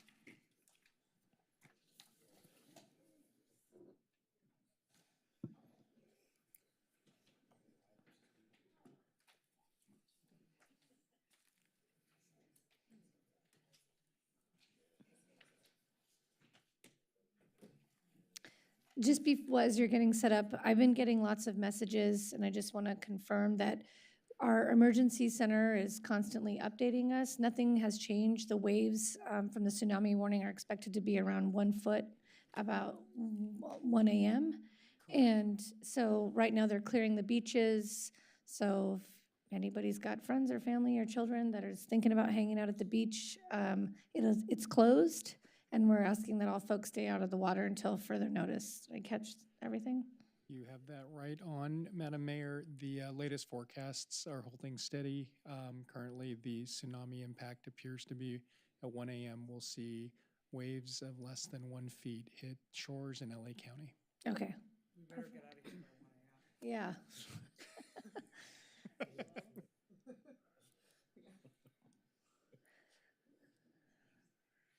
Yeah, we could end the meeting early. It is an emergency. I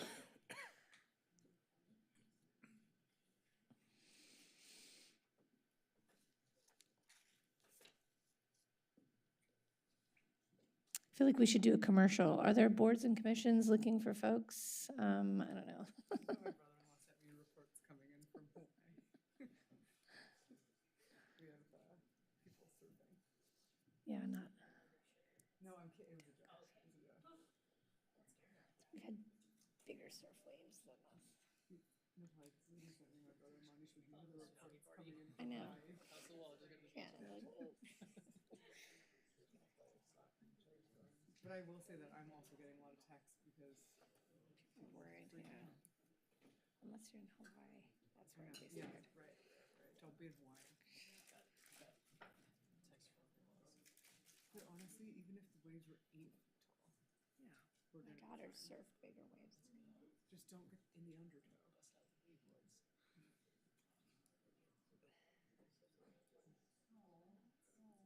How are we doing, city manager? We're crushing it. Enthusiasm. A lot of enthusiasm. We're gonna replay that 10 meetings from now. We're on our best behavior for you.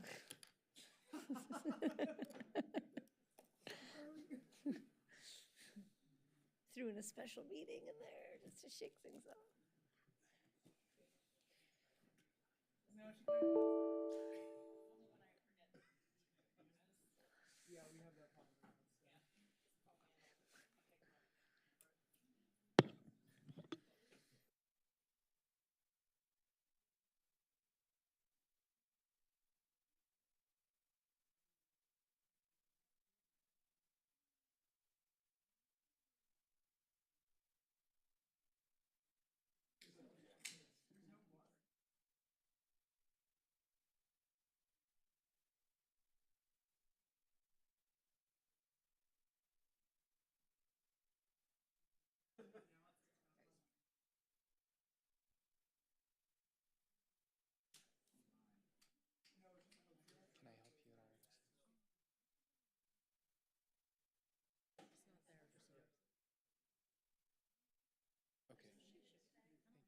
Thank you for your patience. Will you stop? Thank you for your work on this. Between you and Susan, this thing.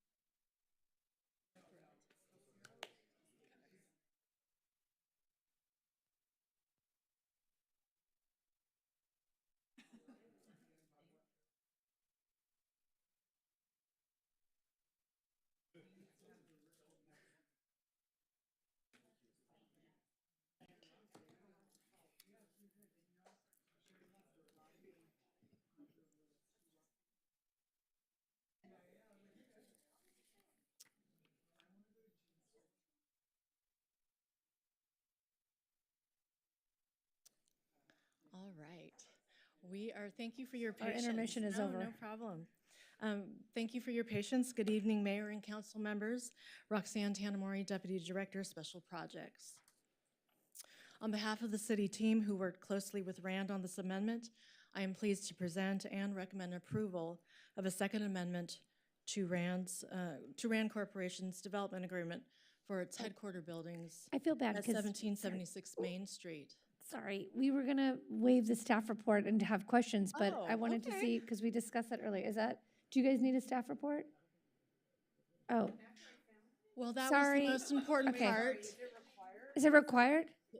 It's not. It's not Well, that required. was the most important part to really say thank you. We're happy to be presenting. It's just one The slide. recommendation to approve a second amendment to the development agreement to make the sequel recommendation in the staff report and to approve a CCSP amendment as well. Yeah, this isn't a volatile topic. Is there a slide up there with like our decision points? There is. It's at the very end. You just boom, boom, but boom, and we can go to that slide. So the PowerPoint's not. At the, yeah. Look at all those great slides. Sorry.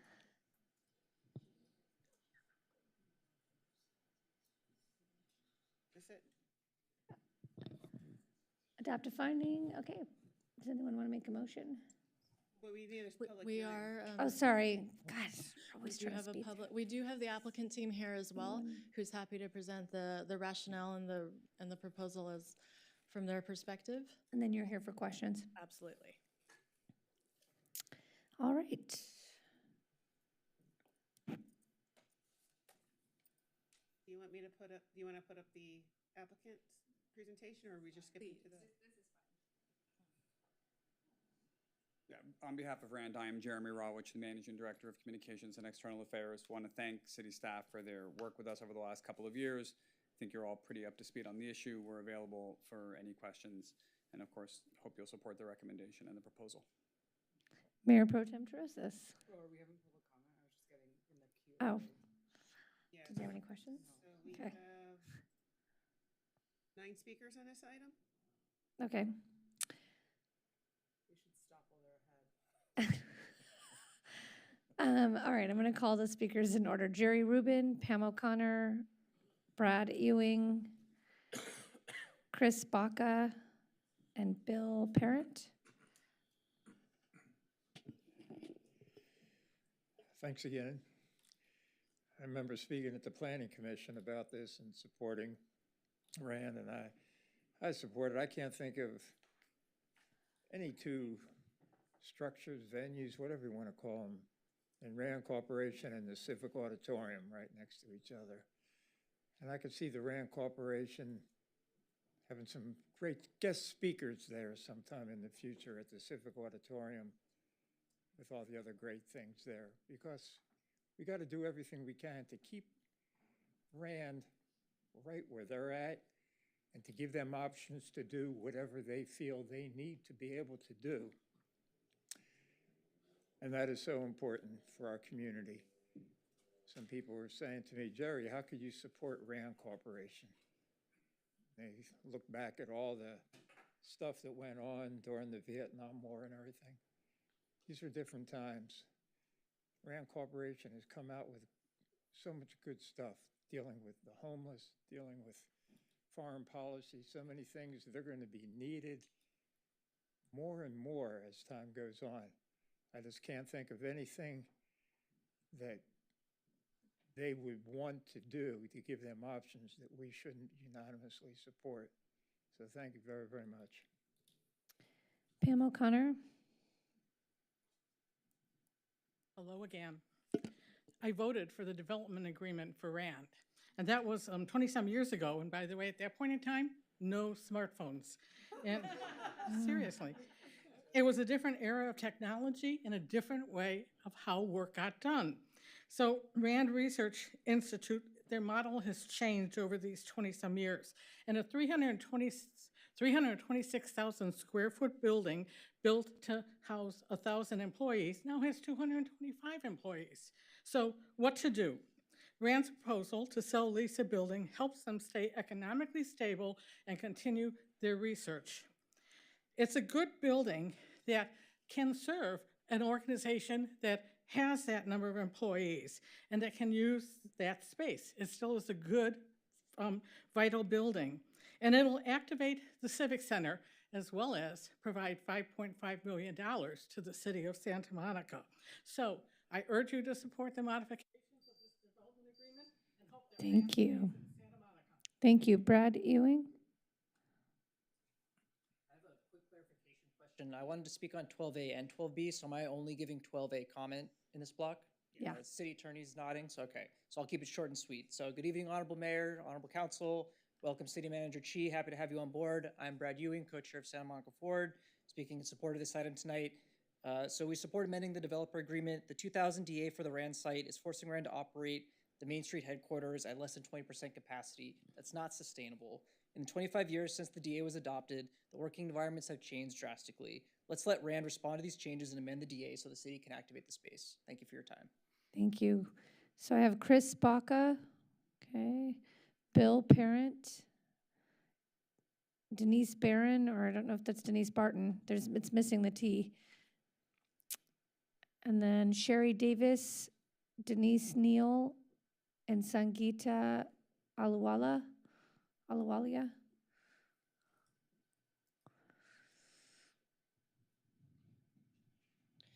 Good evening, and I'm in 12A. I have to ask, how many of you received campaign contributions from those working or in authority at Rand Corporation? Because I know from looking at previous city council campaign contributions, that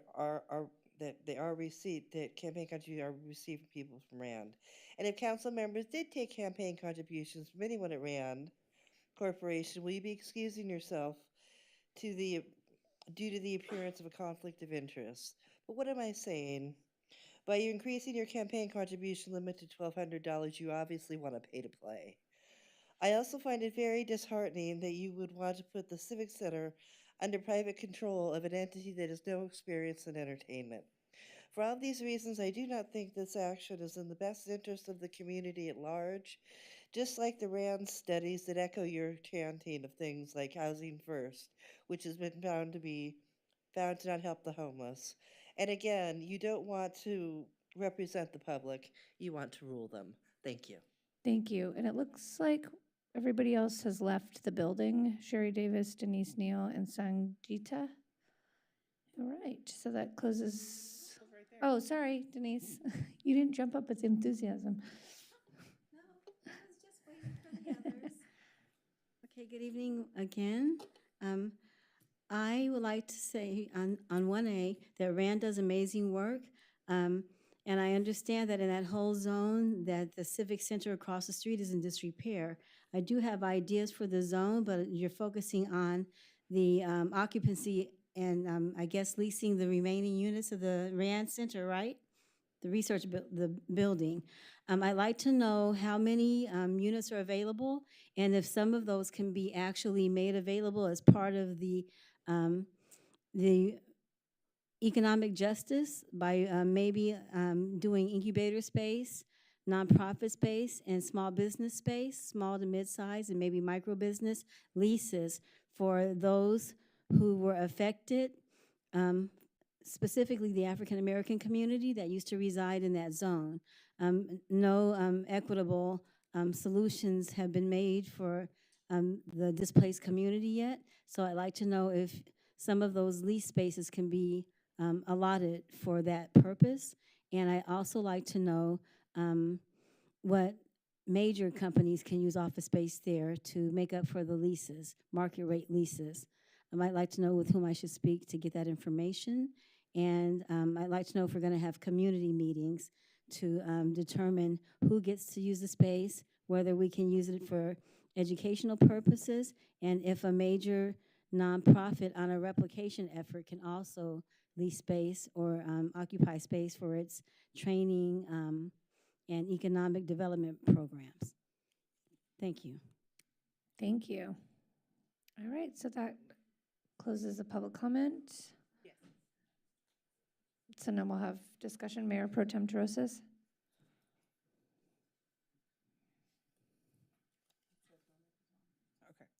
I think we've all been briefed on this item extensively over the last several months. We know that this came to the Planning Commission, it was approved. I feel confident about the plan laid out here. It's a win-win for the city, and I, for one, would welcome increased economic opportunity in the Civic Center area, which is not being fully realized with the current footprint that Rand has. So for those reasons, I'm ready to move the item. Second. Moved by Mayor Pro Tem Terosas, seconded by Councilmember Zwick. And just to be clear, it's calling for a motion to approve the Civic Center specific plan, adopt a finding of CEQA, and to introduce an ordinance for first reading by title only, waiving further reading, and to adopt the Second Amendment to the Rand Development Agreement. Yep. Councilmember Zwick? Yes. Councilmember Hall? Yes. Councilmember Raskin? Yes. Mayor Pro Tem Terosas? Yes. Councilmember Snell? Yes. Councilmember Zaretskaya? Yes. Mayor Negrete? Yes. Item 12B. Public hearing and adoption of emergency zoning, interim zoning ordinance of the City Council of the City of Santa Monica, extending and amending regulations established by Emergency Interim Zoning Ordinance 2816 to permit the establishment of accessory dwelling units as part of projects utilizing Senate Bill 1123 on vacant parcels zoned for single-unit residential, ensure project feasibility of SB 1123 projects by providing for certain relaxed development standards and expand the establishment of ADUs to all projects utilizing Government Code Section 65852.28 and 66499.41, which includes parcels within multiple unit zoning districts as permitted pursuant to SB 684. Would you guys like a staff report? I mean, this is direction that we gave the prior month. It's up to the rest of the council. I personally don't need one. I mean, I feel like because there's people here, We still need a public hearing. yeah, like to speak on it, and it's kind of a big community item. You don't have to go It's extensive. very You can get to short. the juicy stuff. It's Yeah. quite short. Good evening, good afternoon, good night, council. I don't know what time it is right now. My name is Ross Furman, Principal Planner for the City Planning Department, here to present the extension and amendment to the emergency interim zoning ordinance pertaining to SB 1123. As a quick kind of refresher, SB 1123 was signed by the governor in September of 2024, became effective on July 1st. On May 13th, council gave staff direction to come back with an ordinance to allow ADUs in conjunction with SB 1123 projects. So on June 10th, Council adopted the interim zoning ordinance implementing the allowance of ADUs in 1123 projects, and also provided additional direction to staff to return with amendments that modified specific requirements and development standards to ensure the feasibility of these projects. In addition, in response to a policy question asked by staff, the direction was also provided to expand the allowance of ADUs in even the multi-unit zones that were permitted pursuant to SB 684. So the emergency IZO was adopted on June 10th and is set to expire on August 9th unless council acts in accordance to extend it. So the first action is really just the extension of the ordinance itself. We are proposing to extend it until the end of 2026 to just give staff more time to better analyze the effectiveness of the interim standards and to also give us time to actually codify it into the ordinance with anticipated guidance from HCD. The second part is the amendments that were very much directed through council. They included to eliminate the Affordable Housing Production Program fee for projects with 5 or fewer units, to modify certain development standards, such as guaranteeing a floor area ratio of 1.5, additional height of 3 stories and a height that would allow for 3 stories and 33 feet, to reduce the front yard setback by 30%, but no less than 10 feet, to eliminate upper story step backs, and to eliminate interior setbacks and step backs between ADUs on newly created parcels.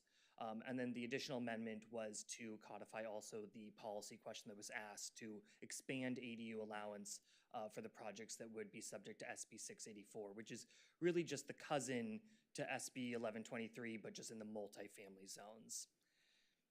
And with that, the recommended action is to adopt the CEQA findings and to introduce the adopted emergency interim zoning ordinance extending and amending the regulations that I just described. Okay.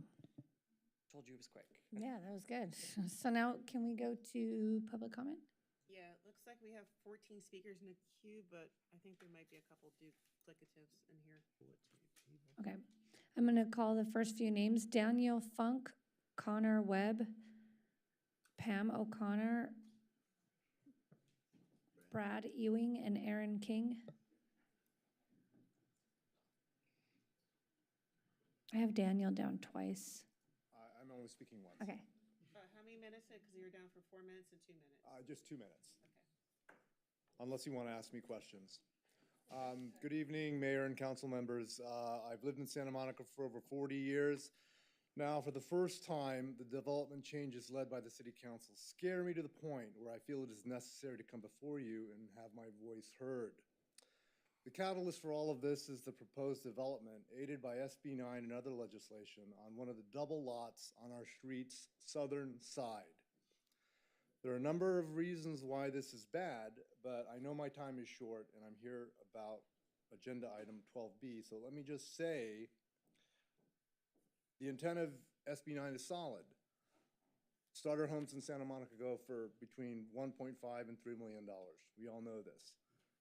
ADUs will provide more affordable alternative to the large corporate-owned apartments currently being built, currently approved. But SB 1123, however, doesn't make a lot of sense for our city, at least the way I see it from what I've read.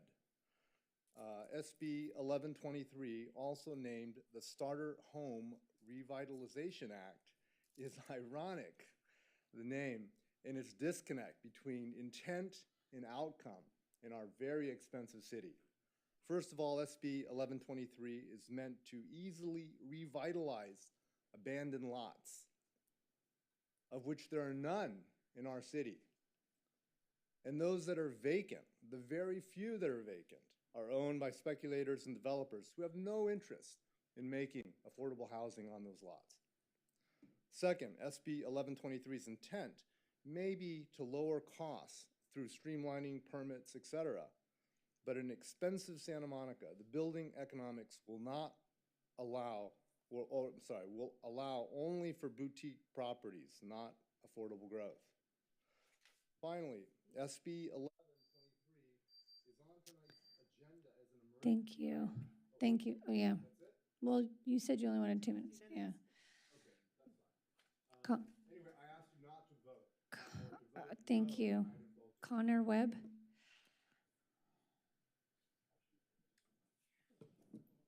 Evening again. Yeah, I'm here to really strongly support item 12B to extend this emergency IZO and continue to allow the inclusion of ADUs in SB 1123 projects, as well as these proposed changes in regards to the elimination of fees and increase of FAR and height, et cetera. To me, this is really an essential step for promoting missing middle housing that you always hear talked about. It's just such a crucial bridge between these large multifamily developments and this exclusive single-family zoning and homes that we have so much of in Santa Monica.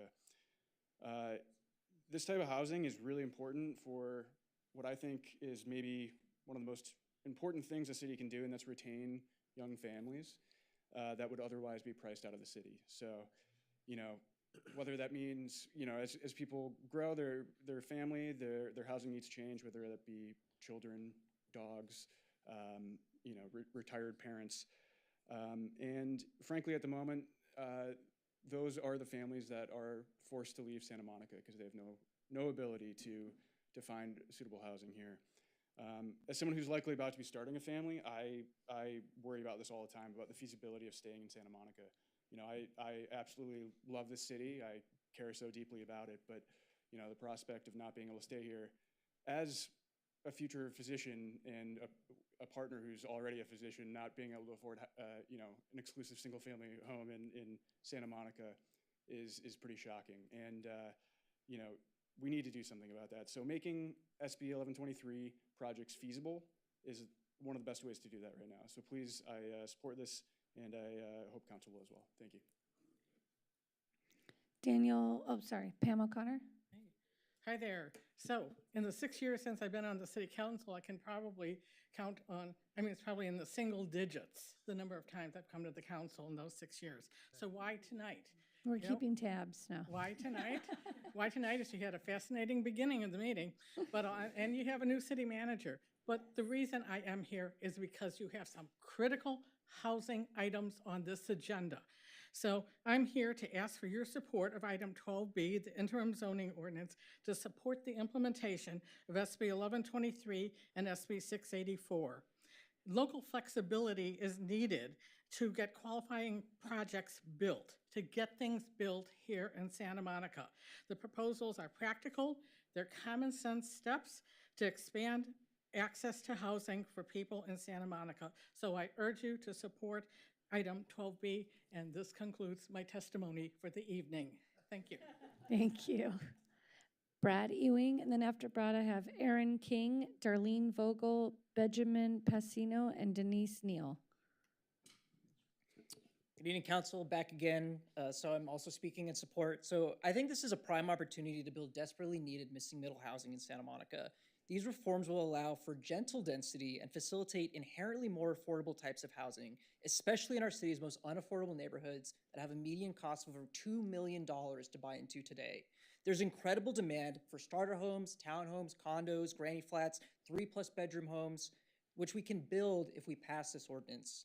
This isn't unprecedented kinds of housing. It already exists today in our more socioeconomically diverse and affordable neighborhoods like Wilmot, Ocean Park, Pico, Mid-City, etc. So all of these neighborhoods contain these diverse typologies of homes, and that's what helps bring about their affordability. And they're far more affordable compared to the exclusionary one-size-fits-all single-family only zones. Middle density is how the middle class outcompetes the rich for scarce urban land. Let's say yes to more neighbors and affordability. Thank you for your time. Thank you. Aaron King. Hi, I'm Erin King. I'm a 30-year resident of Sunset Park, and I'm here speaking in opposition to 12B. I'm opposed to upzoning of our R1 neighborhoods. I think that we have plenty of development going on in Santa Monica. Even in our own area of Sunset Park, we have new developments coming on board, a big one on Lincoln and Ocean Park that you're all aware of. as well as Pico. I think it ruins the character. Well, it certainly changes the character of an R1 neighborhood, which is aspirational, yes, for sure, but there's only real 2 R1 neighborhoods in Santa Monica. And I think the loosening of the development standards would alter the character of that. People like those neighborhoods. We have lots of other type of housing in Santa Monica that can address everybody's needs. I don't think it's important to extend an emergency. I don't know what the emergency is in this ordinance. The way I read the emergency was a threat to public safety. I don't think there's a threat to public safety if we don't approve this emergency ordinance. So I'd consider any kind of upzoning, SB 1123 or SB 9, that you look at it in that way. Thank you very much. Thank you. Darlene Vogel. Good evening, council members. I know some of you, and I've been corresponding with a couple of you, and I'm trying to stay calm because you know how passionate I get about this subject. I've been living on Ashland Avenue in Santa Monica since 1996. It was my first home that I bought for myself. And it was great because the neighborhood is like Mayberry. Some of you are young to know what Mayberry means, but I'm not. And we like to keep it that way. We all know each other. We have a great community. We walk to our schools. We all know each other and we stay together. And we are thoroughly against 1230 Ashland. We're having 8 units being built across the street from us from these out-of-state developers that are coming in and taking over these R1 lots. They tried to do it on Stanford, and we're fighting that as well. 8 units can house up to 25 to 30 people on one lot. We had a beautiful family living there, and then the old woman died, and now a developer comes in and takes the house. Is that what you would want if you grew up in that house? If you grew up in that house and built memories, and then all of a sudden your mother dies, and you lived behind your mother and up the street from your mother, and a big developer comes in and builds all these units for 30 people, 16 cars to be going across the street from you. And you go on Ashland, where we have had 3 accidents in the last month because it's a thoroughfare to Lincoln and it's so congested, especially on the street cleaning days. Cars are flying down that street, sideswiping each other. It's a mess. It was blocked off between 11th and Lincoln when I first moved in, so it wasn't like that. We're fighting for 1230 Ashland, but we're fighting for the landscape of Sunset Park. And this is not affordable housing. These are $2 million units each. So, you know, yes, it's not $4 million what we're getting right now, but $2 million each. These developers who lied that they're gonna live there, and none of them ever lived there, and they slid under before you guys changed the whole law with SB 9 and 1123, because all of a sudden, now they can do whatever they can. But we're gonna fight it, and we're gonna win, because we wanna keep the landscape of R1 neighborhoods in Sunset Park the way they are. We already have a lot of apartments. I have nothing against apartments. I lived in apartments in New York, in a cockroach-infested apartment in Queens when I couldn't afford to live in New York City. I commuted to New York City for 2 hours on the train because I couldn't afford to live in New York City. But when I could afford to live in New York City, when I worked hard and I earned my pay, no one handed me low-income housing. I earned it and I worked for it.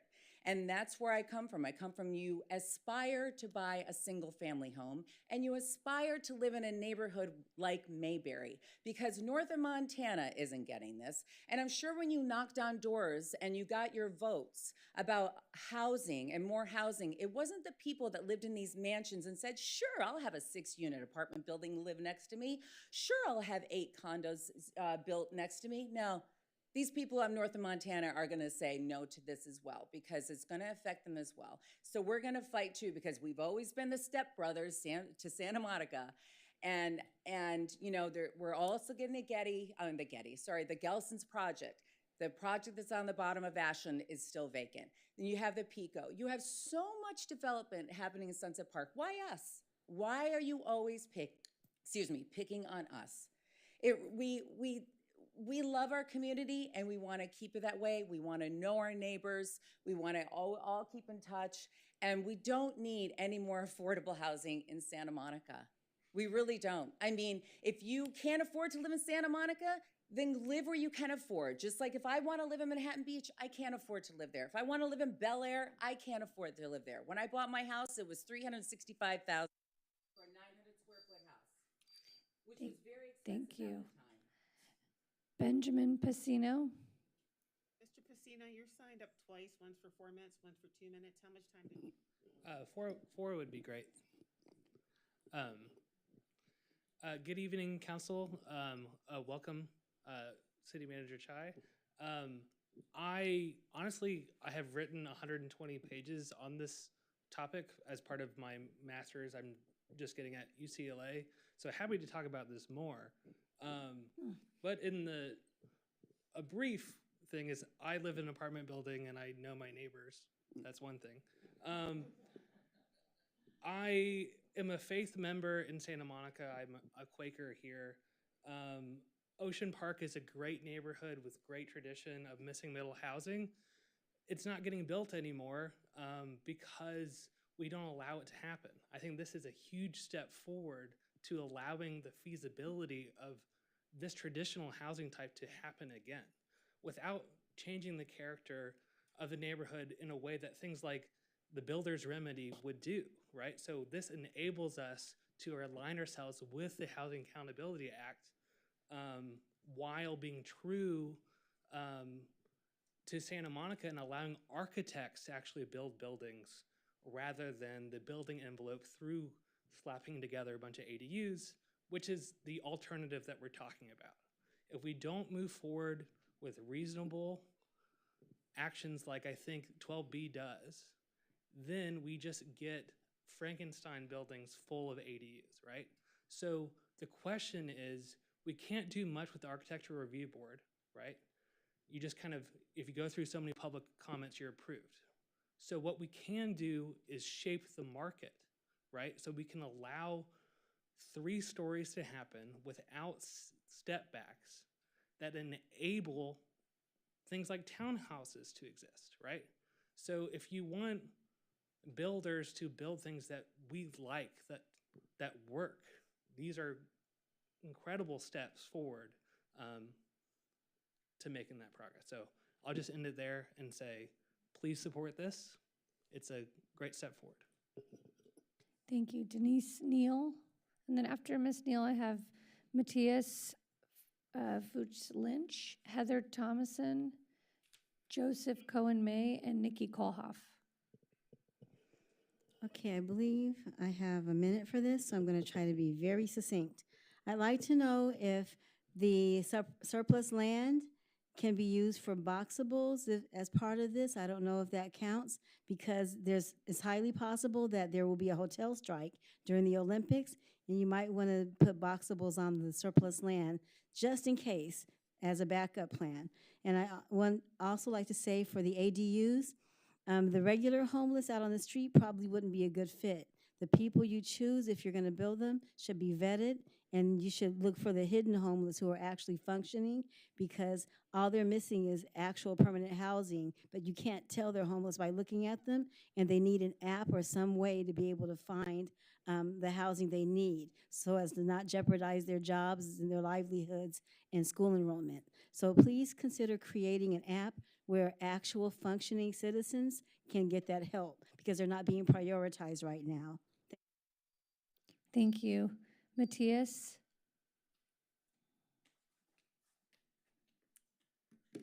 Hi there. I'm here to ask the council to follow the staff recommended action in regards to item 12B, which would practically double how much housing can be built easily on vacant lots in Santa Monica. We urgently need to make it possible to build more housing here. People who work here can't afford to live here, and kids like me who've lived here their whole lives won't be able to afford to live in their hometown as adults. Adopting the statutory CEQA exemption and extending the emergency interim zoning ordinance will make it possible to build ADUs on vacant lots. In addition to single-family housing, my grandmother has lived in an ADU in Santa Monica for 14 years. ADUs are essential housing for our seniors who want to age in place and for young people just starting out. A full-size home is too big for 1 or 2 people and far, far too expensive. Young people and our older neighbors are pushed out of Santa Monica because there is no housing available for us. we have a chance to do something about that. Thank you. Thank you. Heather Thomason?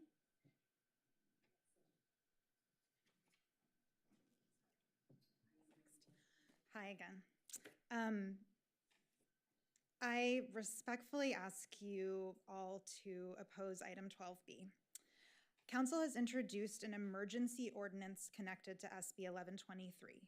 Under the law, an emergency ordinance requires a current and immediate threat to public health, safety, and welfare.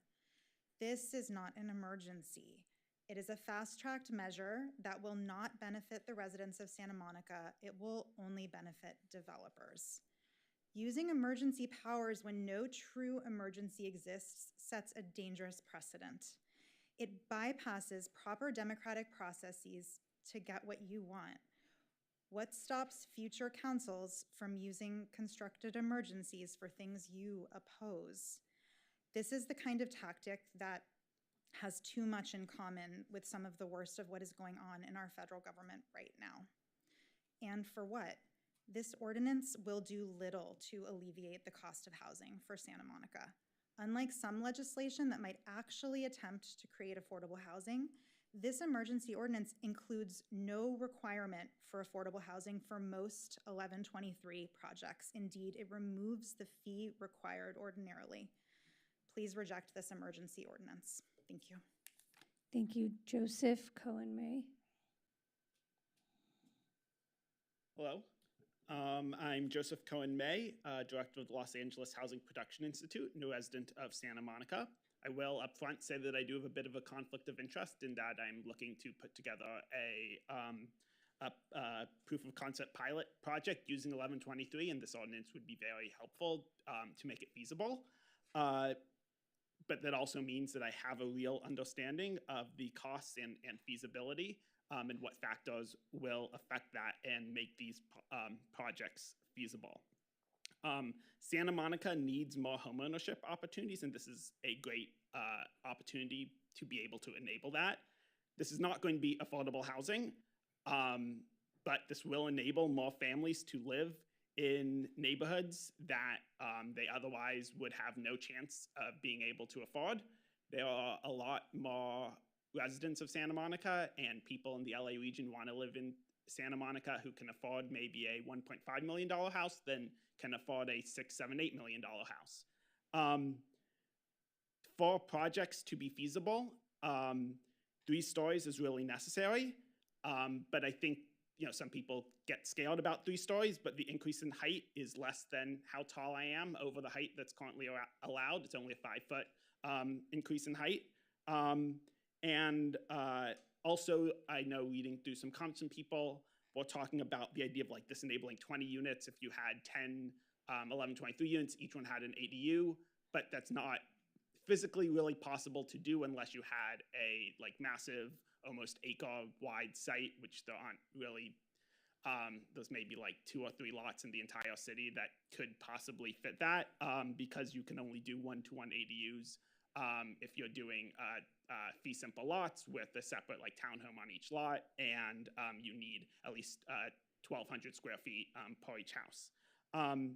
Also, another thing some people are concerned about parking, and the Santa Monica does require, and this law will require at least 1 parking space for every unit in most single-family areas, except for ones near transit, but most of the single-family areas don't have the exemption for parking.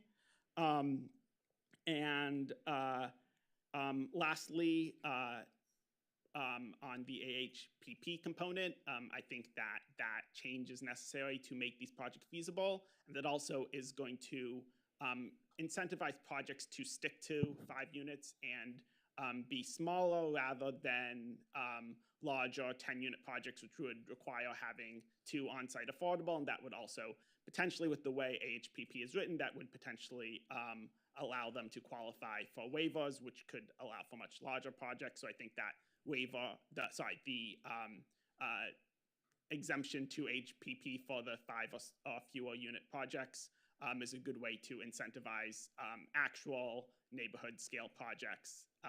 Yeah, thank you very much. Thank you. Nikki Kohlhoff.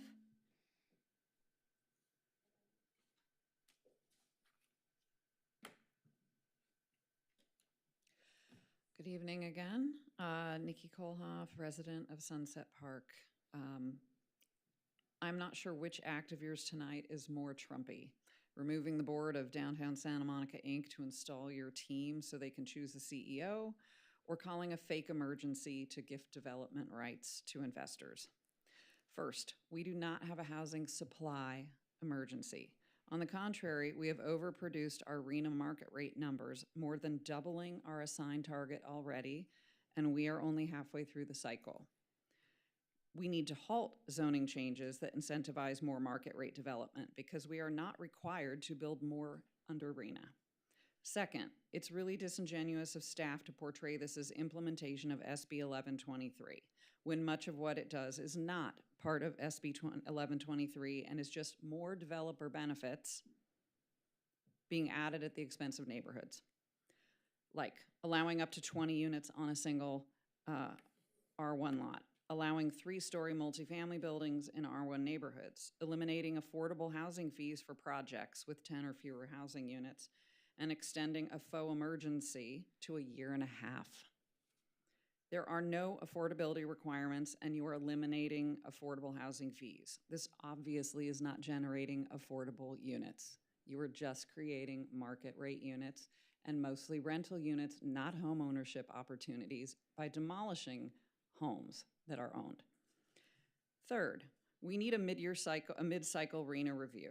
We're halfway through the 8-year cycle, and neither council nor staff are the slightest bit introspective. We need to press pause and assess where we are, what's worked and what hasn't, and tailor any remaining development in this cycle to the targets we haven't met, not the ones we've already doubled. Those targets will never be touched by further eroding single-family neighborhoods and replacing them with. Thank you. Thank you.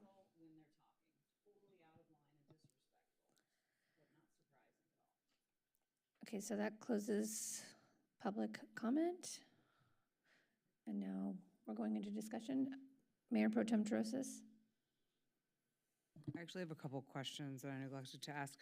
For the city attorney, why are we using an emergency interim zoning ordinance? I will have Heidi, our expert, come up. Okay, and you can maybe you can address the legality of that as well.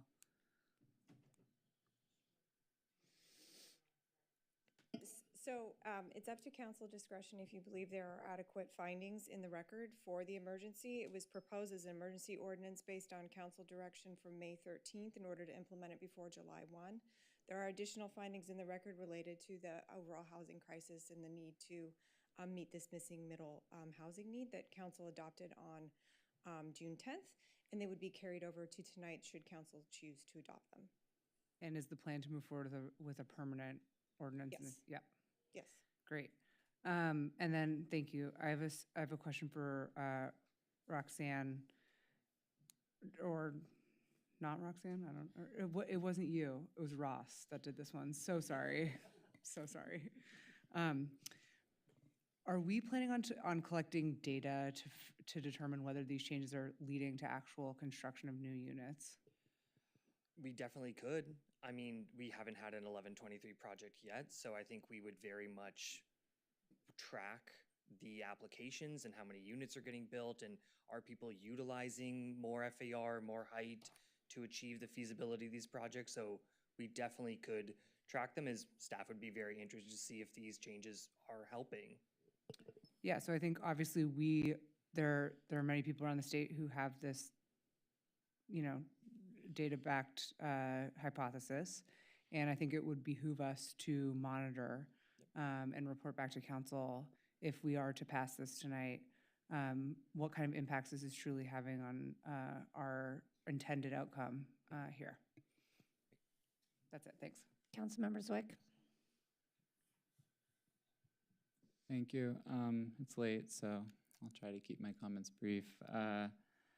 Just want to say that I think I was struck by the comment about a house on Ashland, I guess, that was vacated by the death of an elderly woman, and it made me get back to the heart of why I think a bill like this is so important, because I think increasingly in our communities we do see older homes, homes that were built in the 40s, 50s, 60s that are being vacated, often through an elderly resident who's dying in the community. And that home is typically put up for sale. Typically, there are multiple children. They live separately, typically not in Santa Monica. They're going to divide the proceeds. So they put that house up for sale on the market. Most of the time today, and the options that we provide via our zoning, there's a few options. One, perhaps someone buys that very old home and attempts to renovate it, but even the entry cost based on the cost of land in Sunset Park is over $2 million.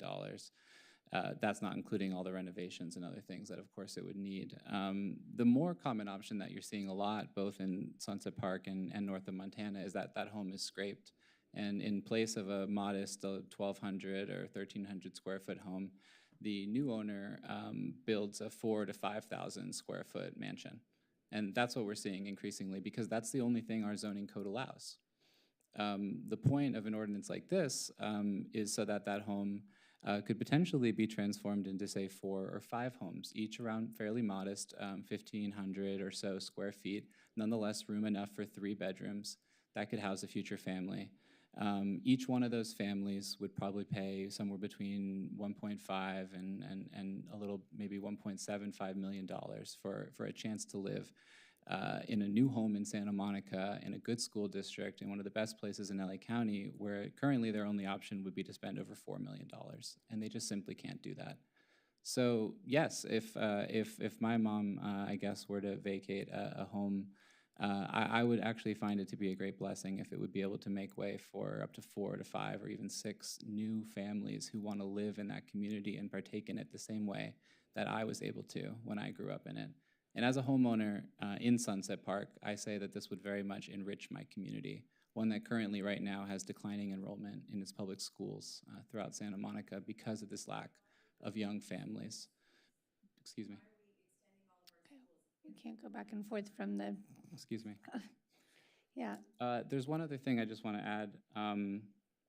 I did have a little speech prepared because I thought we were going to be doing our equity plan tonight, and I guess it would behoove me not to do a small version of that, the smallest version of the history of race and zoning, which is that before we had single-family zoning in America, we had something called racial zoning. Cities determined what parts of the city one could live in based on their race, and we zoned for race. That was until the Supreme Court case of Buchanan versus Worley, which outlawed the practice of racial zoning in the early 20th century. In response to this, racists came up with 2 really clever strategies. One was a private racial covenants that said that, written into the deeds of houses, that they could only be sold to people of the white race. But that wasn't a foolproof way of keeping people of color out of your neighborhood, because it would have to be handled on an individual level, and every family in that neighborhood would have to agree. So cities around the country, in response to the overturning of racial zoning in America, came up with a new really great strategy called single-family zoning.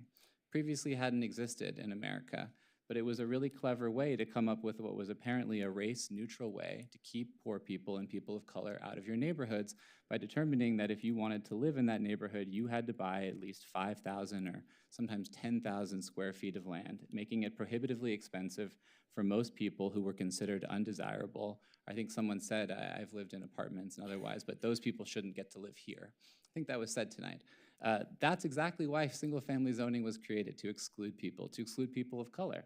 And that's exactly what we're trying to undo tonight as we talk about equity and as we try to move forward as a city.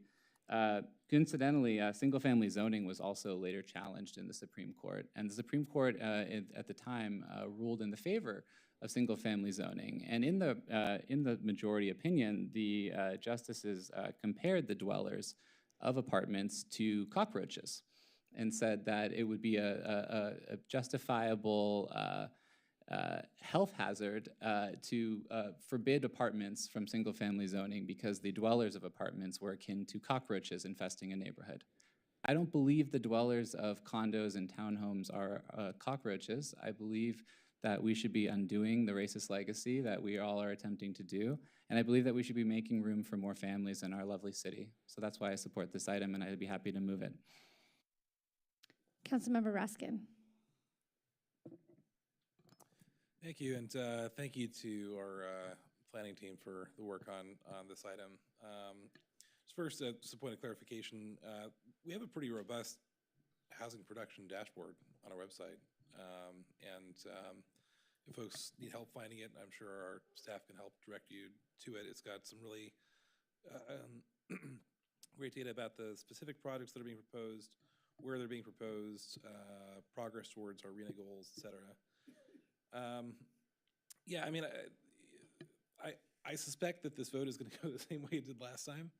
I don't want to belabor the policy discussions that we've already had, but just to reiterate, I'm in favor of opportunities to meaningfully redress redlining exclusion from our city and meaningfully affordable opportunities for home ownership. I'm intrigued by things that are happening across the state, both with respect to new state laws and things in places like San Francisco that have form-based densification in the western neighborhoods. For me, we talked about this a lot last time. I don't want to get back into it, but my policy compass is steering me towards sending this back to the Planning Commission to figure out ways in which we can incorporate AHPP requirements into this. And I realize that there are meaningful or reasonable policy differences amongst us here in the council, but that's where I would land, and for that reason I would vote no. Councilmember Snow. Thank you. It's been a long night, and we've had an awful lot of discussions that have been very difficult. Prior to this discussion, us directing staff to find ways to negotiate with the White family on their issue with respect to how they were not allowed to find any benefit with respect to their lease on their property.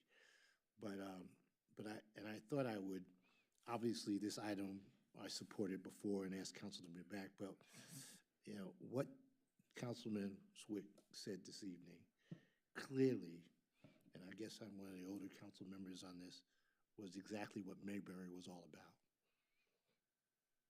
And I hope that this city understands that we on council, expect me on council, are looking ways to find more affordability, more diversity. And when we talk about R1, R2, R3, R1 excluded many people of color and those individuals that weren't able to afford. And now we're in a city that is so expensive to live for anyone. It's just another way of exclusionary. So for me, Mayberry raised the hair on the back of my head. And I just want to state that. Thank you. So I just want to express my firm opposition to this item based on serious concerns about density, scale, long-term livability of our community. I think Santa Monica is at a crossroads. We're grappling with the impacts of overdevelopment on infrastructure, traffic, and the very character of our neighborhoods, and I'll go into that in a second. We can't keep greenlighting projects that may meet numbers or rather ideals on paper but fail to meet the real needs of our residents, especially when they strain resources and lack meaningful affordability and ignore community context. Our commitment to housing must not come at the cost of responsible planning. Upzoning and the practice of changing zoning laws to allow for denser development, like replacing single-family homes with multi-unit buildings and building forever renters, is often pitched as a solution to the housing crisis, but in practice, if not done carefully and equitably, it actually leads to less affordability, which we've seen, and less diversity, and here's how. It triggers high-end development. So upzoning often makes land more valuable. Developers seeking the highest return usually build luxury or market rate units, not affordable housing. And without affordability requirements, the result is demolition of existing lower cost housing, like those older houses that people sometimes die in and sell for a lot less than they would redeveloped, replacement with high rent apartments or condos, and displacement of lower income residents. Raises land and property values. Once a neighborhood is upzoned, speculation kicks in and property values rise before new units are built. Small landlords and longtime homeowners are pressured to sell. They sell to LLCs or see other corporate entities, and wealthier investors buy in, raising rents and taxes and driving out working class families and people of color. Oftentimes, what I've seen happen in my own neighborhood is folks can't even afford the property taxes anymore because their neighbor builds a bunch of units. It ends up impacting their property taxes. Reduces neighborhood diversity. I think, again, we keep talking about how families are going to come in and buy a 1.5 million condo, but we don't know that.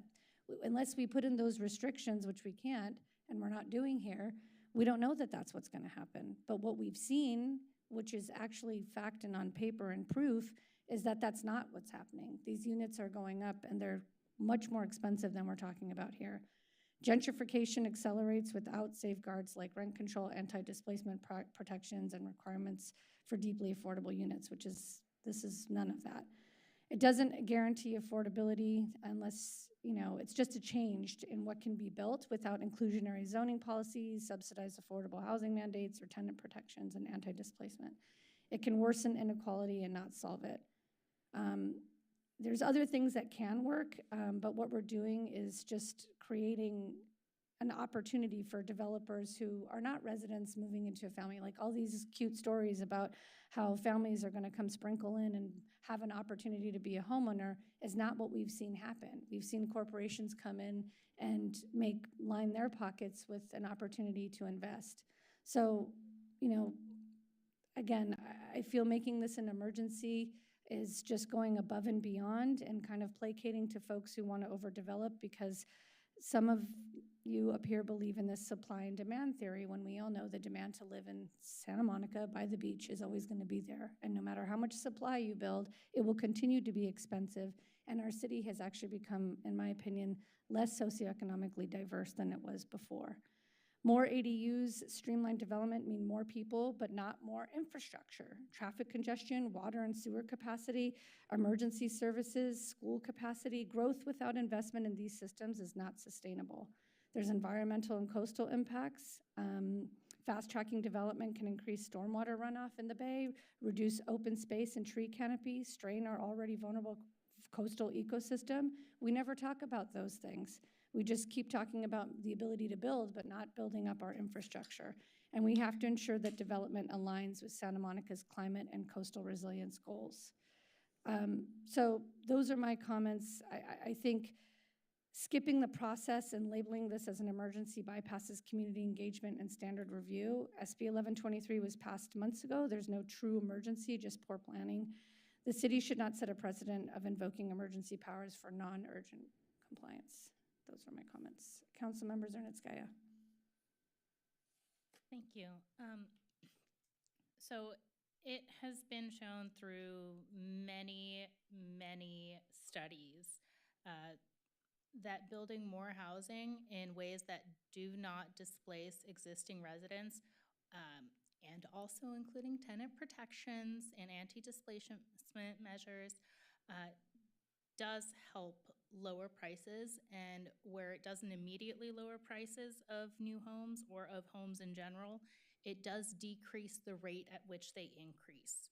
So even if, we've talked quite a bit about just new homes in general, and I don't want to keep going back over the same points over and over again, but this particular item would allow us to have more homes on a lot that, as Councilmember Zwick noted, would otherwise more than likely just have a giant mansion. If we're going to have what will likely be a large structure that's only going to serve very few residents, I would rather have multiple families be able to live there. And I don't think that prevents any of the folks who will be living there from knowing their neighbors and being part of the community. And in fact, I think it helps strengthen our communities when we open up our neighborhoods to more neighbors in ways, again, that do not displace folks and that don't push out existing residents. And I think that we can do all this and more. I will be supporting this item this evening because it does align with my values of trying to make Santa Monica more inclusive and welcoming for everyone, and trying to enrich our community and give folks an opportunity to live here who otherwise might not be able to. Okay. Do you still, Councilmember Zwick? Oh yeah, I was just gonna add really quick that it's true, we haven't seen this happen yet because it's not legal. Portland, Oregon, Berkeley, California, Houston, Texas, Austin, Texas, Minneapolis, Minnesota, Sacramento, California.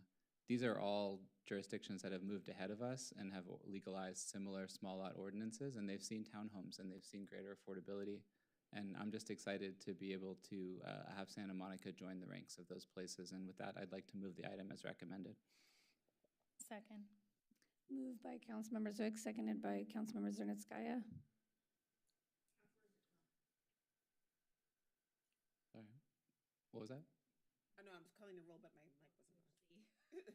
What'd you say? I was getting ready to call the roll, but my mic wasn't on, so I was turning on my mic. All right, Councilmember Zernitskaya? Yes. Councilmember Snell? Yes. Mayor Pro Tem Terosis? Yes. Raskin? No. Councilmember Hall? Yes. Councilmember Zwick? Yes. And Mayor Negrete? No. And Mayor, just to quickly clarify, my no vote was for all the reasons I previously stated. I think everyone knows why I said no. I just said it. Item 16A, recommendation to accept Charles G. Whitaker's resignation from the Building and Fire Life Safety Commission and authorize the city clerk to publicize the vacancy. I'm sorry, first of all, let me go back. Actually, Councilmember Hall requested to pull 16D. Is there any other request to pull any 16 items? If not, we'll vote on everything as No, a- but question, because 16B does have to do with expenditures of funds, does that need to be voted on separately? No, it just needs a roll call vote. Yeah, and then 16C. Yeah, it's just, so you want to pull 16C? Yeah. We don't need to pull it, just like we don't pull any consent item, I'm sorry, Councilmember Zerskaya, just like we don't pull items on consent just because they involve money, it just involves a roll call vote, so. Okay, got it, thank If you. you want to pull it, that's fine, but we don't Okay. need, it doesn't need to be pulled. No, I'm fine. I'd like to move 16A and B. Second. Councilmember Zwick, Yes. Councilmember Hall, Yes. Councilmember Raskin, Yes. Mayor Pro Tem Terosis, Yes. Councilmember Snell, Yes. Councilmember Zerskaya, Yes. Mayor Negrete. Yes. Can I just say also, as someone who attended the conference last year, it's great. And just for the record, this is not authorizing additional monies to be spent on this behalf. This is simply authorizing that the council member be allowed to use her designated travel budget to travel to this conference. So no additional city monies being allocated to this besides the council member's normal travel budget. I wish her well. Item 16C, request of Councilmember Zwick, Councilmember Raskin, and Mayor Pro Tem Terosis that the City Council direct the city manager to return with options for revising development standards to effectively implement Housing Element Program 1C. Despite prior best efforts, our city continues to see underutilized parking lots remain vacant on commercial corridors. Updates to development standards may be needed in order to incentivize housing projects along transit corridors and near a future Great Park. Specifically, additional incentives may include new zoning development standards for housing projects on surface parking lots associated with commercial corridors that match the zoning development standards of the commercial corridors they abut, and removal of the requirement that new housing projects replace code required parking at 50%. We don't need to pull it. I'm just voting no on it, and I was going to explain my no vote, if that's okay, unless Councilmember Raskin. Okay. Motion? If you're pulling the item, I mean, like, I'm happy to introduce it. I mean, it's kind of been introduced, but did you want to, or did you want to? I know Councilmember Raskin also might have some points. Yeah, I think that there's been some confusion as to the purpose of this item. I heard some folks speak tonight that this was directed towards just, certain parking lots in the Ocean Park neighborhood. That's not the case. And it's important to provide some historical context to this. The prior city council, and I was on the planning commission when this came through, adopted a housing element program. This is program 1C, to incentivize housing production on underutilized parking lots. And to provide some context to this, this was one of the programs that was adopted to try to incentivize housing in parts of the city that would not displace tenants. And so the objective in Program 1C says that it's supposed to incentivize housing production on underutilized sites that would not displace existing tenants. And just to clarify, this is the program that it was adopted by the last council in the housing element. In order to provide new housing choices and affordability in high opportunity areas, the city shall adopt standards that incentivize housing production on surface parking lots in residential zones associated with existing commercial uses, including but not limited to removing density caps and commercial parking replacement restrictions, lot consolidation, street access to the project, and restoring underlying maximum allowable density. The city shall also adopt standards that incentivize housing production on surface parking lots associated with existing residential uses, as long as the existing residential use is not removed. So this really hasn't been used. This hasn't been used to have the underutilized lots on the boulevards. And we're not, again, not talking about specific lots here. We're talking about, this is a general program, has not been used. And so I signed on to this because we do need to figure out ways to incentivize housing that doesn't knock down and displace existing tenants. And the large vacant parking lots, like places like the Rite Aid on Pico, for example, are places where I think that that's a good place to do it. So I think we should figure out how to build housing without evicting the people who are already here. Thank you. Councilmember Zwick. Yeah, I'll just add, there was also some misperception that the upzoning of the neighborhood commercial corridors to 55 feet was in some way an error or a mistake, but I can confirm I'm looking at the 2022 housing element final draft that was approved in September of 2022, actually prior to my election, but I think by Councilmember Phil Brock, Councilmember Christine Parra, Lana Negrete, Oscar De La Torre, Gleam Davis, and others.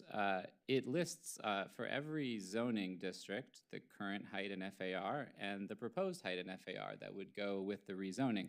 I did participate and vote on the rezoning. It shows that all the neighborhood commercial corridors would go from either 32 or around 32 feet to 50 or 55 feet. That included Montana, Ocean Park, Maine, and every other neighborhood commercial corridor. That was both in our housing element, which was approved by the prior council, and in the rezoning that was approved by this council. So there was no mistake to create those heights. Those are the heights in our housing element that we promised the state, and I think because those are the heights that the planning department determined were needed to create feasible housing projects on those sites.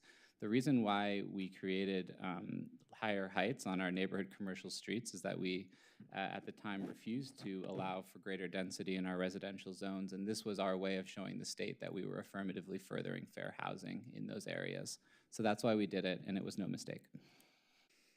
So I just pulled it because we've been moving things like consent, so I'm just pulling my vote. So obviously I recognize the importance of meeting our housing element goals, but this strategy kind of framed to revitalize underutilized commercial corridors kind of fails to take into account some real impacts in our community. There's one across the street from my music store that I can attest to, besides having a one-story triplex right behind it. There's apartments and businesses sharing no parking opportunities with permit-only zones. I think we need to be honest, we're not producing deeply affordable housing. Again, we're not balancing density with public infrastructure, and we're certainly not doing this in partnership with the community we serve. And the idea of removing 50% of the replacement parking requirement on commercial corridors, many of which are already stressed by the spillover parking from existing businesses and multifamily units, is also concerning. And as we get rid of even more parking on meter parking with increased bustling and transit, it continues to stress the businesses that don't have their parking and the new apartments that are being built without parking. It's not incentivizing smart growth in my estimation. It's incentivizing displacement, stress, resentment from longstanding residents and businesses who are working to kind of preserve the fabric of their neighborhoods and watching them shift overnight without real engagement. We're changing the rules again and again without meaningful public conversation under the guise of affordability.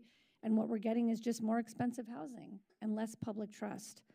We're also being told that this will help support housing near this future great park. And we all know that that's years, if not decades, from being developed. And in the meantime, our residents bear the brunt of piecemeal rezonings and infrastructure that simply can't keep up. So I urge this council to slow down and recenter the community in this process. I know a lot of you guys are policy heads around housing, and I just want you to be aware of the tone and lack of involvement for the community that is presented here. The community should come first, not just the community you know, but the entire community, even the ones that maybe don't agree with everything you're saying. There's a happy middle somewhere. I think we need to ensure that any zoning or parking incentives are tied directly to real affordable housing requirements, and we think about our economic comeback with businesses, especially on those corridors that meet both housing and businesses. Infrastructure investments and neighborhood protections. It's not just about meeting state mandates, it's about doing it in a way that preserves Santa Monica's character, sustainability, and livability. And so that's why I'm not voting for this item, because I don't feel it meets those things. Councilmember Hall. I think I would just caution everyone around using terms like character of neighborhoods. Those are the exact words that racists use to keep people of color, low-income families, and workers out of neighborhoods. I'd like to move the item. I'd like to respond to that because I use the word character, and as a brown person, you stating that as someone who has not experienced that, and maybe in other fashions you have, I really resent that comment and take it personally. I'm not going to allow people or yourself take vocabulary words and weaponize them because you've defined it differently in your world. So saying character could also mean actually the opposite. When I say character, it means making it more unaffordable. A city I grew up in that I don't recognize, that I can't afford to live in, that my kids can't afford to live in, that my business can't sustain because we have no parking. That's what I'm talking about. We don't own the land where we lease our business. We're suffering and we're in the red constantly. We don't have parking for anyone to come in to stay for 30 minutes. So when I talk about character, it's about the loss of character. It's about me seeing the elderly people leave this town in droves because they can't afford a cup of coffee down the street, because we're building development that down below has to sustain a coffee place that sells lattes for $12. It's about my kids not being able to live here like I was. It's about brown and black people being displaced even today. So you guys can sit here and talk about all this inclusivity, and you can knock someone for using a word like character, but don't you dare say it's about racism. I take deep offense to that, and I don't appreciate it. And don't make those sweeping comments, because you cannot define a word like character and say that it's racist. That's highly unfair, and I'm sorry, but that's really offensive to me. That's not how I define it, and if you'd like to listen to the entirety of what I said, I would have you take it into that context instead of just picking out words. Councilmember Zwick. Oh, I'll second that we move this item. I'll just say that there are affordability requirements with all housing projects, more than 5 units in Santa Monica. So there will be deed restricted affordable housing in all these projects. Have you checked the listings for the last Community Corp affordable apartments? We should check them because those were also required, and they're going for well over $5,500 a month. I don't believe there'd be any deed restricted housing that would go for over $5,500. You're making the motion, and who's seconding it? I think Councilmember Hall made the motion. I seconded made the motion, it. and Zwick is seconding it. We can do a voice vote. All in favor? Aye. Aye. Any opposed? I'm opposed. Item 16D, request of Mayor Negrete that the City Council approve waiving city fees not to exceed $15,000 for the Butterfly Brawl, a boxing charity and entertainment event on the Santa Monica Pier on August 16, 2025. Butterfly Brawl's mission is to combine high-level boxing, entertainment, and philanthropy in support of cancer-related causes. This year, fundraising efforts will focus on the Santa Monica Police Activities League and the American Cancer Society that supports those affected by cancer. So this event was produced in honor of a woman who died of cancer years back. It used to be a butterfly ball. It turned into a butterfly brawl because of the producers who put on a boxing event. They've decided to support both the Police Activities League, which is losing potentially a boxing space. They have a boxing program for their youth in the LEAD program, and so this will hopefully raise funds to help sustain that while continuing their efforts to support the American Cancer Society, and not just breast cancer, it's actually for just the American Cancer Society, all cancers. So that's why it's called the Butterfly Brawl. I just want to say that I know that we need to have a format. I have myself have brought that up in terms of coming up with a budget and how we waive, because we can't just continuously put that pressure on the city. People go to the peer corp, they ask for the waiver there, then we waive it. Obviously, that's something we have to set up, and maybe that's why this was pulled. But I do feel that we have already said yes to other programs going there. So we should probably set forth a standard how we want to move forward in terms of waiving stuff on the pier. If you guys have more questions about the event, I can answer it. I just have a quick question for you. Fight Book, which I believe is that a nonprofit company? Or? No, so American Cancer Society and PAL are the two nonprofits. They can't sell the tickets because they're not a nonprofit, so they're using a fiscal who's giving the money to both entities. But Fight Book is a company. I believe so. They're not a nonprofit, they're a for-profit. Okay. But the event, the tickets being sold, the money's not going to them. It's going split to American Cancer Society and Police Activities League. And I believe American Cancer Society is getting 75% just because of their participation level, and 25%, don't quote me on that, is going to Police Activities League. Got it. Okay. So they're not making money off the event. I am not going to be supporting this item. I think I agree with you that we need to establish some sort of framework on how we do these things versus kind of first come, first serve, which is how we've been doing it.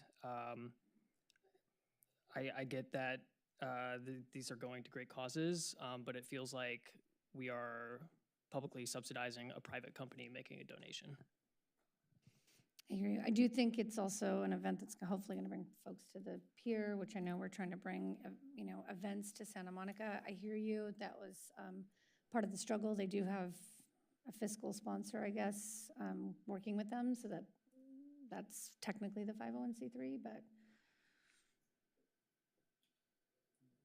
Did you have a question? My screen's off. Mayor Pro Tem Trosas. Do we know, City Manager, how much is left right now in the council discretionary funds?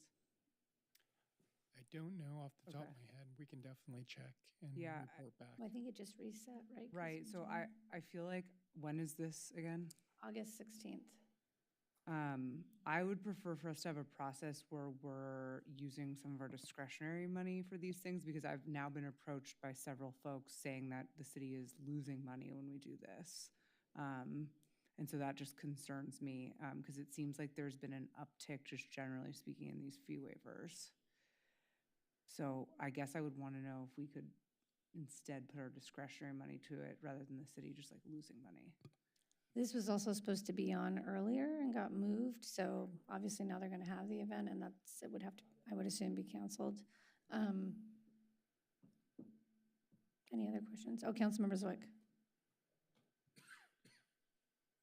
I'll be supporting the item, but I do agree that I know when we adopted the budget this last year, we tabled the discussion about our discretionary funds, would normally a number of which are pre-allocated, and then we have a certain amount left, and that hasn't come back to council, and I think it desperately needs to, so that we can type to rationalize the budget that we have at our disposal, as well as have a discussion about fee waivers, the cost to the city each time it happens, and whether or not it would be more appropriate to use our discretionary funds going forward.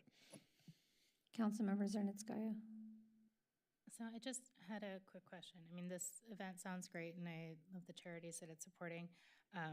But Councilmember Hall noted that this is not being put on by a nonprofit organization. So I wanted to just ask for historical reference. How frequently have we approved these types of fee waivers for events that are put on by for-profit organizations, even if the resulting funds that are raised from it go to support nonprofits. I don't know if we know off the. I don't know, but just to be clear, it's, the sale of the tickets is going through a C3 fiscal. Okay. They're producing the event because they have the boxers and the kids are fighting and whatnot, but they're not receiving the money. The 501c3 fiscal sponsor is receiving it. Okay, so the fiscal sponsor And is a 501c3. that's why they got that involved, and there's a fee, of course, in that, because then they would be receiving it and writing a check, and that's, people Okay. wouldn't be getting the write-off, so they, so Okay, just to be that clear, makes- yeah. it's not like they're receiving it and turning it around and giving it to the nonprofits. There's a C3 fiscal receiving, so they're not receiving any money, they're just producing the. Okay, got it. Thank you for that clarification. I generally would feel uncomfortable if there was the for-profit aspect, but I appreciate the additional clarity. And while I do agree we need to create a framework, I will be supporting this item because I think that it goes to a great cause.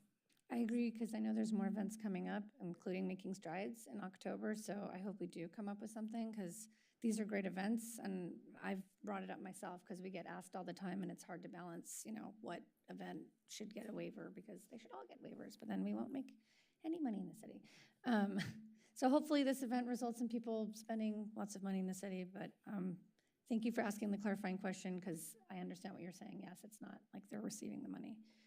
And with that, I'd like to move this item. Can I get a second? Sure, I'll second. Moved by myself, seconded by Councilmember Zwick. Councilmember Zwick, Yes. Councilmember Hall, No. Councilmember Raskin, Yes. Mayor Potem Terosas, Yes. Councilmember Snell, Yes. Councilmember Zernitskaya, Yes. Mayor Negrete. Yes. Did you want to go ahead and do the adjournment now before? Yeah, I would. I was going to say I don't have it, yeah. We're moving to closed session, but we're going to do the adjournment. Yeah, so we don't have to come back. Council members, tonight, I move that we adjourn this meeting in memory of Melva Coulter, a gifted musician, lifelong learner, and proud Santa Monica resident who passed away on June 28th, 2025, after a courageous battle with cancer. A graduate of Santa Monica schools, including Santa Monica High, Melva's life was defined by creativity, curiosity, and service. She was a classically trained recorder player who performed with numerous early music ensembles across California and inspired others through her musical teaching and mentorship. Beyond music, Melva was a trailblazer, one of the first women in Santa Monica to work on infrastructure repairs, and later a dedicated advocate for education, the arts, and families affected by addiction. In her 60s, she returned to UCLA as a reentry student, earning honors for her research combining music, linguistics, and anthropology. Melva is survived by her beloved daughter, Rose Coulter Knight, her mother, Bruria Finkel, and her siblings, Wendy Coulter, Amy Shimson Santo, Adam Finkel, and Gil Coulter. Her legacy of intellect, artistry, and compassion will be remembered by all who knew her. Tonight, we honor her remarkable life and extend our heartfelt condolences to her family, friends, and the community she enriched so deeply. May she rest in peace, and may her memory be a blessing. And I just want to say on a personal note to Bruria, we're all thinking about you and sending our love and well wishes. Thank you. So we are going to go to closed session. Yes, I need to read the items to the record. Okay. Item 5A, conference with legal counsel, existing litigation for all the cases as printed on the agenda. Item 5B, counsel with legal counsel, existing litigation, the city versus ICSOP and others. Item 5C, existing litigation, Stanford neighbors against city overreach versus the city and others. Item 5D, conference with legal counsel, existing litigation, Ashland neighbors versus city and others. Item 5E was pulled, and item 5F, public performance evaluation, the city attorney and interim city attorney. Do we have to report out, or can we adjourn from here? We can adjourn from the closed session. I would not expect anything to report out. Okay, so we're adjourning from closed session, which means those of you that are glued to your YouTube screen won't see us. We're going into closed session, and we will see you back here on August 12th for our regular meeting at 5:30 p.m. Stay out of the ocean and stay sassy, Santa Monica.